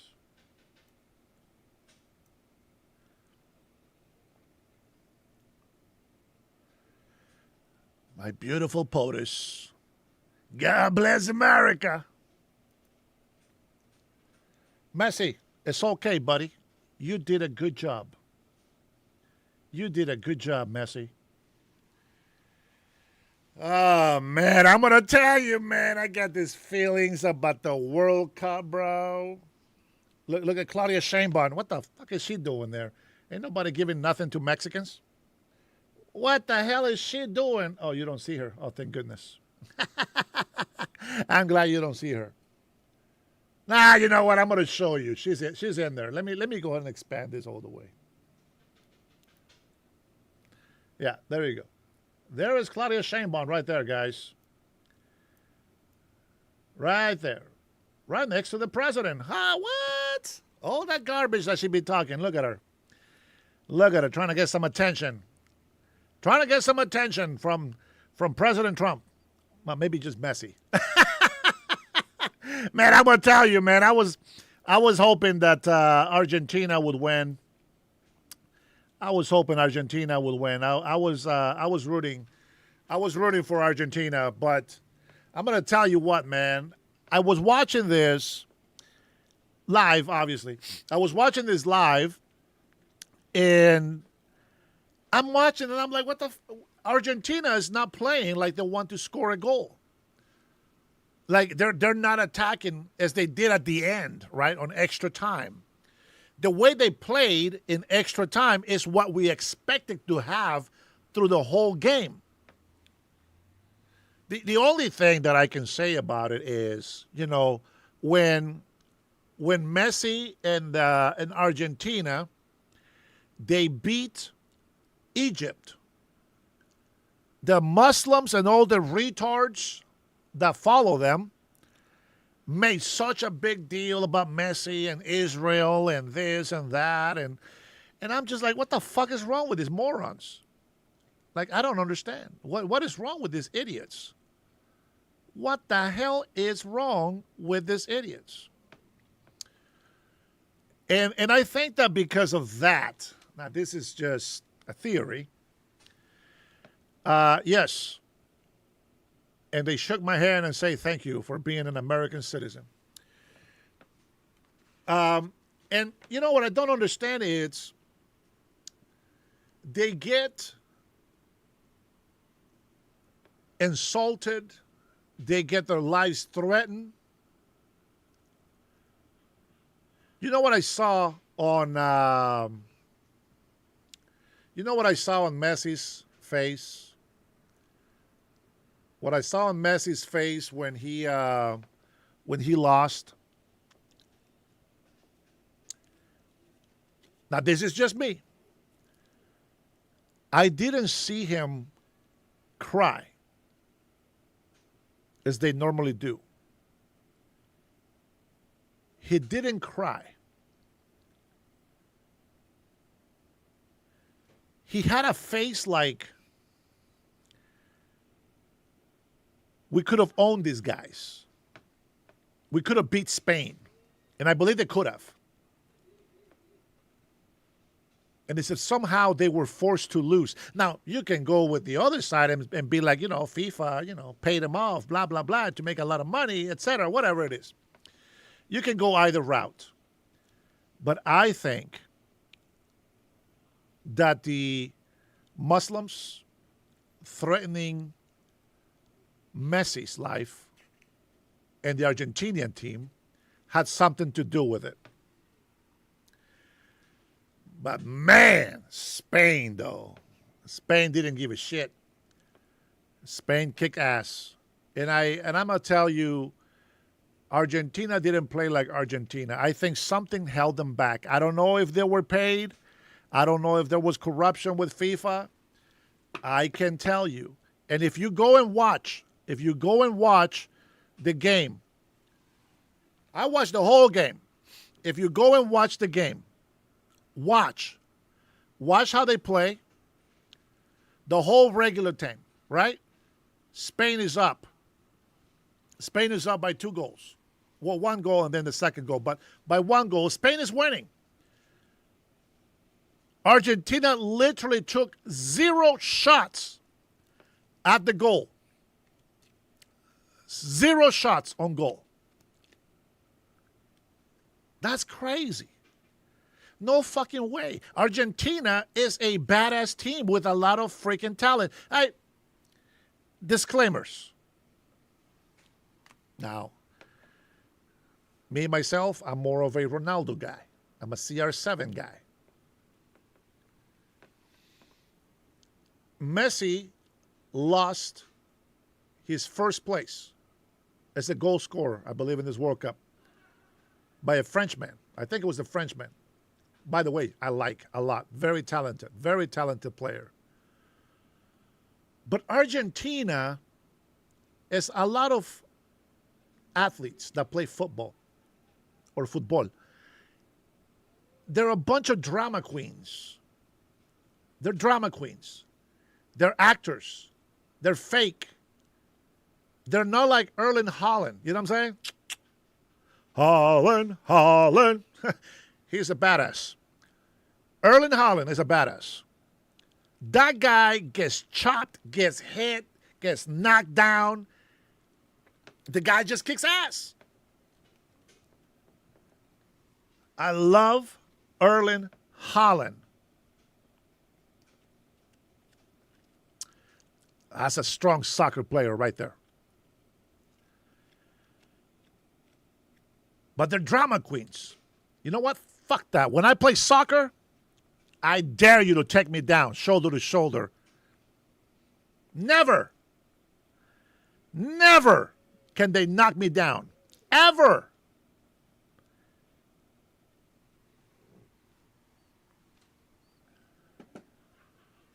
I'm telling you, I'm not as big as Haaland. I have a bunch of dents on my tibia bone to prove it. Is it tibia bone? The bone on your right shin guards, where the shins is? That's a tibia bone, right? I think. I might be confused. I don't know. What do I know? I have a lot of dents of how many times my bones are indented. That's how bad I play. That's how bad I played. My bones are indented. You can feel the indents on the bone. It's not smooth. There's indents on there from all the times that I was kicked. It's crazy. And I don't flip flop. I don't do that shit. I don't play that game. The problem with that is that, most likely they don't call the fouls unless the ref is very good and is watching. They won't call the foul, and I can see why some athletes they exaggerate. But I really hate it when they fake it. That pisses me off. With that being said, see, there you go, Charlie James. There you go, Argentina Zionist team. You see what I'm saying? That's why. That's one of the reasons why I believe that Argentina didn't give it its best until the last minute, but that's too late. The game was already won. 2-1 would have been the score, and then they would have said, okay, we play hard. No. I can tell you that right now. I support Argentina 100%. I love Messi, but my favorite player is CR7. And I love Erling Haaland because he's a beast. Don't get me wrong. He loves the attention just like anybody else does. I love attention. He's a great, phenomenal, natural athlete. But he also has had a good team behind him. He has some easy goals, tough goals. And the thing that I give him is he actually plays hard. He doesn't flop. You know what I'm saying? He doesn't flop. He plays hard. Spain won that game. If it's not rigged, Spain won that game fair and square. 2 young men in the Spain team. What a phenomenal job. Spain dominated the whole freaking game, no doubt. Spain kicked ass. And I'm going to tell you, even though I don't like the history that we have with Spain, I like Spain. I do. I like Spain. And just so you know, I am a Spaniard descent, like literally Spaniard descent. So it doesn't hurt my feelings when people talk good about Spain. They're actually giving me some credit. Yeah, that's true. That is true. That is true, Grant Reed. They have shown it. I just wish that Argentina, if you saw the extra time, you see how Argentina was owning them. Not to say that Spain wasn't doing something back, no. But Argentina was owning Spain in the extra time. I'm telling you, I really was excited about Argentina and Spain because I felt that they were going to go back and forth, defense, goals. But I really feel like Argentina didn't especially Messi, didn't give a good performance. But that's not taken away from Spain. Let me just clarify that.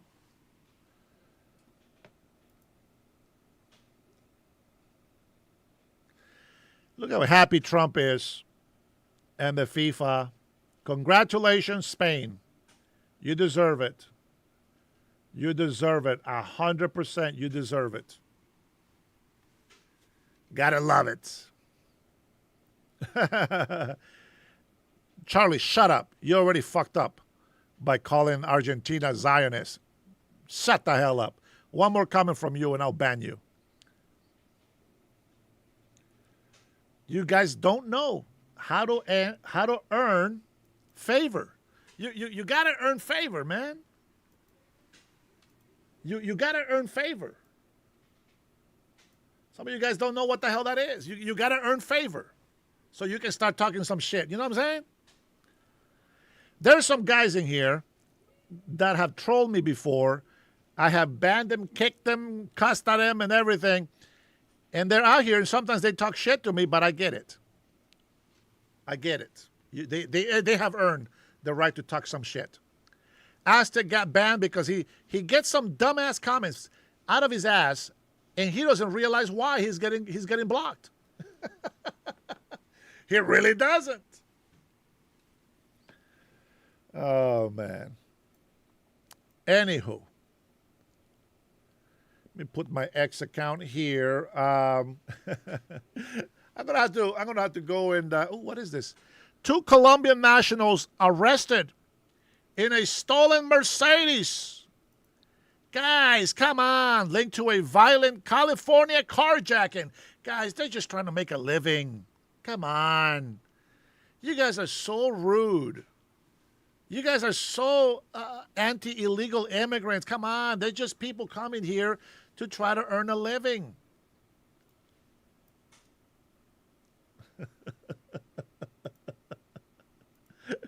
Yeah, no. I'm going to see if I can stop it. There you go. For those of you who like to read stories, I'm going to bring it back. Hold on. Let me open the... not you, piece of shit. Let me open up the story here so that we can read it together.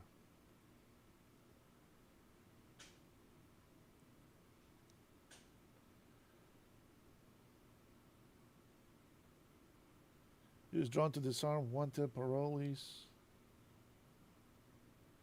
What the hell is this? What is this shit?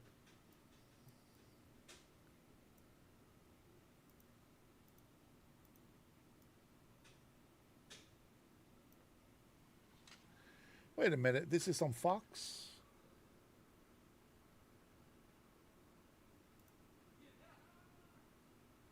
Hold on, I'll find it for you guys. I want to make sure I give you the right place. Fox News.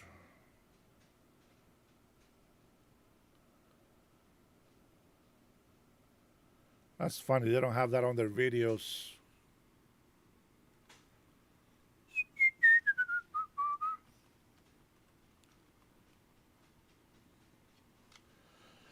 Two Colombian nationals were arrested in California after automated license plates readers alerted authorities to a stolen Mercedes-Benz linked to a violent carjacking days earlier. The 2015 Mercedes-Benz C300 had been reported stolen during a violent carjacking and assault with a deadly weapon in Hawthorne, California on July 11th. According to Los Angeles County Sheriff's Department, the new release. This is crazy. Check this out.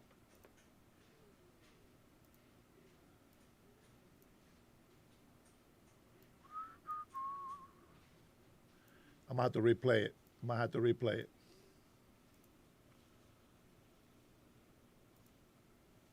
Take a look at this. Sacramento County deputies just pulled off something they say they have never done before, using a drone with a magnet attached to it to disarm a wanted parolee during a standoff. by lifting a knife right out of his hand. The suspect was barricaded inside a home, and deputies say that move helped them take the man into custody without any officers being hurt. Let's bring in Sergeant Edward Igo. He's the PIO for the Sacramento County Sheriff's Office. Good to be with you, Sergeant. Thanks so much for this. I mean, this looks like it's kind of history making here. That's right, Bill. That's funny, bro. That's funny. How did this all unfold? Oh, it's wonderful. Thank you so much for having me. But this was really like a once-in-a-lifetime opportunity. We were looking for this individual, 30-year-old, who was a registered sex offender, wanted parolee at large, and we were able to locate him inside the residence with a drone. To get to him, there was a lot of clutter and everything in the way, so to be able to even try to send deputies in, we had to clear a path for it. While that was happening, one of our drone operators came up with the innovative idea to make this attempt to attach to attach a magnet to a drone that we had and attempt to remove the knife from the individual. It was wildly successful, and as you've seen now, just gone nationwide.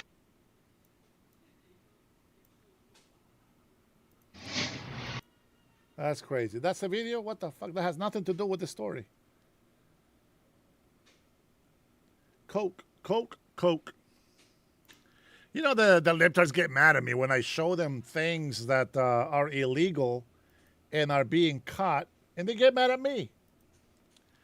They get mad at me for showing them the truth, for opening their eyes to the truth.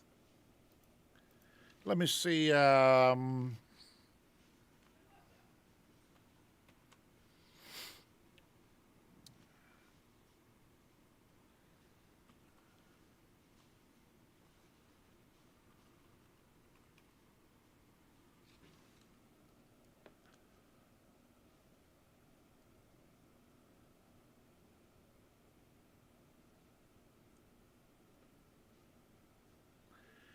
Now, the next video that I'm going to show you guys.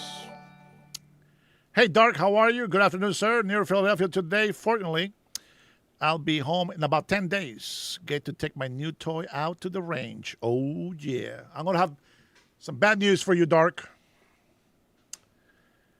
This is sad. I'm going to show you guys a video of how the CBP destroys illegal weapons. What a shame. What a shame.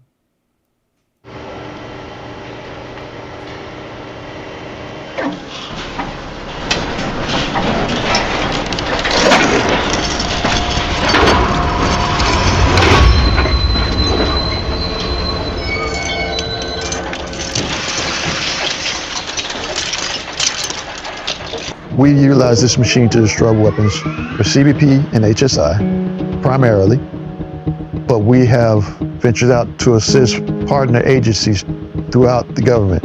We are a destruction point, so if they have weapons that need to be destroyed, we will take care of that. This is the central collection point for destruction of weapons. We are responsible for destroying all weapons seized by HSIs or throughout CBP. We start by feeding them in on the conveyor belt.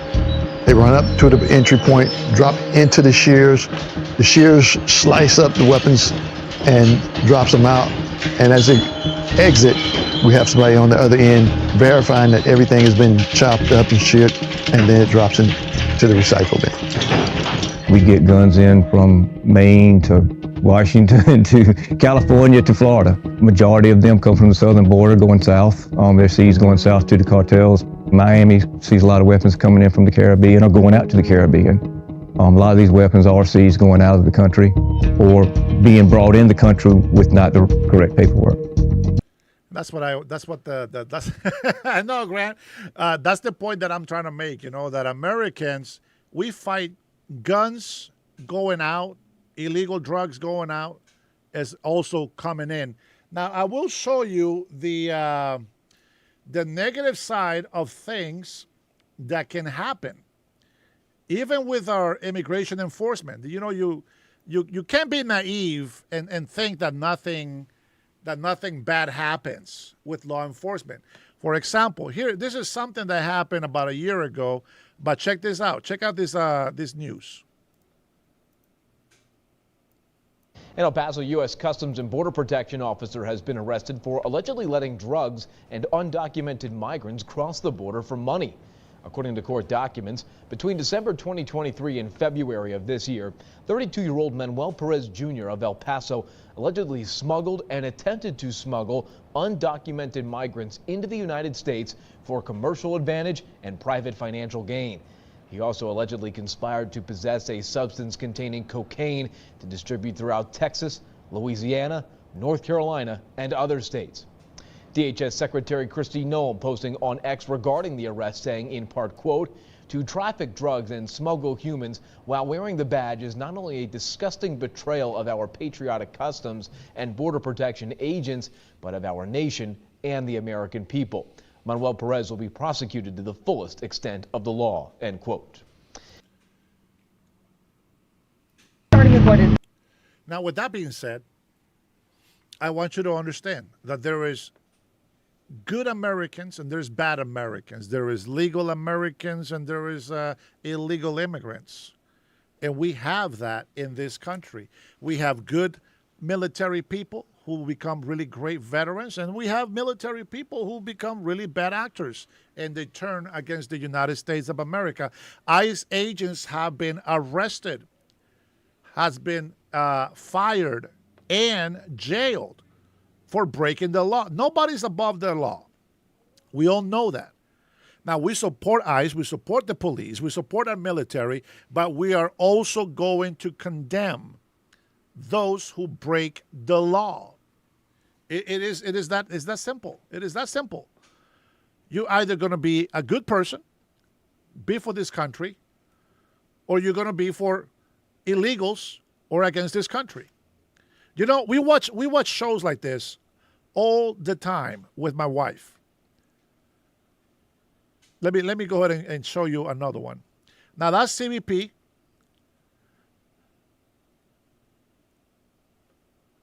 That's the Custom Borders Protection.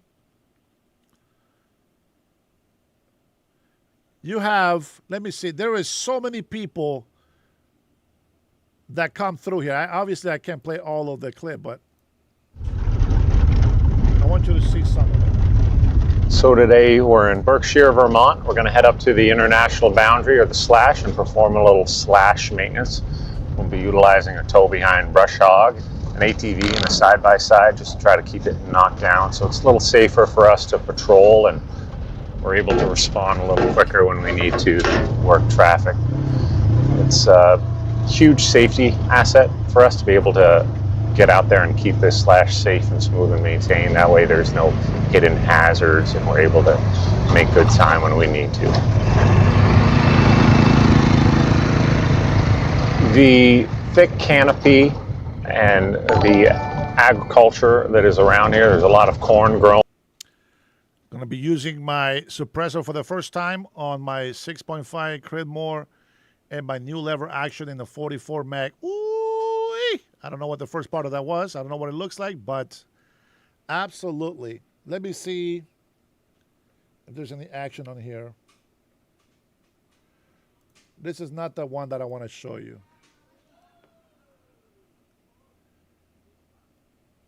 Every day I'm hustling, every day I'm hustling. All right, let me see if I can find some here from the border. Don't expect to stay if you are here illegally.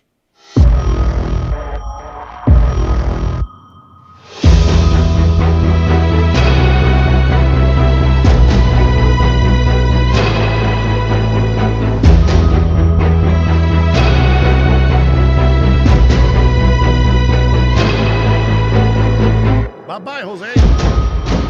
Bye, Pedro. Juan, Armando. These guys are from the Middle East, I think. So why are you acting like a bloody fool? If you get hot, then you must get cool, man. Damn. Unbelievable. Here's another clip. Come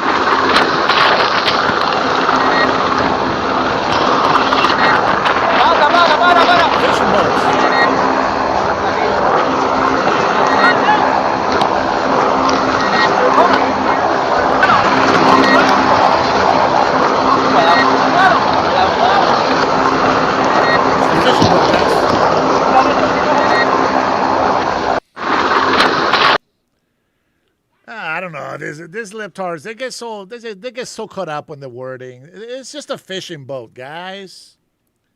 It's just a fishing boat. Just a fishing boat. No big deal. So why are you acting like a bloody fool? If you get hot, then you must get cool. Bad boys, oh, what you gonna do? Oh, what you gonna do when they come for you? Policeman, give me no break. Oh, man. ICE agents, man. I love ICE agents. You know, becoming an air and marine operations agent. The hiring process. Let's take a look at this one. Nobody looks at this shit. What's crazy is that you're looking at that video in there and, you know, you see that racing boat and you're like, man, I like me, I want to do that. You know, the beautiful weather and all this stuff, right? But you don't see all the bad things that happen on the job, you know, accidents, etc. And, well, you got to be some sort of fit. So why don't we go ahead and look at that part of the video as well? Imagine how simple that really is, okay? Imagine how simple that is. The following candidates will absolutely 100% not be able to be ICE agents. Well, to be honest, they probably shouldn't be hired at any company at any level. But for some reason, Democrats, well, this is just who they are. Remember this video? Now, it's corrupt when they lose, and yet it's an institution that deserves our utmost respect when they win. It gets so predictable at this point. So I have an angle message to all you Democrats in Maine tonight. Who's the real enemy of democracy? Because you voted for Graham Plattner, and yet the party machine came in and helped kill his nomination, and all you get in return is that bunch of stale leftovers? Somewhere tonight, Susan Collins is smiling. Here with reaction to this and a lot more in politics, Matt Towery, political analyst and pollster, and Robert Bluey, Daily Signal president. Matt, you know, this guy Troy Jackson seemed to be the progressive favorite going into the debate, but it was such a potpourri of inanity and radicalism, and also combined with people who looked like they didn't even want to be there, who were on stage. So how did you suss this out after last night's debate? It was horrific. I mean, it was just of course, they had to have two debates. You know, they had one for the adults and then one for the children. And so sort of like you do at Thanksgiving, you put the kids at another table. And so it was just a complete disaster. This guy Jackson, who's the leader, he reminds me of Chris Farley when he played Matt Foley, who was going to be the coach to the kids. You know, came to the house and gave him a speech. He's just every guy's every guy. I don't think any of these candidates have anything going for them. They all have the same thing: abolish ICE, free medical care, tax the rich. It just goes on and on. And I'll say one thing to the folks who bet on these betting sites or whatever it's called, where you're going to place these contracts right now. Right now, they've got all their money on Jackson versus Susan Collins. Let me give you guys a tip. You better reverse your bets quickly. Susan Collins always outperforms her polls, and I don't see how these guys are even going to get all that close to her. Now, the best is the woman who's like, why are you running? Climate change. She looked like she just lost her best friend. Every time she spoke, it was she just lost her best friend. Now, Rob, two 2020 tweets from, again, Troy Jackson, the DSA candidate. They've resurfaced, and he writes, as a fifth-generation logger from a small rural corner of the whitest state, I stand in solidarity with protesters demanding justice for George Floyd. He also said, we must broaden our understanding, acknowledge our own unconscious bias and privilege experiences, and most importantly, create change in Maine that is led by people of color. Well, Rob, my question is, why is he running then? Let people of color run the state. I don't even understand that argument either. Yeah, perhaps he should exit stage left, Laura. You know, I think the thing that I found most surprisingly about him and the other 7 candidates is how much they tried to cozy up to Graham Plattner. You would think that they would want to run as far away from that guy as possible, and yet they were invoking his name. They certainly embraced all of the radical policy positions that you've already played, whether it be expanding the Supreme Court, Medicare for all, abolishing ICE, calling Israel, doing its work in Gaza a genocide. I mean, you can go down the list of the radical positions. But when I first saw these clips last night, Laura, I thought I was watching some sort of low-budget comedy skit. And as I tuned in to the full 2 hours, it was just astonishing to see that this is what Maine has to offer to the Democrat Party. And as you've said before, weird things happen up in Maine, and I think that that's what's exactly is playing out over the course of these next couple of weeks. Yeah, I mean, I think Maine and Minnesota, they're basically, aren't they at sort of the same level? Aren't they basically the same level in our country? So they're both a little nuts. I mean, they're beautiful states. I love them very much. But I want to move on to Hassan Piker because he seems to be kind of the like the socialist whisperer for the left. He watched some of the debate last night, and he's not happy at all. Why is this guy on here? I was in second grade when Susan Collins was first elected our senator. Get off stage. Who are you, bro? She's helped to build. Oh, God, Maine politics, man. Oh, my God. They're all so ruthless. Okay, Matt. That's like, it's a lefty version of all of us watching it last night. It was like Mystery Science Theater for socialists.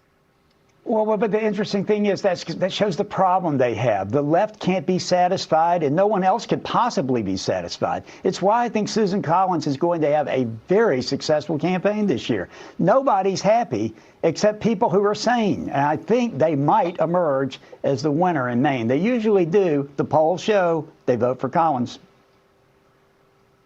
Rob, one of the other standby lines of last night was, we'll fix the deficit by going after Elon Musk. It was Mark Zuckerberg.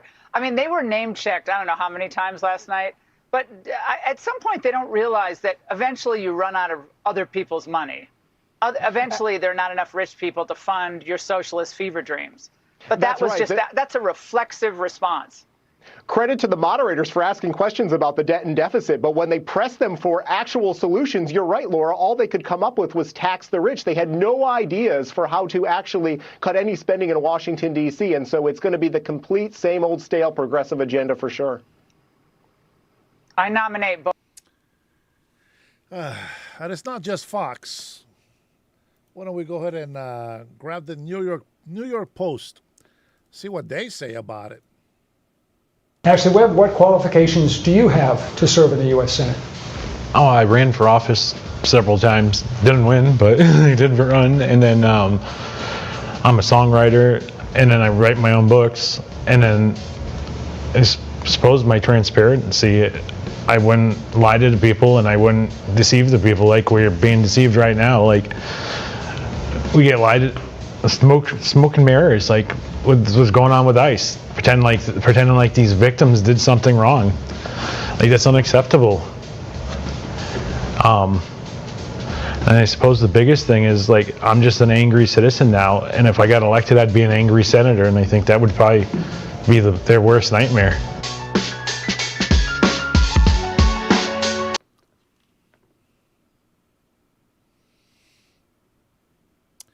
You can't make it out, folks.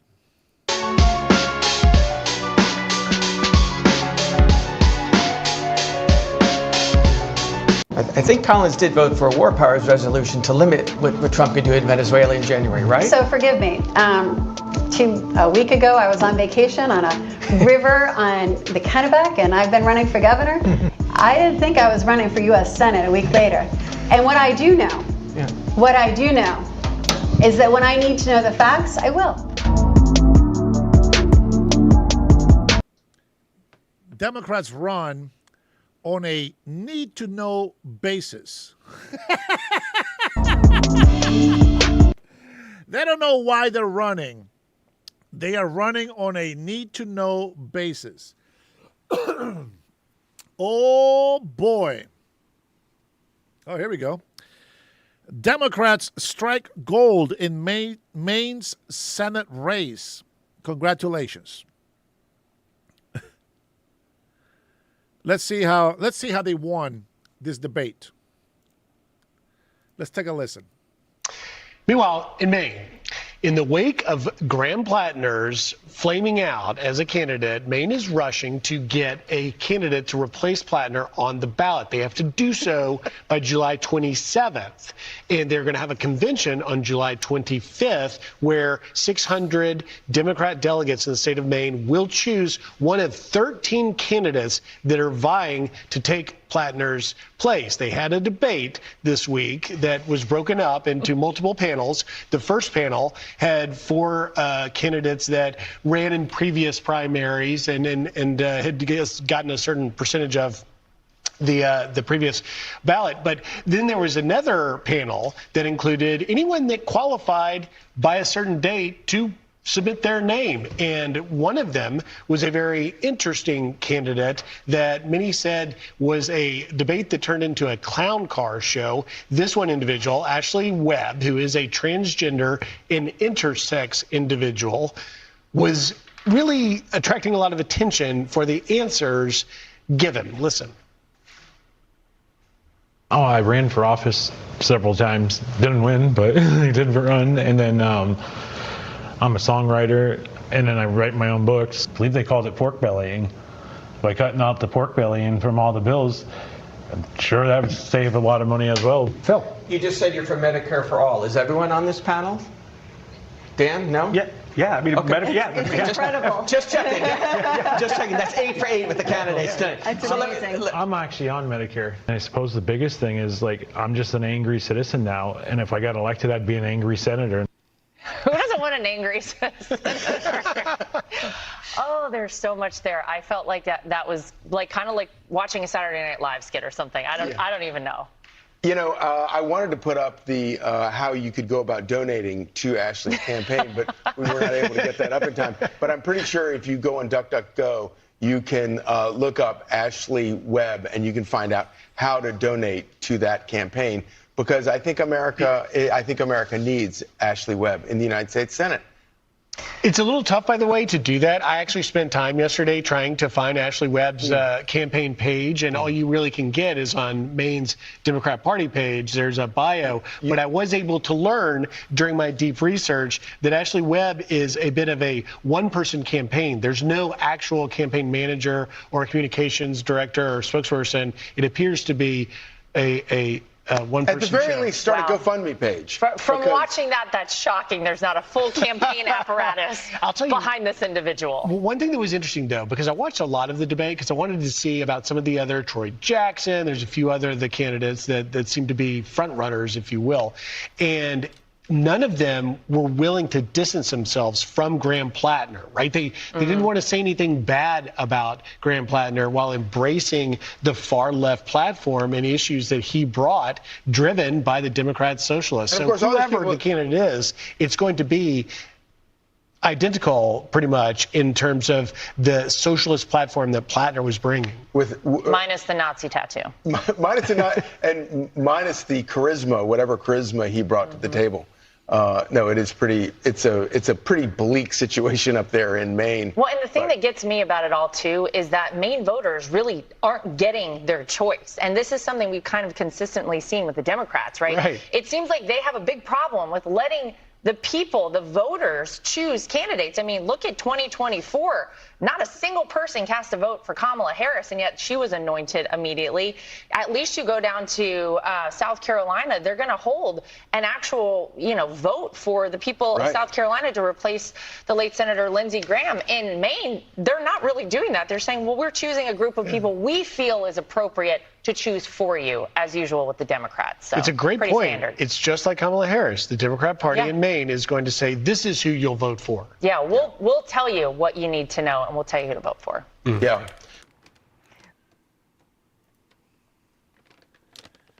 This next video that I'm going to play. Sorry, had to grab my nuts.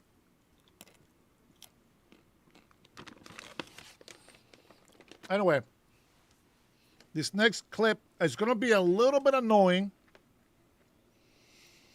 but I want you to understand.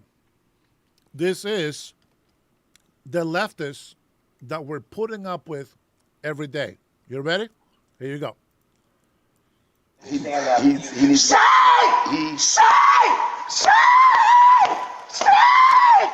Stop mass tickling me! What's the problem? Why do you let those kids get away with this? They are not supposed to be here! If you don't lower your voice, I am going to put handcuffs on you and I'm going to take you to a Baker Act facility. You lower your voice. Try it. Are you threatening me? You're threatening me. Are you threatening me? I'm just... Because I'm here right now to deal with a stolen vehicle. I ain't got time to hear you screaming and yelling. I don't have time to constantly be abused. We'll get OPD down here then, because I gotta work this stolen vehicle. What do you mean OPD? Alpha 73 University. Alpha 73? Can we get another unit to deal with Jay Lee here? He is having a breakdown. Say! Just say the right pronoun! What'd you say? 7351. Get down on the ground right now. No! You're about to get sprayed. No, Get down on the ground right now. Leave me alone! I can come in there. Leave me alone, please! Okay, are you gonna calm down? I'm getting my phone out. I have to film this. I'm telling you, are you gonna calm down? I will charge of calm police down! I will calm Do you know what this is? I This will is calm OC down spray. when you get the pepper spray out of my face! Alpha 73. Leave me alone! I have Just please! pepper spray Please! at this individual Just right stop now. pointing the pepper spray at me! I will calm down if you do that! Stop threatening me! Yeah, lower your voice. Leave me alone! Leave me alone! Do you want to get tased? I want you to leave me alone! Judge. You have been particularly abusing me! If you come, You did it! if you come towards me one more time, Follow me! you are gonna. And sexual abuse administrators! I gotta Don't you remember? I gotta deal with this. Don't you remember? Jaylee, Don't focus on me, okay? Execution 97. 13. Okay? Get away!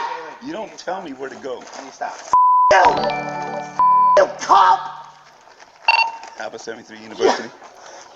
I want to be away from No, him. it's too late now. It's too late now. He's gonna be taken away. Shay! Jaylee, you need to stop. Stop. It's taken.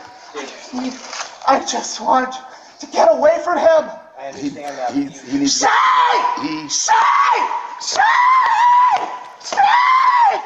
Stop mass tickling me! Just say Shay! Alpha 73. Josh, can you please just tell them to use the right pronouns? Please! You know it's causing me a lot of distress. I need you to bring it down here though, okay? Okay, so I'm gonna ask you very nicely.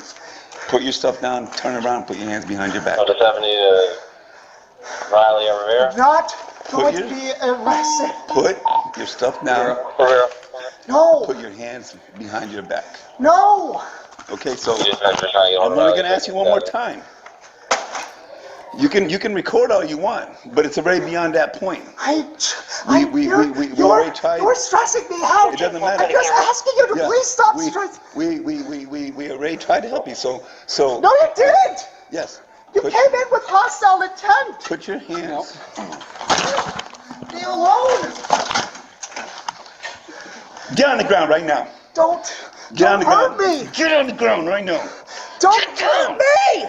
Get down on the ground right now.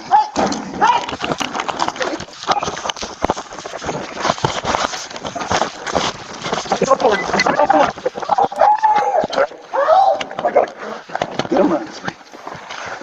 Leave me alone. Stop. Get down. Get down on the ground. Get down. Get down. Leave me alone. Help! Help me! Get him down. Get down. Get down.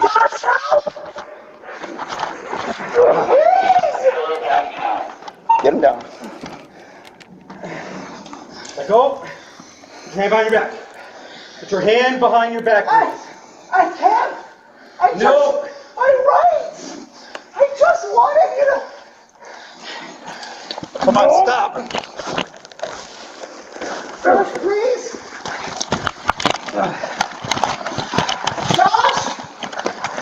Josh, please. This is all a big misunderstanding.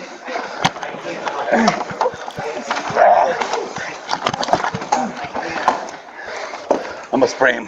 No, please don't say him. Her. Okay, her. I'm gonna spray her. Thank you. Put your hand behind your back. No. Yes. I don't want to spray you. One. Give me your hand. Come on. Can I? Is there any way I can? No, give me your hand. Please. Give me your hand. I just. Please. I can calm down if you just give me some space. See what's gonna happen? That hurts. I just need Put your hand behind your back. I just Put your need hand space. behind your back. Put your hand behind your back. Space. Give me your hand. I just need Give space, me please. your hand. Put your hand. Jalen, give me your hand. Okay, I'm gonna tase you if you don't cooperate. Tase Jalen, him. give me. Jalen, it's gonna hurt, man. Just give me your hand. He's not gonna tase you. You give me your hand. You're gonna arrest me. No. Give me your hand. Yes, we need your hand. I don't arrest me. No. Let go.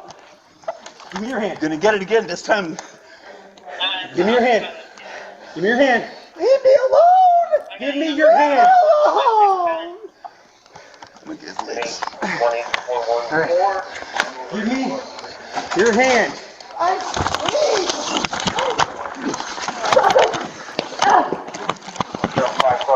I got his legs. I got his legs. Give me your hand. Give me your hand.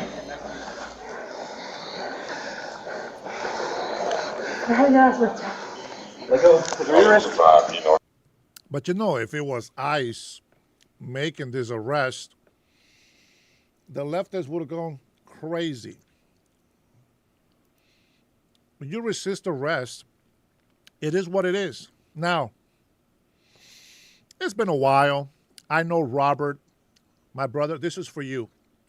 I know Robert has been bugging me about this a couple of times. I've ignored it. But I think it's time that we revisit the crime chef. Let's see what he's been up to in the last few days. Let's go ahead and start with a video from from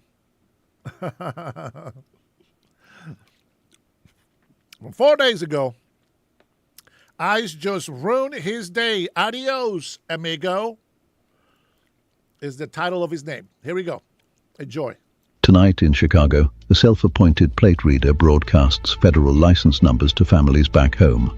In San Juan, a bystander diagnoses the arrest in Spanish at volume and to no one in particular. And in Passaic, a subject demands his ID be shouted through the window before he lets them touch him. Buckle up. Our journey starts now. You got the keys in there? Can you not lock it? Because family members are going to come and get him. Can you not take his keys? Because you guys take the keys and leave them like just abandon the cars. No, for his car. Because his family are going to come. That's not his car? Okay, thank you. Acaban de arrestar a un muchacho que se llama Víctor.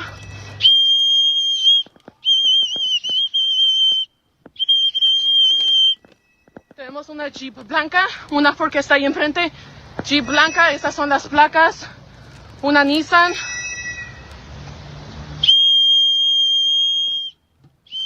Placas GA20524. G612029. Víctor, voy a mandar tu información. El señor se llama Víctor. Tengo una foto de ellos, de él. Están arrestando a alguien más.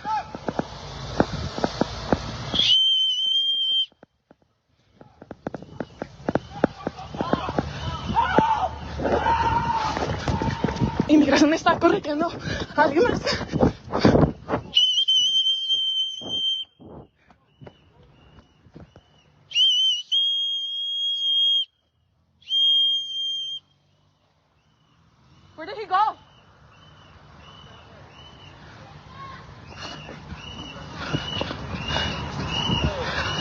Estaban correteando a alguien más. Pero estamos aquí en la Laverne y la Division. Laverne y Division. Laverne y Division, inmigración. Se llevaron a un hombre. Pondré una foto de él en un ratito. Pude alcanzar a verlo por video. Don't you see me crossing the street, you dumbass? La otra Ford ahí es. She has caught the name Victor. She will publish the name Victor. The photograph is next. Viene. Got bunch of bro. Todos están en esta esquina. Pondré una foto de Víctor en un ratito.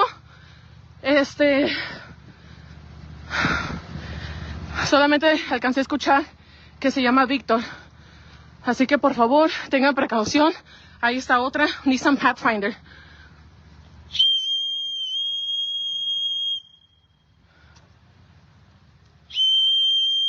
Se están yendo hacia el sur sobre la Lawler. Esta es Lawler y esta es la Thomas.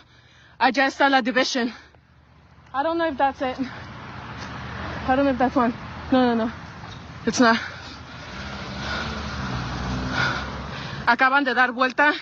La Pathfinder dio vuelta hacia el este. Sobre, si no me equivoco, esa creo que es la Augusta. La Augusta se fue para el este. Voy a mandar la foto de Víctor para que por favor. Nissan Pathfinder, southbound plate broadcast for the cartel's records. Victor's family will receive his portrait. A grand jury, one hopes, will receive hers. Up next, San Juan and a bystander with a diagnosis. Ay, hombre, mira, ve, Dios mío, Padre. Mira. Qué abusadores. Mira, ellos lo quieren matar a la gente, ellos no se conforman con agarrarlo y no matándolo. Diablo, coño. Abusadores. Ay, hombre, ve. Lo llevan a Juan. ¡Ay! Maldito. The bystander cycles through abusadores and maldito. The agents cycle through their subject and their SUV. Ay, Dios mío. Espera. No, yo no me voy a ir. Ay, perdón. No, espérate. Sí, que sí, espérate. En el piso y te levantamos. Dale la mano. Ya está. Sí, espérate que tú me estás. Ya me arreglame. Si haces esto, va a ser fuerza, te vas preso. Sí, no, ya. Dame la mano. Sí, pero déjame poner. Ya. Juan is loaded into the SUV. The neighborhood commentary continues uninterrupted. Ahead, deep South Texas and a 30-mile head start.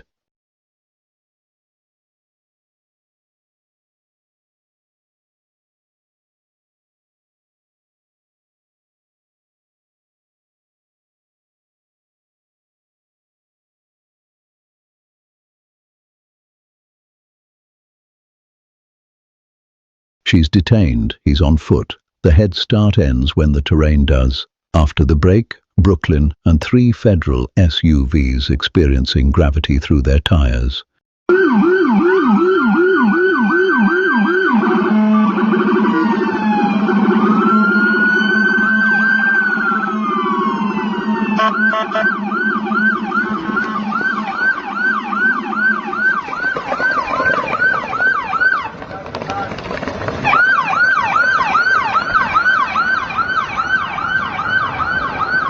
Slashing federal tires is a felony over $1,000.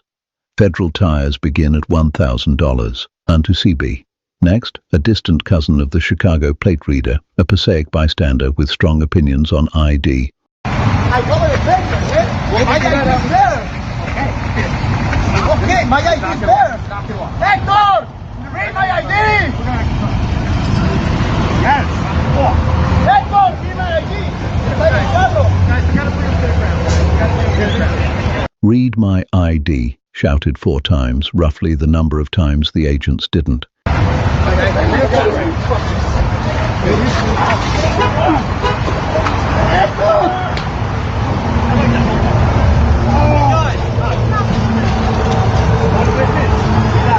That's up.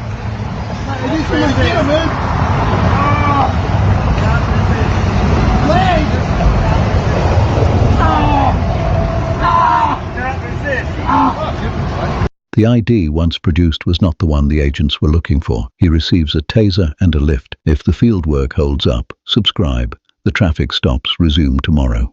The same street, 1 hour later, the roadside review. They riding around in Passaic.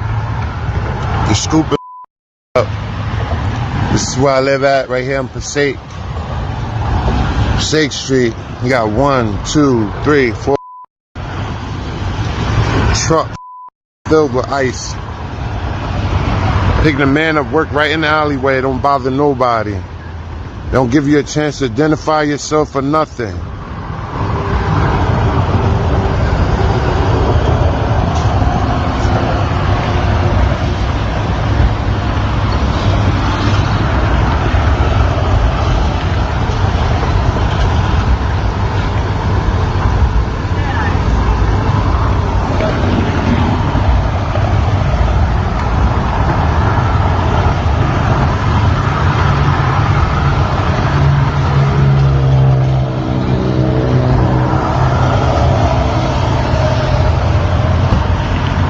Look at 1, 2, 3, 4.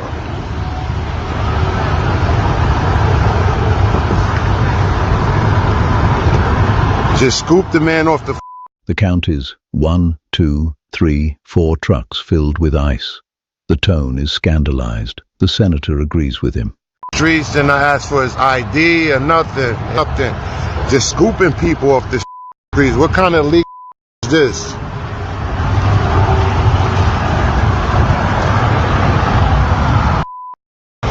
They go to plates, trucks, cars.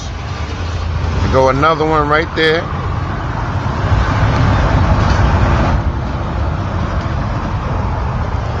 Are these out here, bro?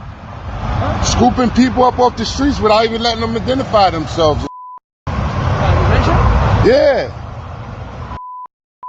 Cars, my man in the whack work back here all day, every day, U.S. citizen. And they gonna scoop him up without even letting him identify himself. It is, bro. Look at this shit. The agents do not respond to the review. They scoop the man, as promised. Coming up, Houston, where a van of illegal aliens attempts something almost unheard of, compliance.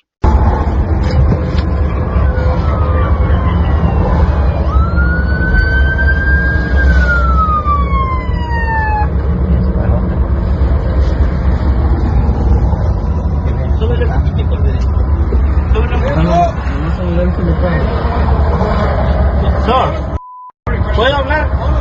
¿Entiendes?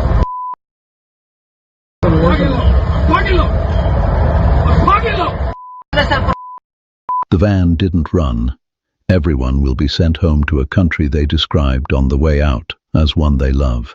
All right, got him. Go take the driver. Take the driver.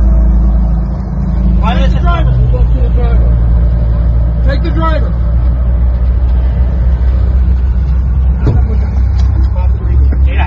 No me mataste. No me mataste.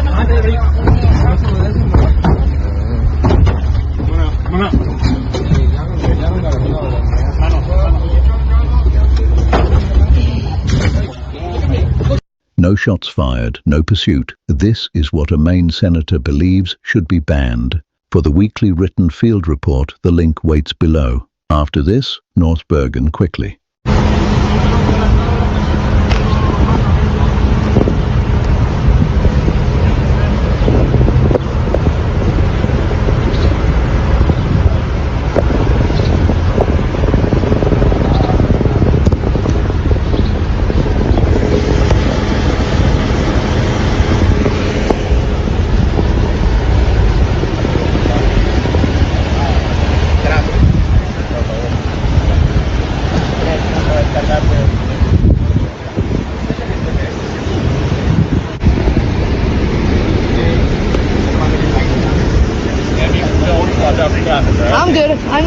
work here. I live here my whole life. I got it. Don't have to mansplain traffic to me, dude. I know how it works. Detained without incident and without the roadside review, our narrator on Peace Street would have preferred. One more voice from the field, the pawn shop owner in Biddeford, Maine. ICE, if you don't belong here, do what you got to do. It was the wrong man. Don't just go shoot. If I wanted you and then, right, like don't. Do what you got to do. Don't shoot the wrong guy. I don't agree. 3 positions selected at once. I'm not going to shoot him because I think it's you. Like, it's wrong. I don't agree with how they approach it. He would like ICE to enforce the law without the enforcement, the compromise the senator is now offering the country. Our expedition continues in the ICE playlist. The senator's ban notwithstanding, the vehicle stops continue in the field. Members are already watching the next one. Hit join below. Sir?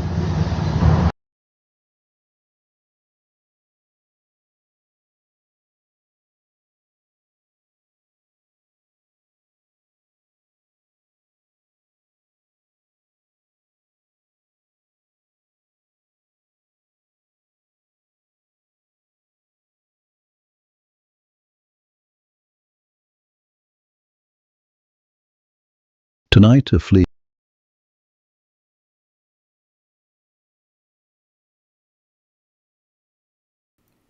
Thank you. If you guys haven't visited the Crime Shaft, I suggest you go and visit his channel.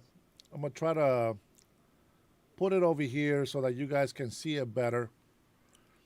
You know, it's not about trying to promote hate. It's that there is a lot of things that people don't understand that happen. But that's the Crime Chef right there. If hopefully that's big enough for you guys to read. I'm gonna tell you, you know, I feel bad for these people. You think I don't, but I do. I do feel bad for them. But you have to understand that I made an oath. And even though these are Hispanic, most of them are Hispanic, you know, people, it doesn't matter. If they're from Honduras, if they're from Mexico, it doesn't matter. There's nothing wrong with having Mexicans in here legally. There's nothing wrong with having Hondurans in here, Salvadorians, etc. Nothing wrong with that.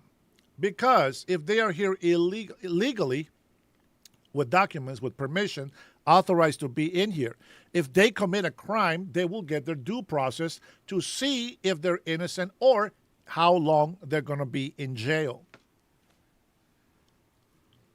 Yeah, I got to do a mic check all the time. So you got to keep that in mind. It's not just being hateful behavior. No, it's you got to protect this country. And you're going to see that the first lady that was narrating, she was Cuban, just like the guy that was being arrested. She's over here cussing out ICE agents. Meanwhile, she's probably a refugee on TPS, claiming asylum in the United States of America. And the one thing that you do when you come in here, especially illegally, you come in claiming TPS, DICA, you come into this country and you hate the government. You hate the law enforcement that are enforcing the laws that we have in this country. You hate the very agents that are trying to protect this country from criminals, from drug dealers, from human traffickers. You are part of the problem by coming into this country illegally.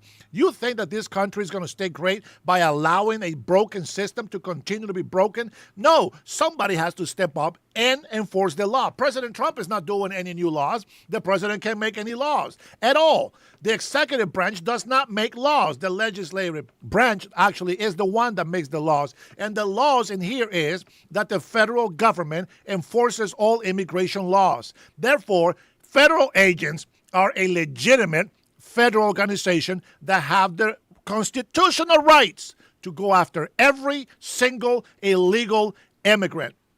You want to go blame somebody for your family or your parents or your friends being deported?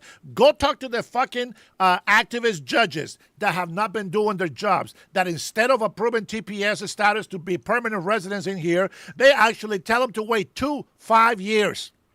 And by that time, they get deported. 10 years later, they still haven't got papers. Why? Activist judges on the Democratic Party like to keep people illegal for a very long time because that way they don't have the rights that they need to have in order to stay in this country and be good, law-abiding citizens. It is a very simple thing that most people on the left don't understand. Why don't you get it? They only support your illegal immigrant ass because they benefit from it, not because they care about you. They are using you just like they have enslaved throughout history in this country. They don't care about you. Don't be fooled by the Democratic Party. You came to this country because the country where you came from was a piece of shit. Is that right? If you came to this country legally, it's because you love the country where you're at, but you want to have a better life. See, there's a big difference. If you come here illegally, that means your country is a piece of shit country. Do you understand that? Because if you are running away from your country, that tells me everything I need to know. So the least that you can do is give thanks to the American people, give thanks to the United States of America, and call it like it is, the greatest country on earth. But don't come over here waving your fucking Mexican flag. What the fuck's wrong with you? Don't come over here and tell the American citizens how to vote, how to act, how to be. No, bitch, you assimilate to the American way. You see what I'm saying? That's right. A Honduran just like me legally acquired this paper. 2.5 decades to get this fucking American citizen. Now shut the hell up, you envious piece of shit. Fuck you, Vet for Democracy. Fuck you. For those who don't like cuss words, I apologize. But the Vet for Democracy is a piece of shit, traitor, veteran who has betrayed the American people. Well, fuck you for that.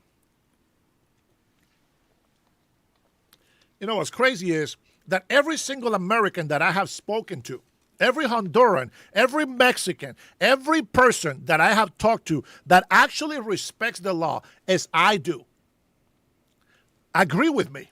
But criminals and law-breaking illegal immigrants, they disagree with me. Some of them actually still agree with me. And they say, I'm just going to be in this country until I get deported. My advice is just self-deport. Get some money. Get a free plane ticket. Get a couple $1,000s. Get started again. You know what I'm saying? Ask for permission. Go back and apply. And then you can go to the American Embassy over there when you get your interview. It could be 2 years, could be 5 years. But, hey, you're doing it the right way. And when you come here the right way, America's going to be waiting with their arms wide open just to welcome you into this country. Don't listen to the criminals. Don't listen to illegal immigrants. Don't listen to people that want shortcuts.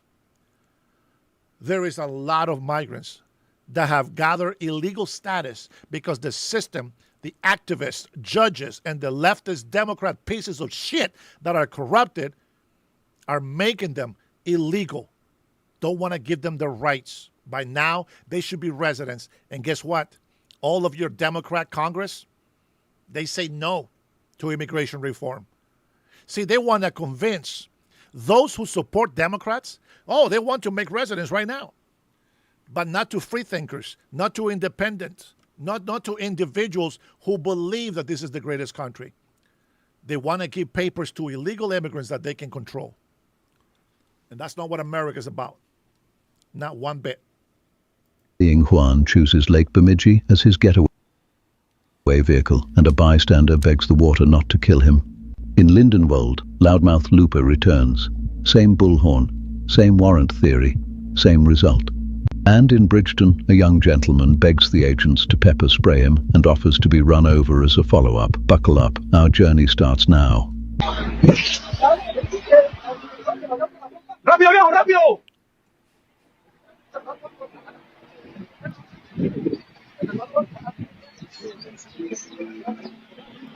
Dude, if he's a U.S. citizen, this is if that dude's a U.S. citizen, I know, but if orange shirt is, I know. He wouldn't be running that. He wouldn't be running that.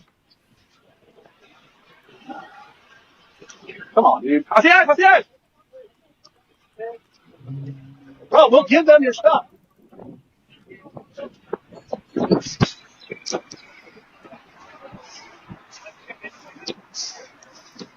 He's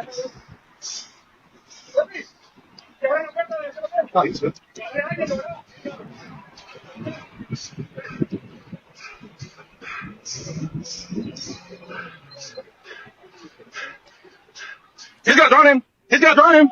Yeah, hope he doesn't kill him. Hope he doesn't kill him. Hope he doesn't kill him. Hope he doesn't kill him. That's what I hope. Hope he doesn't kill him.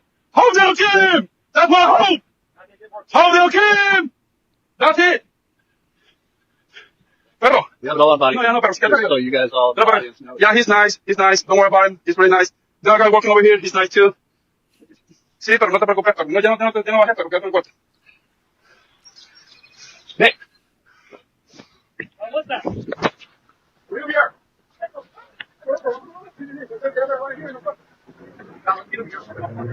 There's a bunch of rocks on here.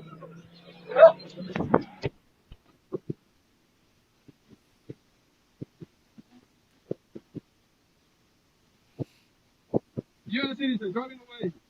They're not eyes over there. They're not eyes over there. Just U.S. citizens. That'd be nice. Just for you to know. ¿Cómo se llama, Mike? Benjamín. Muy bien, Benjamín. The bystander hopes the agents don't kill him. He then hopes they don't take him. He would prefer neither.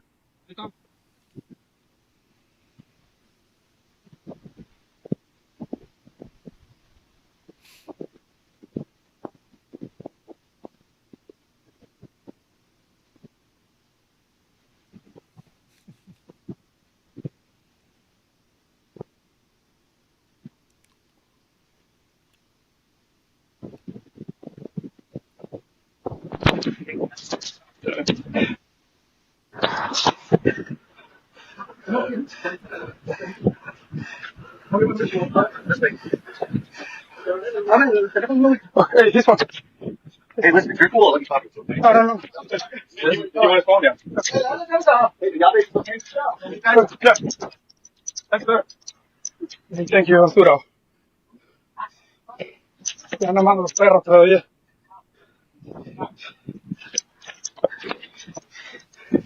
No le pude quitar la llave. Y la tarjeta del baile, por lo menos.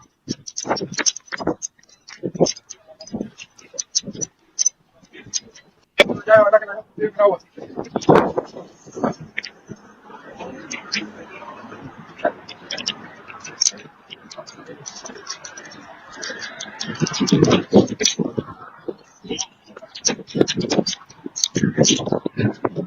Okay.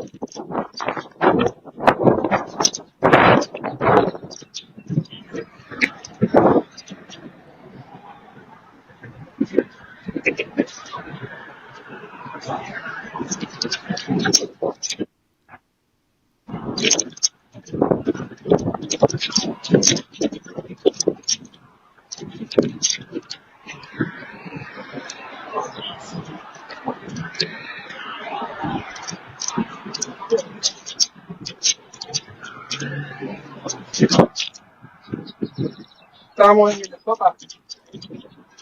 Hace como 5 minutos nos habían venido a avisar de que la migra iba a venir. Justo ellos venían de comprar comida de aquel McDonald's, de aquel Burger King.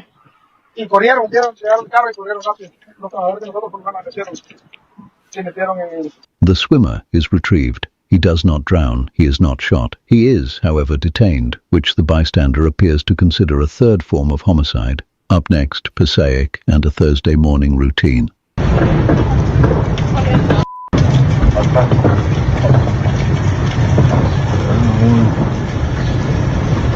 Buena suerte, bro.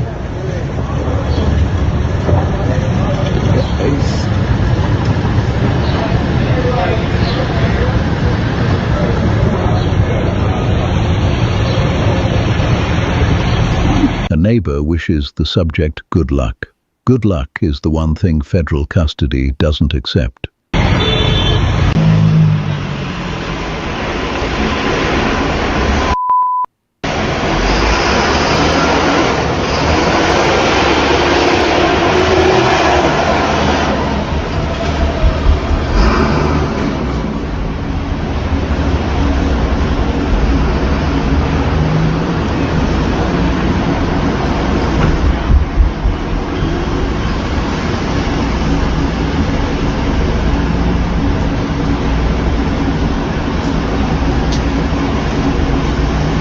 several Juans, several sidewalks one morning. The neighborhood well-wishes continue in the background. Ahead in Lindenwold, an old acquaintance returns to explain federal search law once more. ¿Cuál es tu nombre? ¿Cuál es tu nombre? You don't even have a warrant. You don't even have a warrant. You don't even have a warrant. You don't need a warrant. Yes, you do. Yes, you do. Go ahead, just get your fat ass in there, You don't even have a warrant. Correct, as always, and unhelpful to her cause, as always.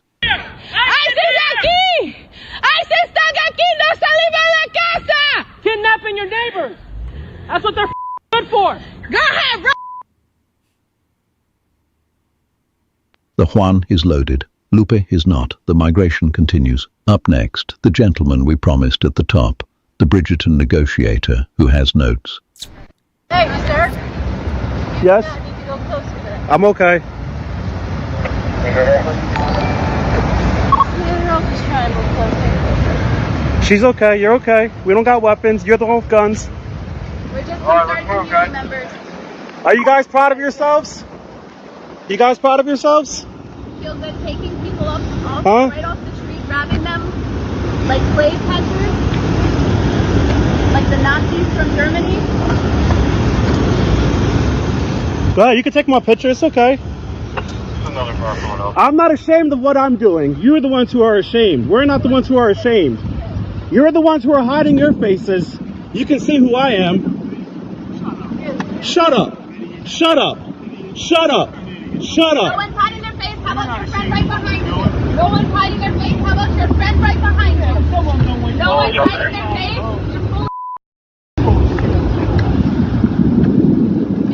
You're full of We are unarmed citizens documenting the kidnapping of our community members, of our neighbors. You really want to pepper spray me really bad, don't you? It's okay. It's not the first time I've been pepper sprayed by y'all. This is gang violence. This is gang violence. He would like to be pepper sprayed. It wouldn't be the first time, he says, apparently to reassure everyone. You are gang violence. Back up. Tell me to protest gang violence. You are gang violence.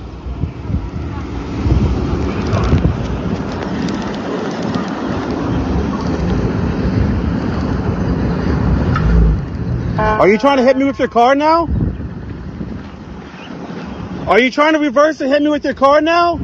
Do you want to kill another person?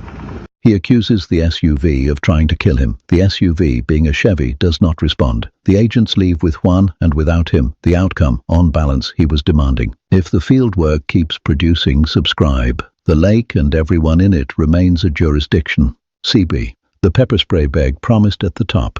Delivered. Ahead, Philadelphia, and a back seat cleared in one motion.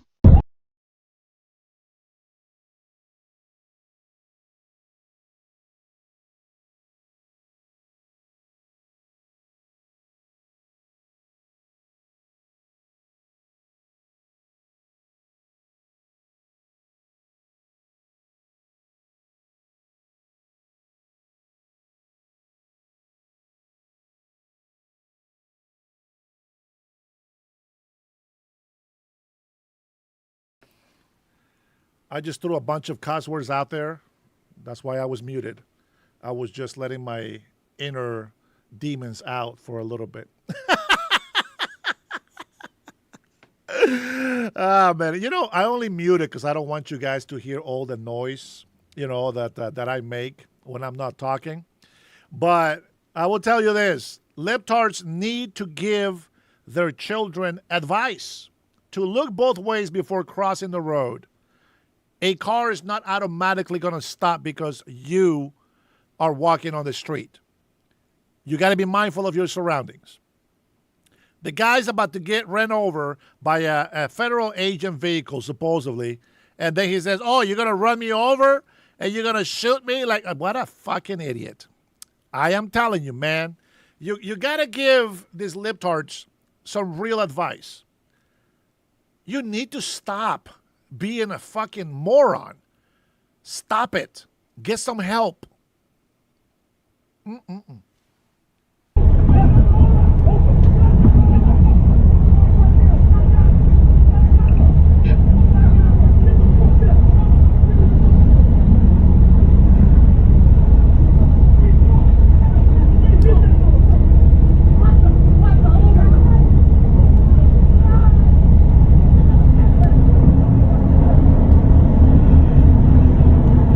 the way, thank you, my patriots, for your love and support. I appreciate you in here. I don't read your comments. I don't read all of them, but I try to catch as many as I can.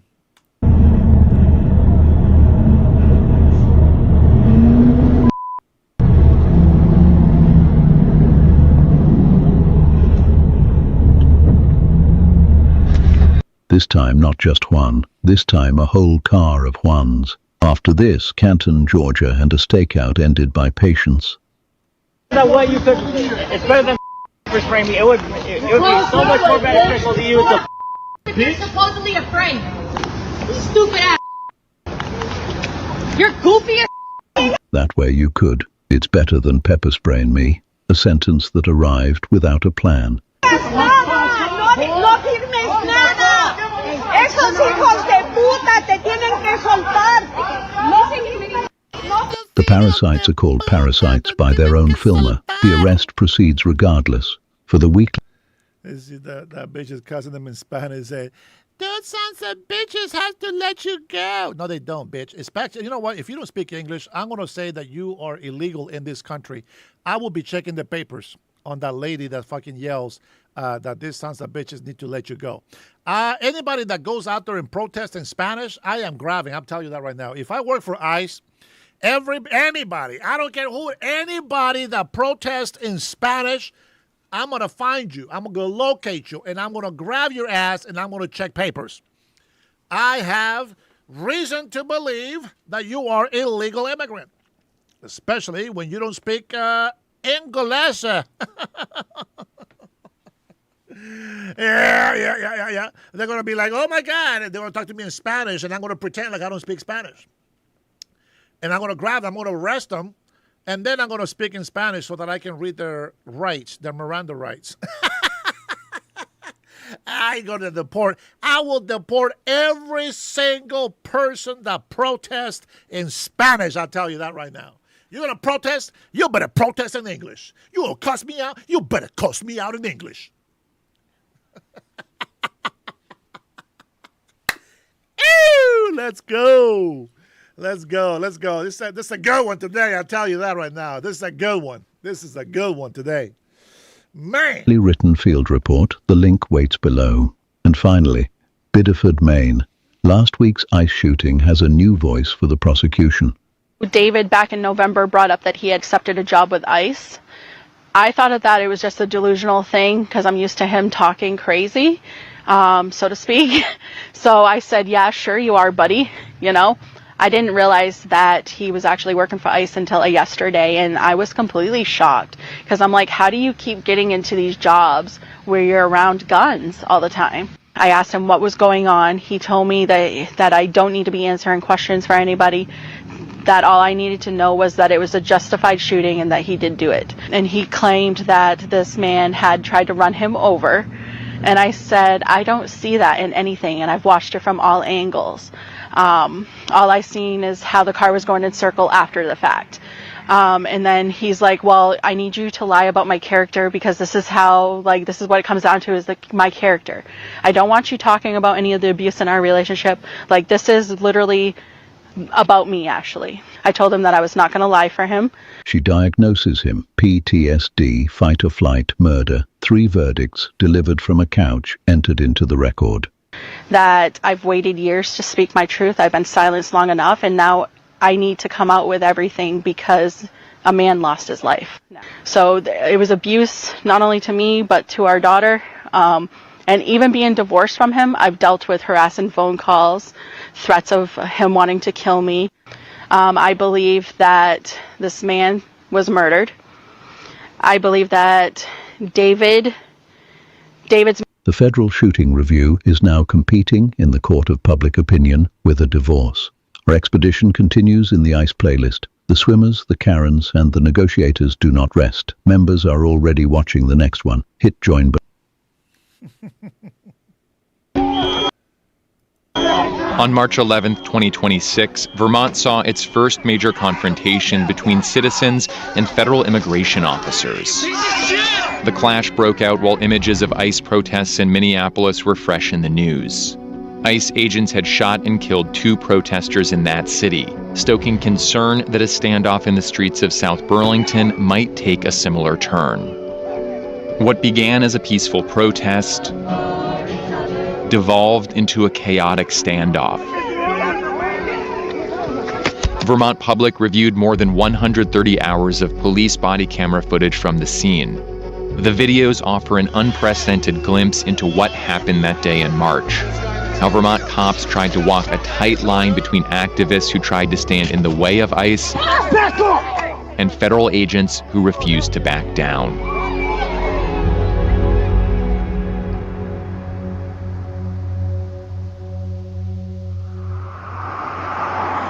It's morning rush hour on Dorset Street in South Burlington, one of the busiest streets in the area. Shortly after 7:30 a.m., South Burlington police got a call. There was a car crash just in front of the city high school. Officer Justin Mackey responds to the scene. Yeah, it's quite a scene here. Yeah. Somehow, dude, I don't know how he got away, but you can see his tracks. Yeah. Fucking out in traffic. And so he came the wrong way. Yeah, came the wrong way down, and then. Okay. They have him right now in custody? I have no idea. Yeah. You're just getting here too, huh? Well, it wasn't us. Oh, it's a Fed gang. Yeah, so we have no information. Step back! Oh my God! Step back!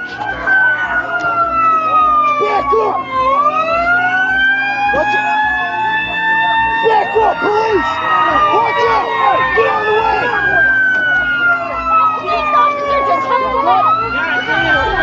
You okay? After the ICE van drives off, one protester appears to throw an umbrella into the crowd. Burlington police rush after her. Stop moving! She threw! Put your hands behind your back! Put your hands behind your back! Get back! On the ground! Hands behind your back! See, that's the biggest problem. They assault the agents. You see, when the police is there, they're witness. When the police is right there in the midst of ICE, they are witnesses of the violence and the assaults that are illegal to commit. You cannot assault federal agents. They are not protesting peacefully. They get in front of cars. They want to get run over. They assault agents. They want to get shot. It's beyond me why people continue to make it look like these people are innocent. You're asking for it. Protest on the sidewalks. The law says that if you want to block the streets, you got to have a permit. These people don't have a permit to block the streets. It's very obvious. But they can peacefully protest on the sidewalks. That's a real protest. Throwing things in there is not. Winnie, yeah. Federal agents were in there from the Biden administration. Antifa was there. The KKK and the Proud Boys who were being paid by the Democrats were also there. Now what? But here you are. You're watching a video that clearly shows the violence of these protesters. And you want to ask for proof. I don't know. I don't know if you're talking to me. Maybe you're talking to somebody else. Stop! Let go! I'm gonna arrest you for assault. Let go! Do not move! Stop moving! Stop moving! My girlfriend! You're not getting away now! Back up! Back up! Please help me! I can ask you! I can't see! Back up! Police detained. Thank you, Streamlabs. Streamlabs told Winnie how fucking retarded he is. You see that? I don't know. Just watch the screen right there. I'm not sure what other evidence you want me to show you. I don't know how fucking retarded these people on the left are. I just don't understand. Like, you're watching it right here. Excuse me. You're probably talking about January 6th. Every video that I saw from January 6th show that all of the people that were protesting, all the MAGA protesters, were already inside touring the place. Until this one specific group. Let me tell you why it's set up. There is no reason No, there is no reason for anybody to go out there and push the officers and do all the things that the leftists do. The leftists are known for rioting. I'm going to tell you. If they were already inside the building, taking pictures, people were going in and out. Was it very crowded? Absolutely. Absolutely. But the doors were open. People were going in and out. They were arresting people, supposedly. They were arresting people, and the camera shows them going inside and getting the handcuffs off and high-fiving the police officers inside. How about that?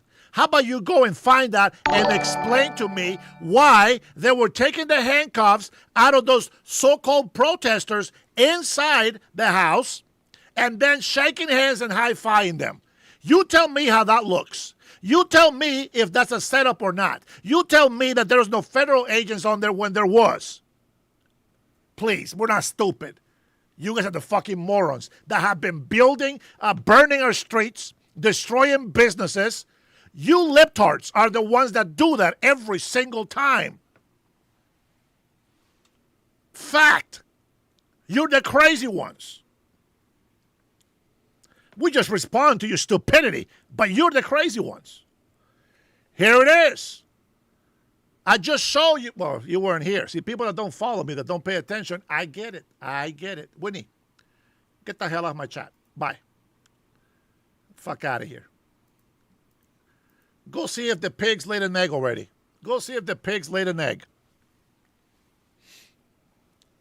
Two protesters here. Burlington Police Corporal Julian Gonzalez pushes two others to the ground as officers lead one of the detained protesters away. Back up!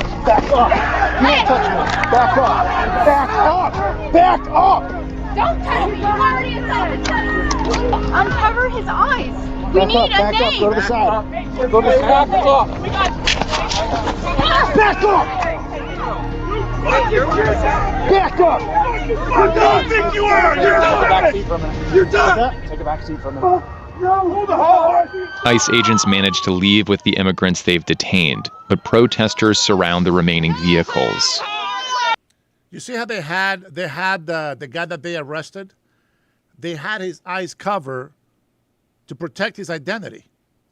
And that dumb broad just went over there trying to take the blind off so people can see his face. Listen, fuck, man. You libtards, you need to fucking wake up. Get the hell out of the way. You're getting yourself hurt because you want to be hurt. You want attention so bad that you're willing to go and make an ass out of yourself and hurt yourself and others in order for you to get the miserable piece of attention that is not even worth getting. It is unbelievable.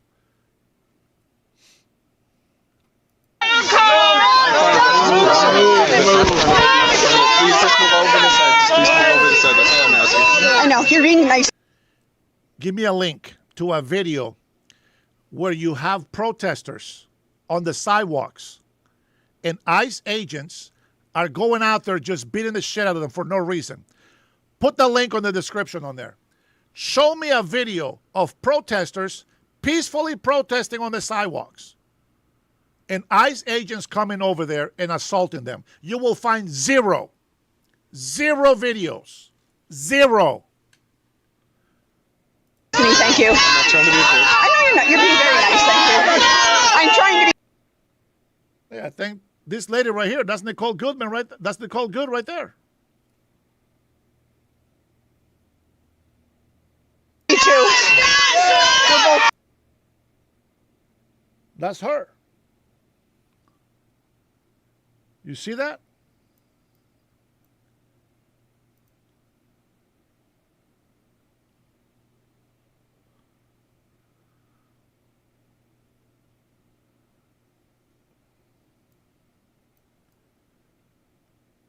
I would absolutely fight in a war. I don't know what the hell you're talking about.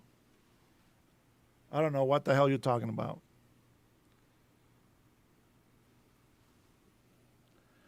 I don't know what the hell you're talking about.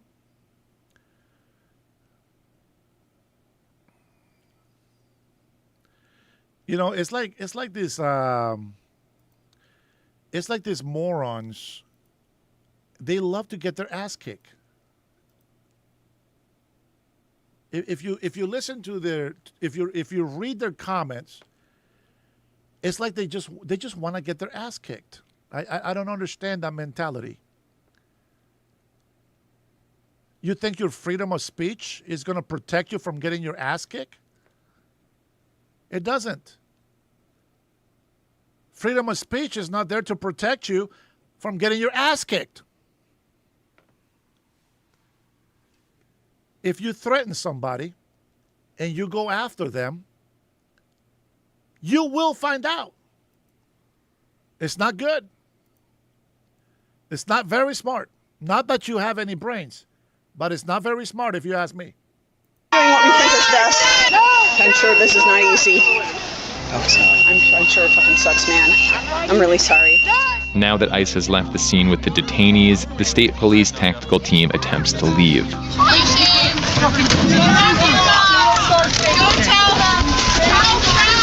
How are we gonna leave? This is dumb. But protesters have not relented, and troopers themselves are scared. It's getting dark. They're gonna start trying to hurt people. Socko, get in the van. Hang on. So 1, 2. Oh, that was a rock. Yep, here we go. I'm telling you. Who threw that one? And see, I was looking. Socko, I'm gonna start just spraying people. Can we start using OC and stuff? Are you accounted for in here? Yeah, they're 9, but they're throwing rocks and stuff at her. Yep. There's also a guy right on her fender, too. Let's keep going. Let's go. Get out of the way from Todd. Go. Okay, now are they gonna be able to get out? Now stop right up here. Stop right here. Stop right here. I just want to make sure they're good. Stop. Stop the car. They stop to see if their colleagues need help. Out. Going out. 411, you guys all right? They're coming. What is the fucking plan? Give me your pepper spray. I just want to make sure they're not overrun and dead. Want this? Hey, somebody's gonna watch it. Just then, they realize a protester is running toward their van. Go.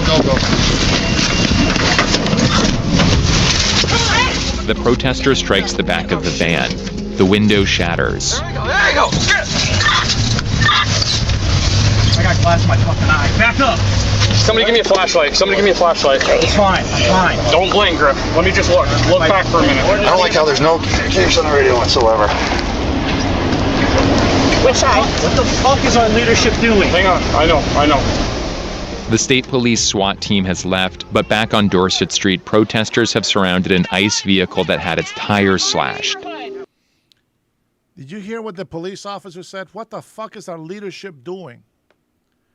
He's talking about the senators, the mayors, the governors on the dumb-ass socialist, Marxist, communist, fake-ass Democratic Party. These soldiers, there's police officers, these ICE agents, federal agents, they're serving us. And our leaders are making them look like they're the criminals. They're literally putting their lives on the line to protect us. You heard the law enforcement, the police officer. What the hell is the leadership doing? That's crazy, man. That's got to break your heart. The feds refuse to abandon the car. State police try to defuse the latest standoff. Can we just show them there's nobody in the back seat? Just crack the windows a little bit so they know that you don't have anybody? That's okay, yeah. Guys, listen up for a second. There's nobody. There's nobody in this car. We're gonna. No one's fucking listening to you! An ICE agent tells a state trooper that ICE is calling in its SWAT team to retrieve the car. Our SRT team is en route and they're just going to start dumping This guy doesn't even know how to do his job. Okay. Their SRT team is on the way back. Okay. It's going to cause major issues. Yeah, that's why I want us out here. ICE unleashes its tactical team. They clear the protesters with flashbangs, chemical irritants, and pepper balls.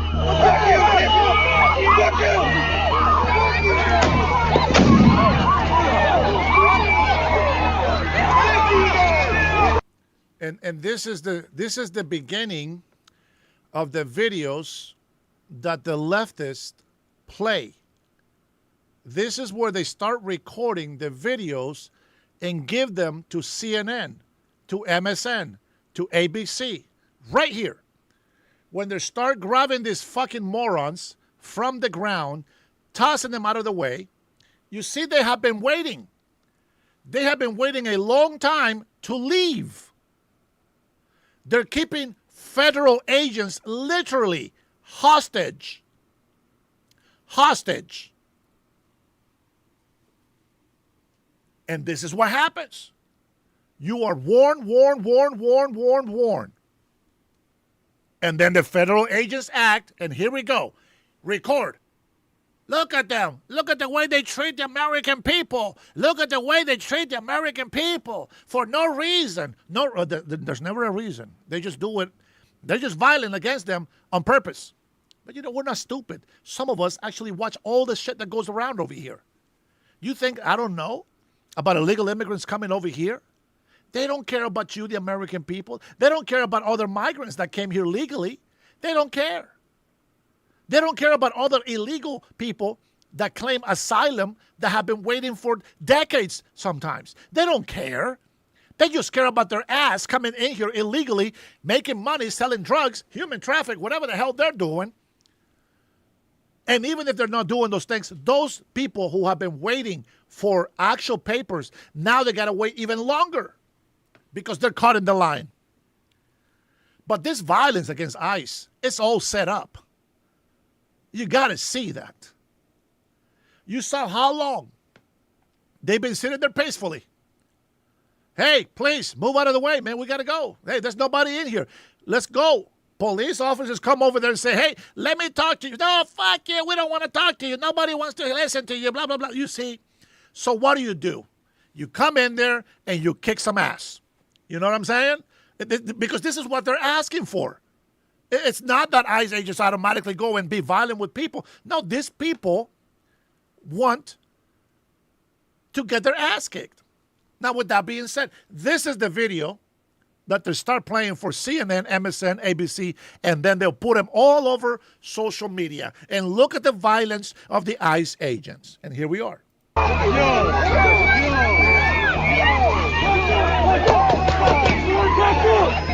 them go! Get the fuck away from me! Take them down! Get out of here! Get out of here! Go home! Go home! Fucking down! Stop it! Stop it! Fucking Just running over the fucking people!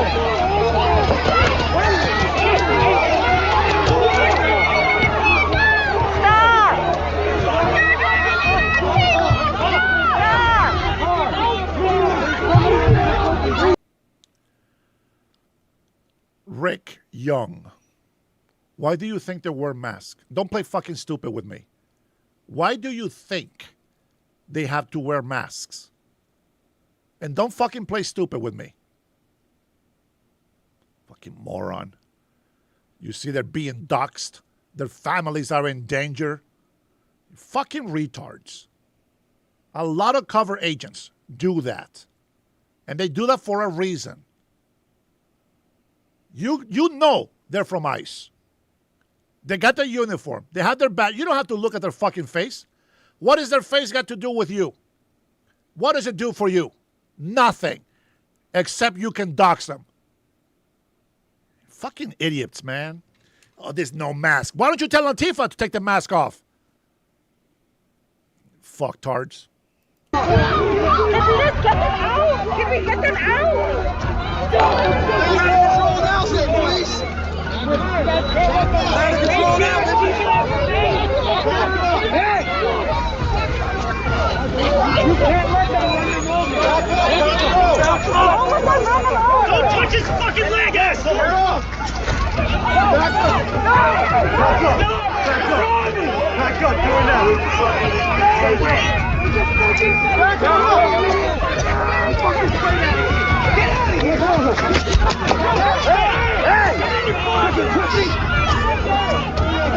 They are federal agents, federal agents, deporting illegal criminal aliens. Do you fucking understand the seriousness of their job?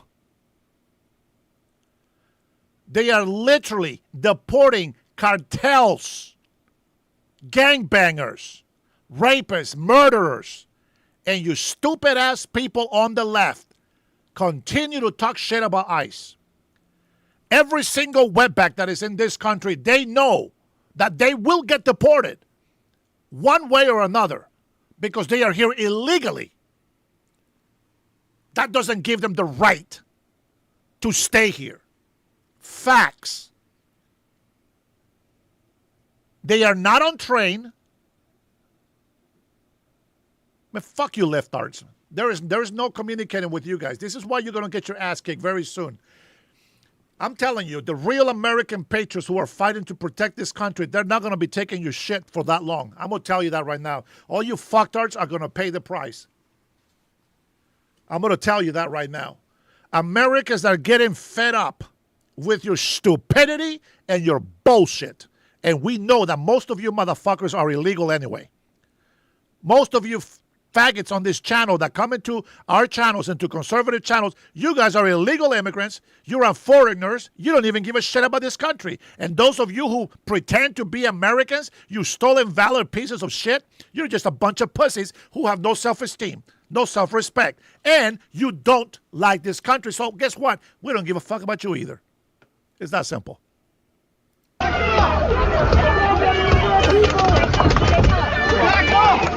Get him out of here! Let's go, do it now! Get him out of here! Back up, do it now! Back up! Back up! Back up! Back up! Back up! Back up! 12 hours after the standoff began, it ends with the violent confrontation between ICE and protesters that local and state police had worked all day to prevent.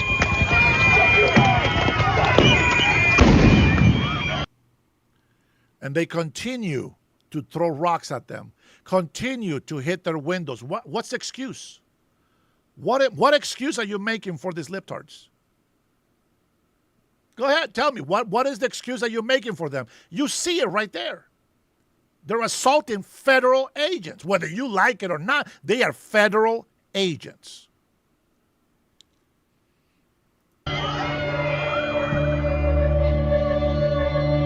In the aftermath of the raid, state and local police blasted ICE's conduct. From the beginning, this plan was not executed to the standard, not how we would do things.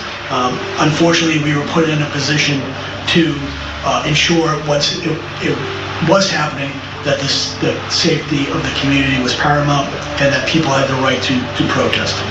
Police defended their actions, including facilitating ICE's entry into the house. They said ICE wasn't backing down, and they were worried that federal agents would have used more aggressive force or perhaps violence. Protesters say police used excessive force against them and improperly aided ICE. Vermont State Police, South Burlington Police, and Burlington Police all conducted internal reviews and cleared their officers of wrongdoing. Chittenden County State's Attorney Sarah George has declined to charge most of the protesters who were arrested. 2 cases are still pending. The 3 immigrants who ICE took from the house were later released from custody after federal judges questioned the constitutionality of their detentions. They could, however, still face deportation. And ICE eventually acknowledged that their target that day, Davy Daniel Corona Sanchez, wasn't in the car or in the house. They're still looking for him. Vermont. But yet, all the libtards were assaulting ICE agents. They went in there. The subject was not in there. And they still went and attacked ICE agents. Broke windshields, back windows. Windshield wipers pulled off. Side view mirrors broken. That's protesting? No. That's a felony. That's a felony offense. All of these people should have been arrested. Every single one of them throwing shit at ICE agents. How are you going to tell me? How is the police going to tell me that civilians throwing rocks and sticks at federal agents is not a crime?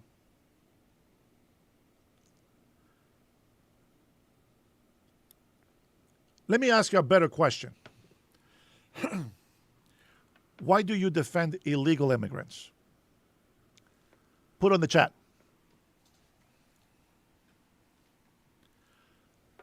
Why do you defend illegal immigrants?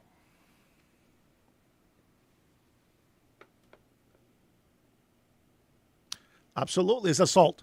Go ahead, tell me. Why do you defend illegal immigrants? And then I'll give you my answer if they're my homies. Yeah, Jose, so every time they go into a sanctuary city, they have to grab a lot more agents because they always get mobs like this. If they didn't make these mobs, they wouldn't have to send so many people, so many agents to get these people. Why do you defend illegal immigrants? Human rights is not a legal right. 1948 is not a reason to defend illegal immigrants. There's nothing wrong with immigration. Illegal immigration, 100% wrong. Why do you defend illegal immigrants? It's a simple question. It's not a trick question. It's an easy, direct question.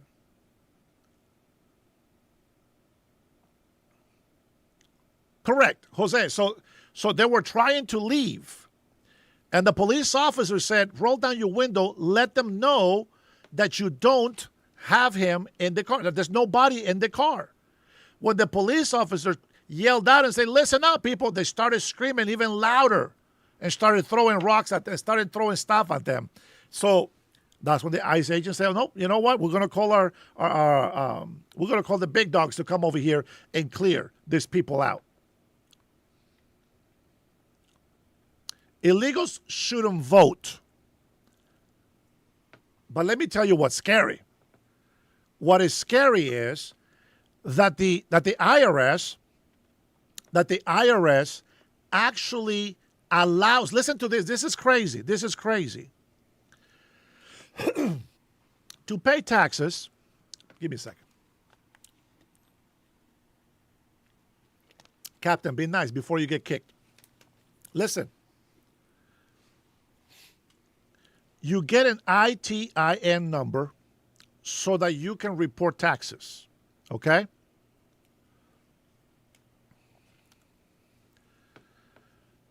The IRS says that if you are going to use a social security number, if it's not a legit social security number, you can't use it. But if you use someone else's social security,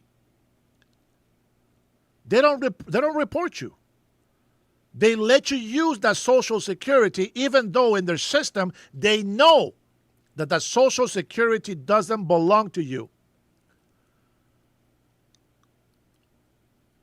I'm so American, I don't even have my original passport from the country where I was born. That's how American I am, suckers. Don't hate, don't be jealous, don't be envious. But answer the question. Why do you break immigration law to support illegal immigrants?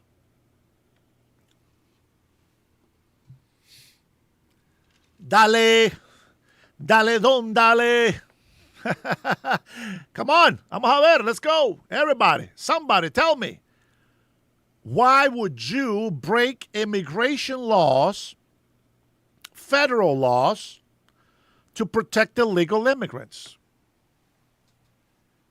Let's see how Americans you really are. Oh, here comes the old troll. Where do you get your information from, the liar Trump, Dennis? Go ahead. Prove it to me. What did I lie on? Under the Bush, Obama, and Biden administration, ICE officers did not feel the need to wear masks. Guess what? They did wear masks. But they also had collaboration from the local government. Go ahead. Why do you break federal law to protect illegal immigrants? It's that simple. Put it on the chat.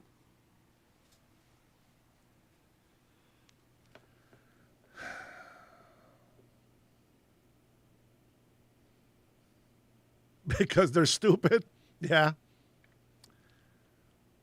Yeah. Selective outrage is okay when Saint Obama does it. Right. You guys get it. I don't have to explain. Most people have common sense on the right. But anybody that doesn't have common sense. Yeah, Susan says they are feds. They can do what they want as long as it's under federal law, of course. They can. In an attempt to undermine our government system of voting, padding bites with numbers that don't count. Yeah. We know that. Affected to know they did not wear masks. You can fact check that. I don't know, man. SWAT team wears mask. What about that? Do you have a problem with the SWAT team wearing mask? Do you have a problem with undercover agents wearing masks? Do you have a problem with those special teams wearing masks? No, I supported Obama, but I didn't vote for him. President Trump congratulated me when I became an American citizen.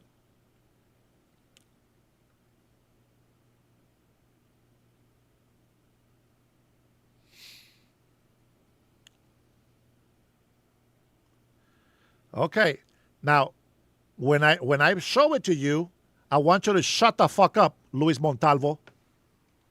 You're a fucking moron. I wouldn't say it if I didn't read it. Let me see if I can find it again for these libtards. They're always asking for proof, and when I give it to them, they say I'm a liar anyways.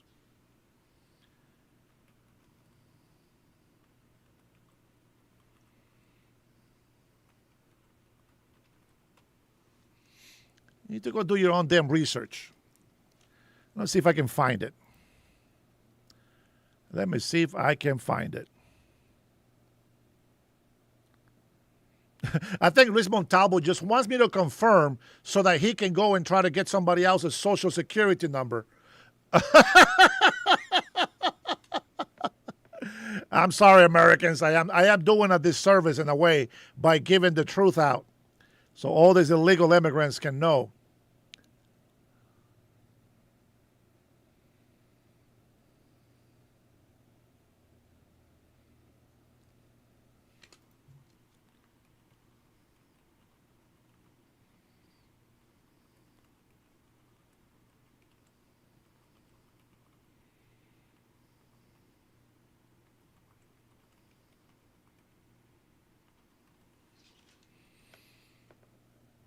You're not supposed to be able to. The rule is that if you use somebody else's social security number or you make up a number, it is considered fraud. And it is a federal crime.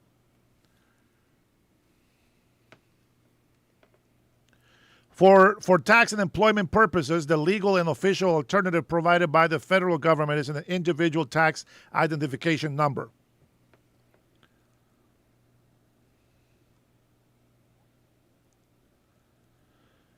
Number one, ITIN is not an authorization, a legal federal authorization to work. If you put up a business with that ITIN, but you work that business, you are committing fraud. Saligas, Justin, I came from an immigrant family, served honorably in the USMC. These liberals made conditions so that where I'm from, I got fed up and moved to Israel. But I assimilated, learned to read, write, and speak. Well, you know, the thing is that the biggest problem that I have with that, Justin, is not you, but with these people that are born here, right? Even though they shouldn't have birthright citizenship. All I'm asking is, defend this country. Love it, respect it, and don't allow others to come here illegally. Just because you have a cousin or family or your parents are illegal, it doesn't mean that you have to break federal law. It doesn't mean that it's okay. It's not okay to do it. But that's 100%. You know, I don't go to France because I don't like France. I don't like their culture. I don't like their government. Why would I be there? I didn't go to the Philippines. Why? I don't want to learn Filipino. I don't want to live there. I don't like the government. I don't like communists, etc. I don't go to countries that I don't want. I don't even want to be in Mexico. Why? Because Mexico bends the knee to the cartels. The United States of America is a great country, the greatest country on earth. So why wouldn't I want to be in this country? You know what I'm saying? It's not that hard. And whether my English sucks is irrelevant. I have assimilated. It's Western civilization. It's something that I'm accustomed to. I love the country. I love the countrymen. I love those who respect and love this country. You see, when I was a kid in Honduras, we made an oath that we will love and respect the country, the land that we live in. And those who don't, we're going to make them. We're going to force them to love and respect. And if they don't, we're going to call them traitors. Oh, Don, you know what I mean. Well, if I chose to live in the Philippines, and I wanted to become a Filipino citizen, it's because I respect their law. I believe in their government. I love the culture. I love the food. I believe it's the greatest place on earth, so that's what I'm going to be.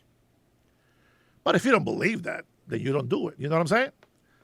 Don, you're not a Filipino. You're proud to be an American. You're proud to be an American veteran. And I love that. And you know my love for your wife as well. Don's wife is Filipina. Fantastic working woman. But I don't like all the Filipino food. You already know that. And by the way, I ate the blood pork with some rice when I got home. Mr. Dennis, why do we have illegals here in the first place? Open border, Harris and Biden. Thank you for screwing the USA, you bastards. No, absolutely. 100%. 100%.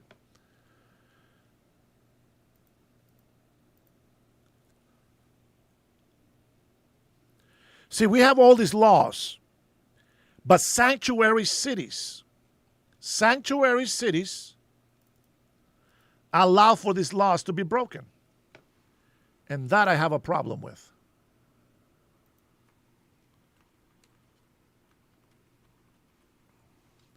But I will find this because I've read it.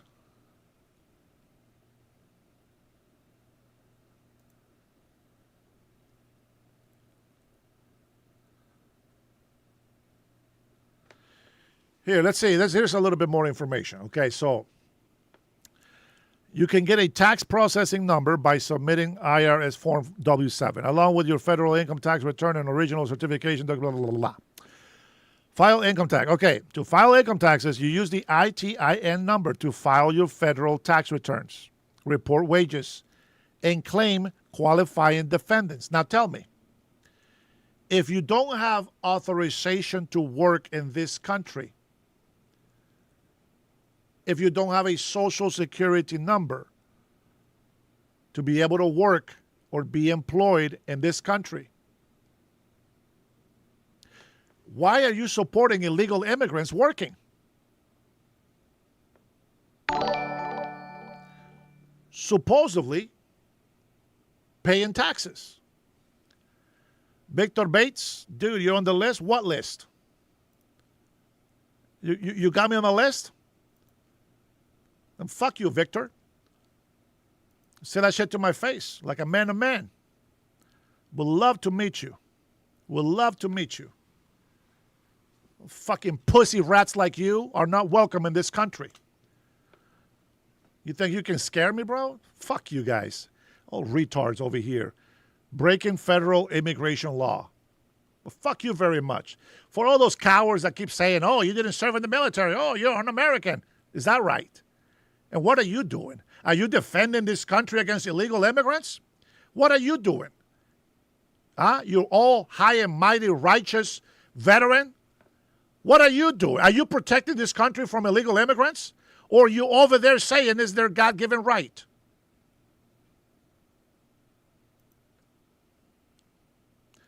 You know what's fantastic? That you can't take that comment back. And I will report you to the FBI for that threat. Give me a second. Just going to save that so I can send it to the FBI. You might as well just make a new profile. You might as well make a new profile, Victor Bates. Fucking idiot.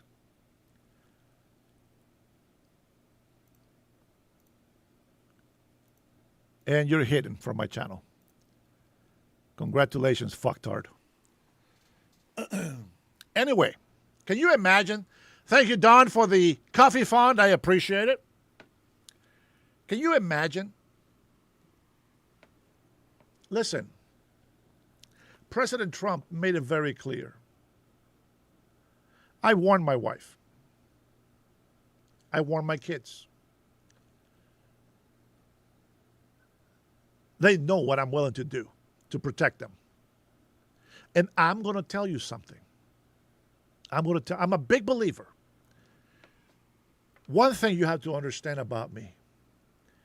And Don told me this weekend, Dennis, I don't want you to die. I want you to live for many years.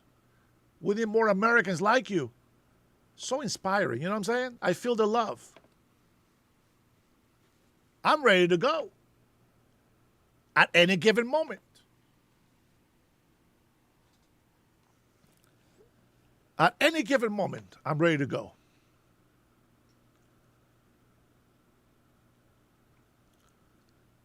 When God calls me,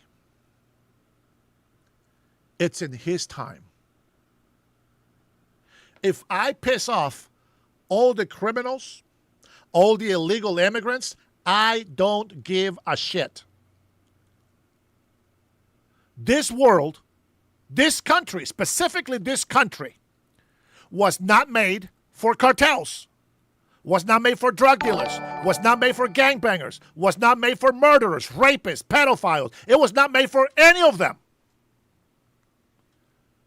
It was made for law-abiding, patriotic American citizens and those who want to migrate the right way, the legal way, and become part of the greatest country on earth. With that being said, I'm ready to go. However God calls me. I get sick with a disease, get run over by a car, got a heart attack, whatever it is. Take a bullet like Charlie Kirk. Whatever it is. However God wants to take me back. I'm okay with it. But I will not leave. I will not live on my knees for any fucking criminal. I will not live to please criminals.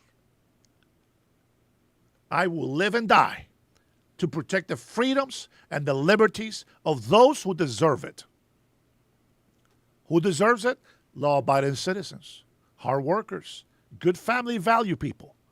Those who believe thou shalt not murder, thou shalt not lie, thou shalt not steal.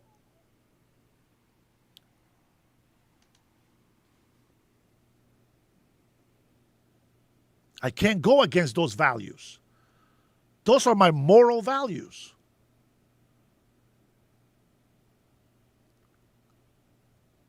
If I go down fighting. Period. President Trump told us to run for office. It's a very dangerous thing. Very dangerous thing. And those who stand for this country, their lives are threatened.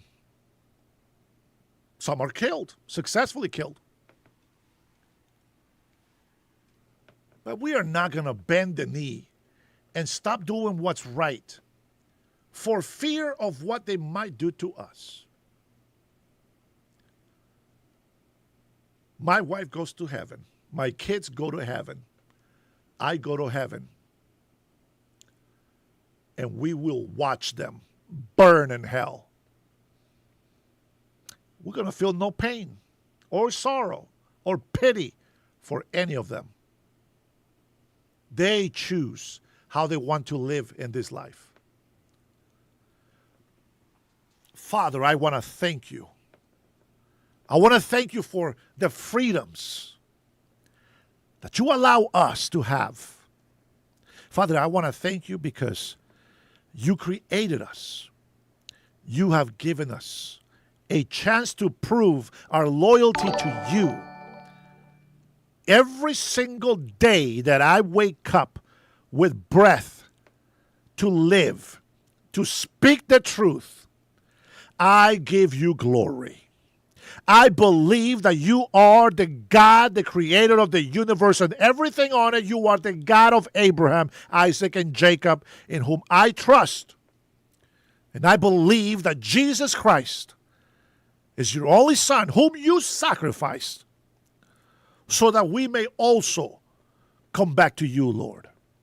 I thank you for your mercy, for your grace. I thank you for every trouble, every disease, every punishment, anything that we have to go through in this life to prove ourselves that we are worthy of being with you again. I give you thanks. Father, we thank you for your love and your grace. But we also thank you for giving us the truth,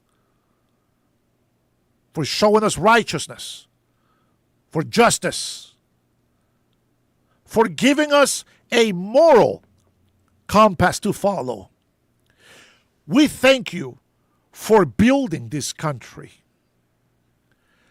250 years under your will, under your command, and your grace, even though we have had witchcraft and evildoers in this nation, because of the promise that you gave God's people and those who follow your will, we are still blessed. We are still victorious. We are still the greatest nation on earth. We still stand with Israel. We still believe that the good people are your will. Thank you, Father. Thank you for putting up with my weakness. Thank you for putting up with my mouth.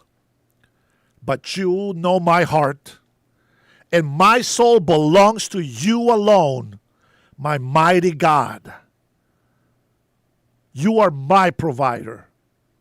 You are my protector. My soul belongs to you, my Lord. Father, forgive my sins. Forgive my trespasses.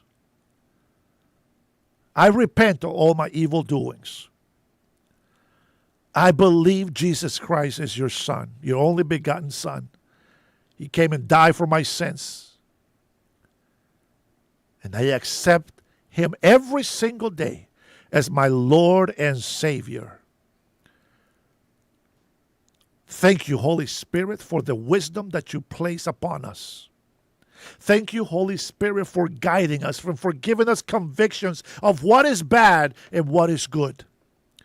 Thank you, Holy Spirit, for guiding our souls to make the right decisions in our life. Thank you for giving us an opportunity day after day after day. For when the last day of our life comes, we will have no excuse to give, but we will be held accountable and we will receive the consequences of our actions. I prayed, Jesus Christ, wash me with your blood. Cleanse my life. Wash every single one of those claiming and calling on to your name, wash them with your blood. Cleanse them. Bless them. Strengthen them. Console them. Comfort them. Love them. Let them feel your presence every day. Every single day, it never fails. We see Lucifer and its demons day after day after day, sowing seeds of hate and disbelief.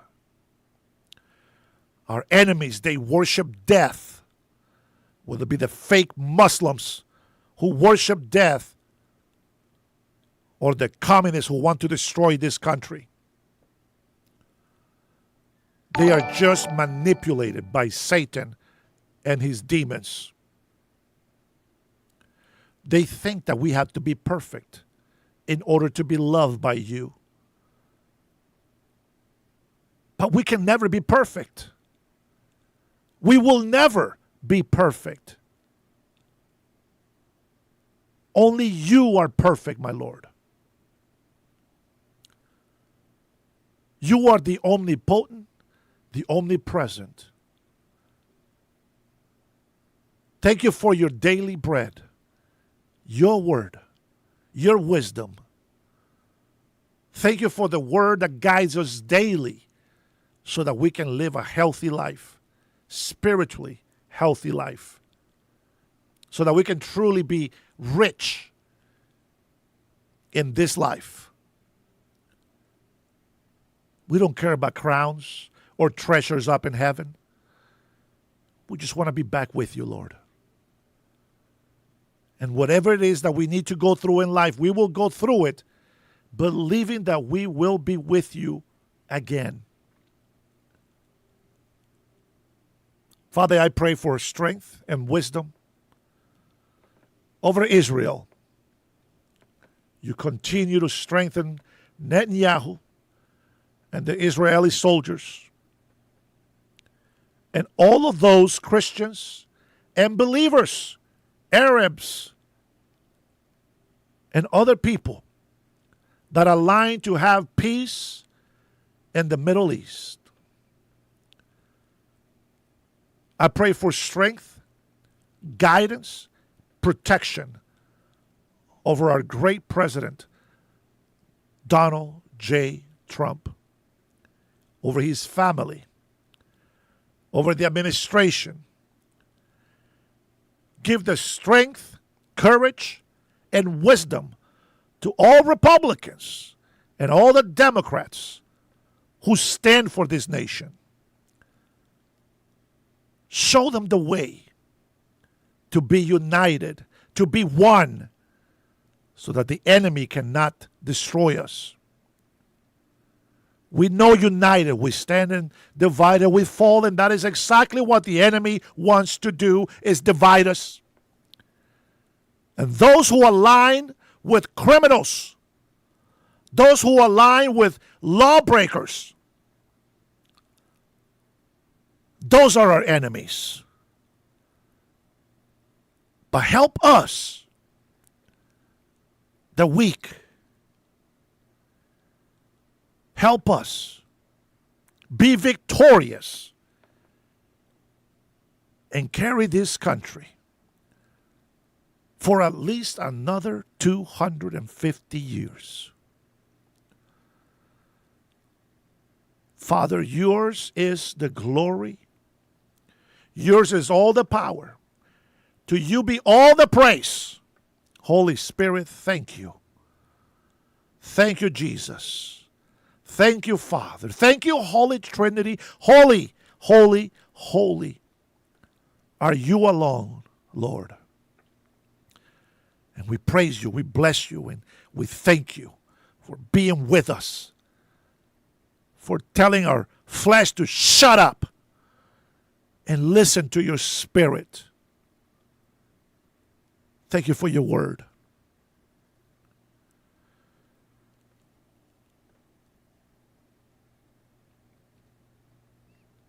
In Jesus' name, amen. You know, the libtards gave me some inspiration today to drop down a prayer.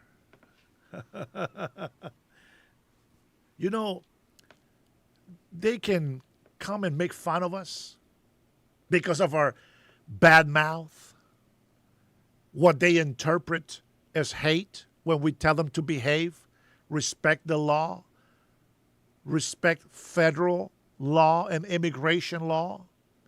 They call us hateful. But we just love them. We don't like to see them being deported. We don't like families being divided.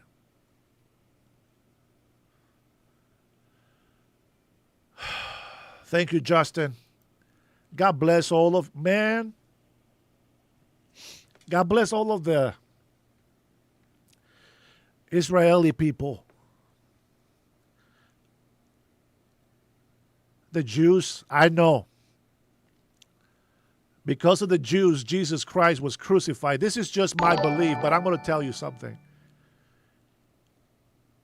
The Hebrews, Israel, all the descendants of Abraham and Sarah,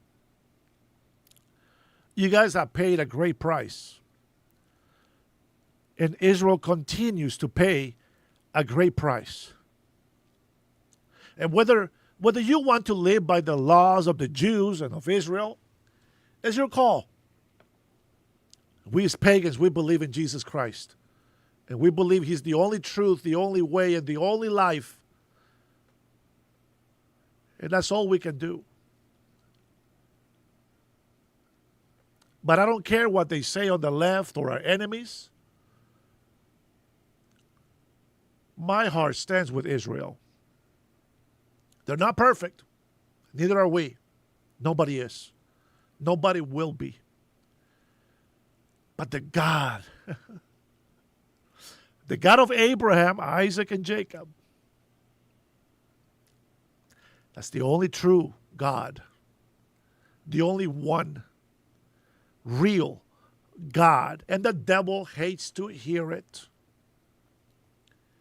But it's true. God bless Israel. God prosper you. May God protect you. There's a lot of suffering. It's not done.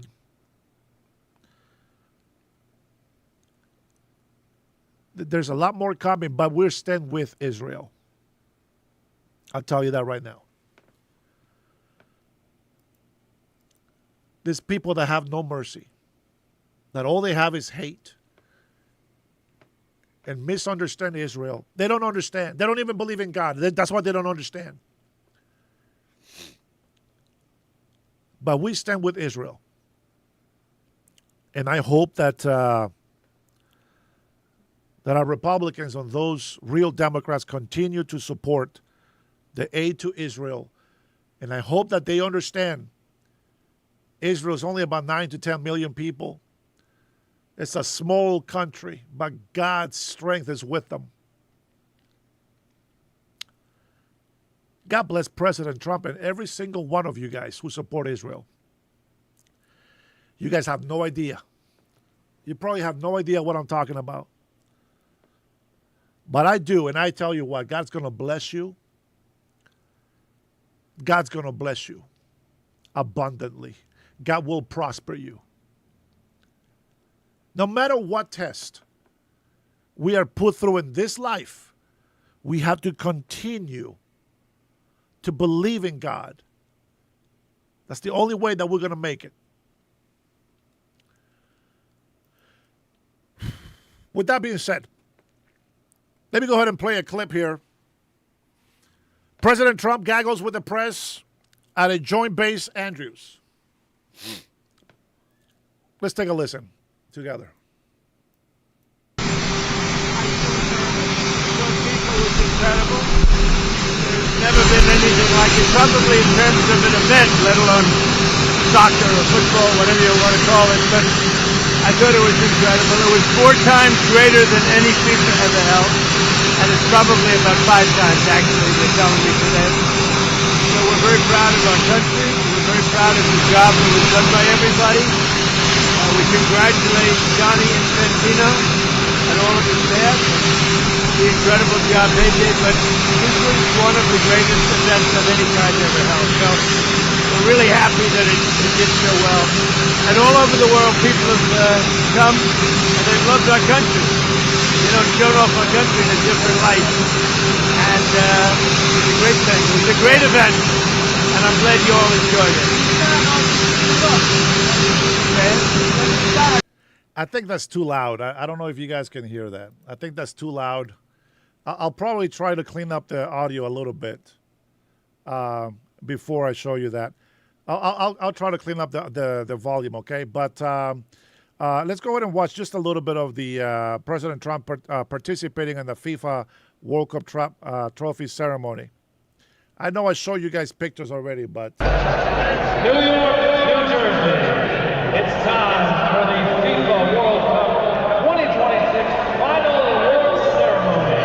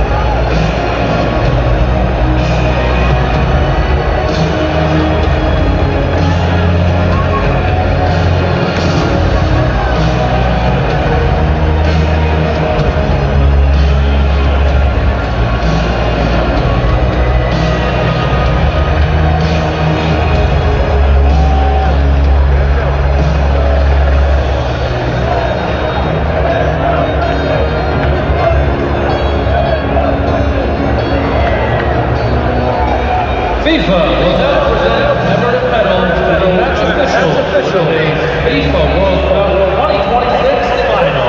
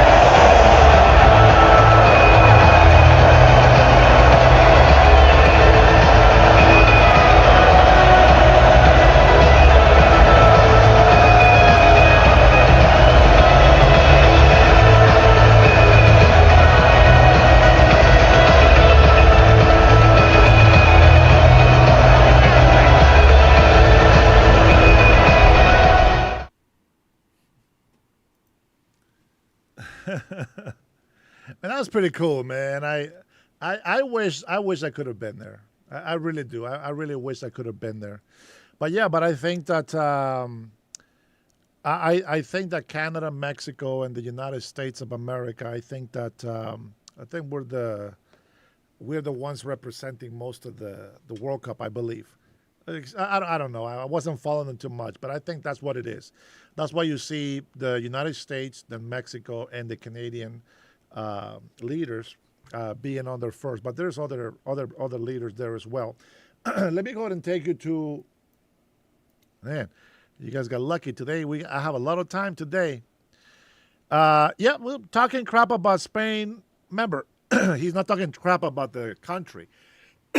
He's talking crap about the Prime Minister of Spain because, well, he doesn't want to pay anything.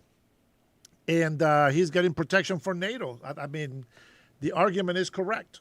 He is issuing the right information. And, yeah, fuck the president of Spain or the prime minister, whatever his position is. He is a shame. He brings shame to this country. But we still love Spain. Spain is still pretty good. Now, I don't want to live there. I don't want to be a citizen of Spain. I love the United States of America, and I love being a citizen here. Today, the United States closes the book on one of the most... This is some of the things that ICE agents, this is what Tom Holman, this is what CSI, CBP, this is what the whole Department of Justice, I think, right? Homeland Security, etc. Department of Justice sends out sentences. They have, this is the work that our federal agents do to keep drug dealers off our street.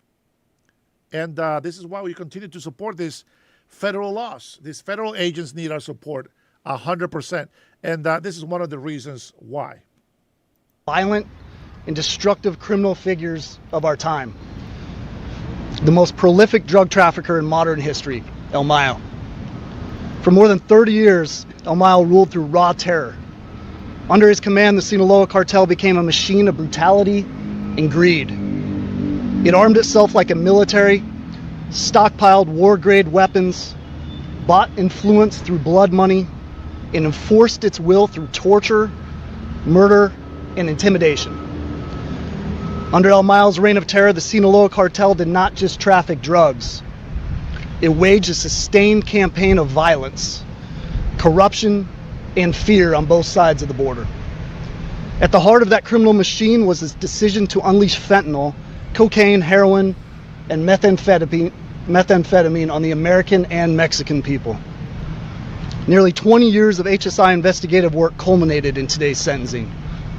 For nearly 2 decades, HSI special agents and investigators, including some who are here today, interviewed countless witnesses, dissected every shred of evidence, and devoted themselves through sleepless nights and early mornings to make certain that El Mayo and his co-conspirators would face justice. They do it for the people whose voices have been silenced, whose lives have been shattered, and those that the cartel violence and drug poisoning has affected the most. El Mayo's rule became synonymous with entrenched public corruption, the generation of billions of dollars from fentanyl and narcotics trafficking, and unimaginable bloodshed, acts of narco-terrorism that devastated communities and claimed countless lives. Every fentanyl shipment translated into overdoses, empty chairs at dinner tables, families who will never be whole again. The graves, the relapses, the shattered lives in the United States and elsewhere are the true legacy of El Mayo. Today's monumental sentencing is the direct result of the Homeland Security Task Force. Its investigation was worked at the highest level and in the most aggressive form. HSI New York initiated and drove the long-term Mexican Federation investigation with a singular focus. Target the Sinaloa cartel at the top, at the money, and in the infrastructure that keeps it alive. Through the Homeland Security Task Force, HSI fused its global investigative reach, its financial expertise, and border authorities with the invaluable capabilities of my colleagues from the FBI, the DEA, the U.S. Marshals Service, and attorneys from the Department of Justice. With this sentencing, we have taken one of the world's most dangerous criminals off the field permanently. He will spend the rest of his life in a United States prison, removed from the empire of violence and corruption that he created. But this is not the end of our fight. HSI, operating through the Homeland Security Task Forces, will continue to relentlessly target every layer of this cartel. There's no corner of this organization beyond our reach. No level of leadership off limits. If you lead, enable, or profit from Sinaloa cartel operations, we're coming for you. Lastly, I'd like to thank the HSI special agents and intelligence analysts and law enforcement partners who have dedicated their lives to this work. They do it for the communities torn apart by addiction and cartel violence.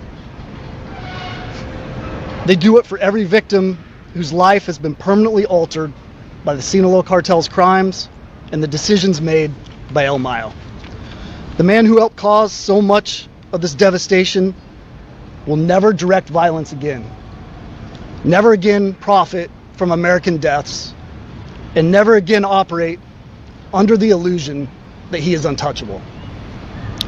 HSI will not stop.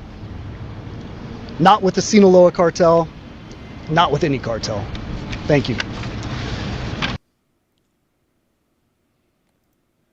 Well done. Realities of deportation. What is this? I think that clip was long enough for people to understand. Whether you agree or not, when illegal immigrants get deported, this is the reality of it. You see it right there. That is the reality of it.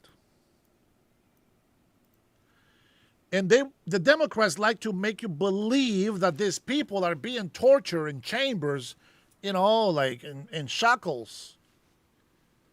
But no, man, they put them on a jet. You know what I'm saying? They go back to their country. They get organized.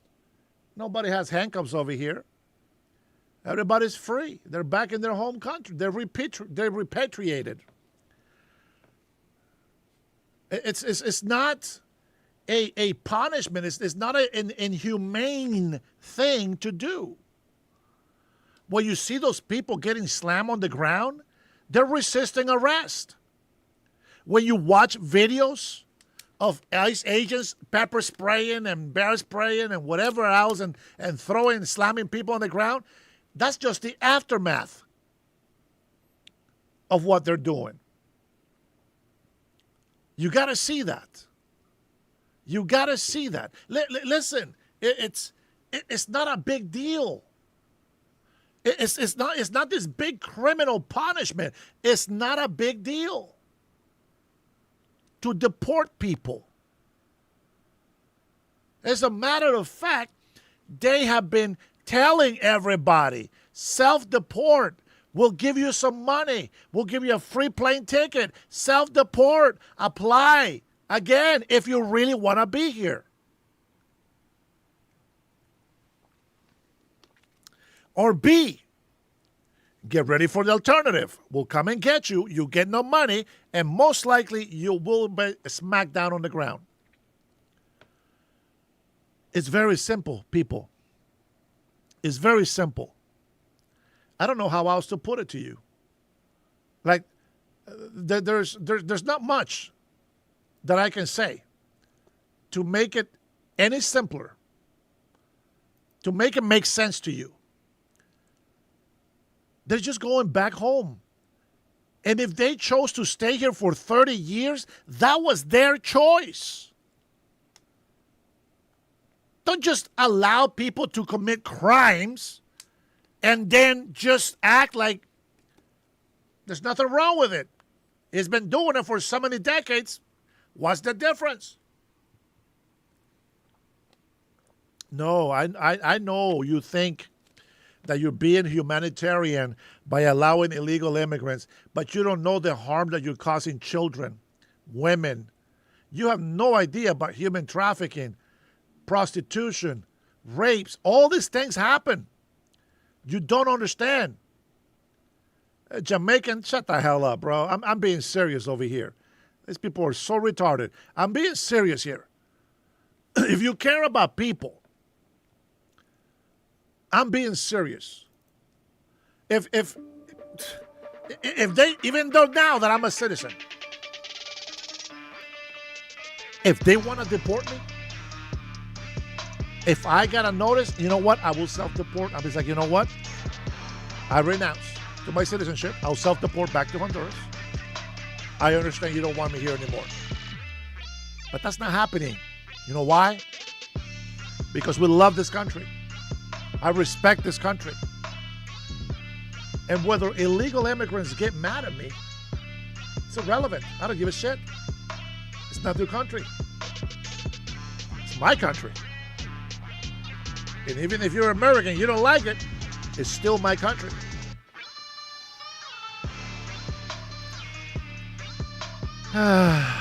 Thank you, Lord. Thank you, God. Thank you, my patriots, for being here with me. You guys are phenomenal. You guys are fantastic. We are creating a new family and circle of friends. Patriots, Americans, Latinos for Trump, gays for Trump, women for Trump, veterans for Trump, real American citizens for Trump. I will see you until next time, guys. God bless you. God bless your family. God bless the USA. See ya.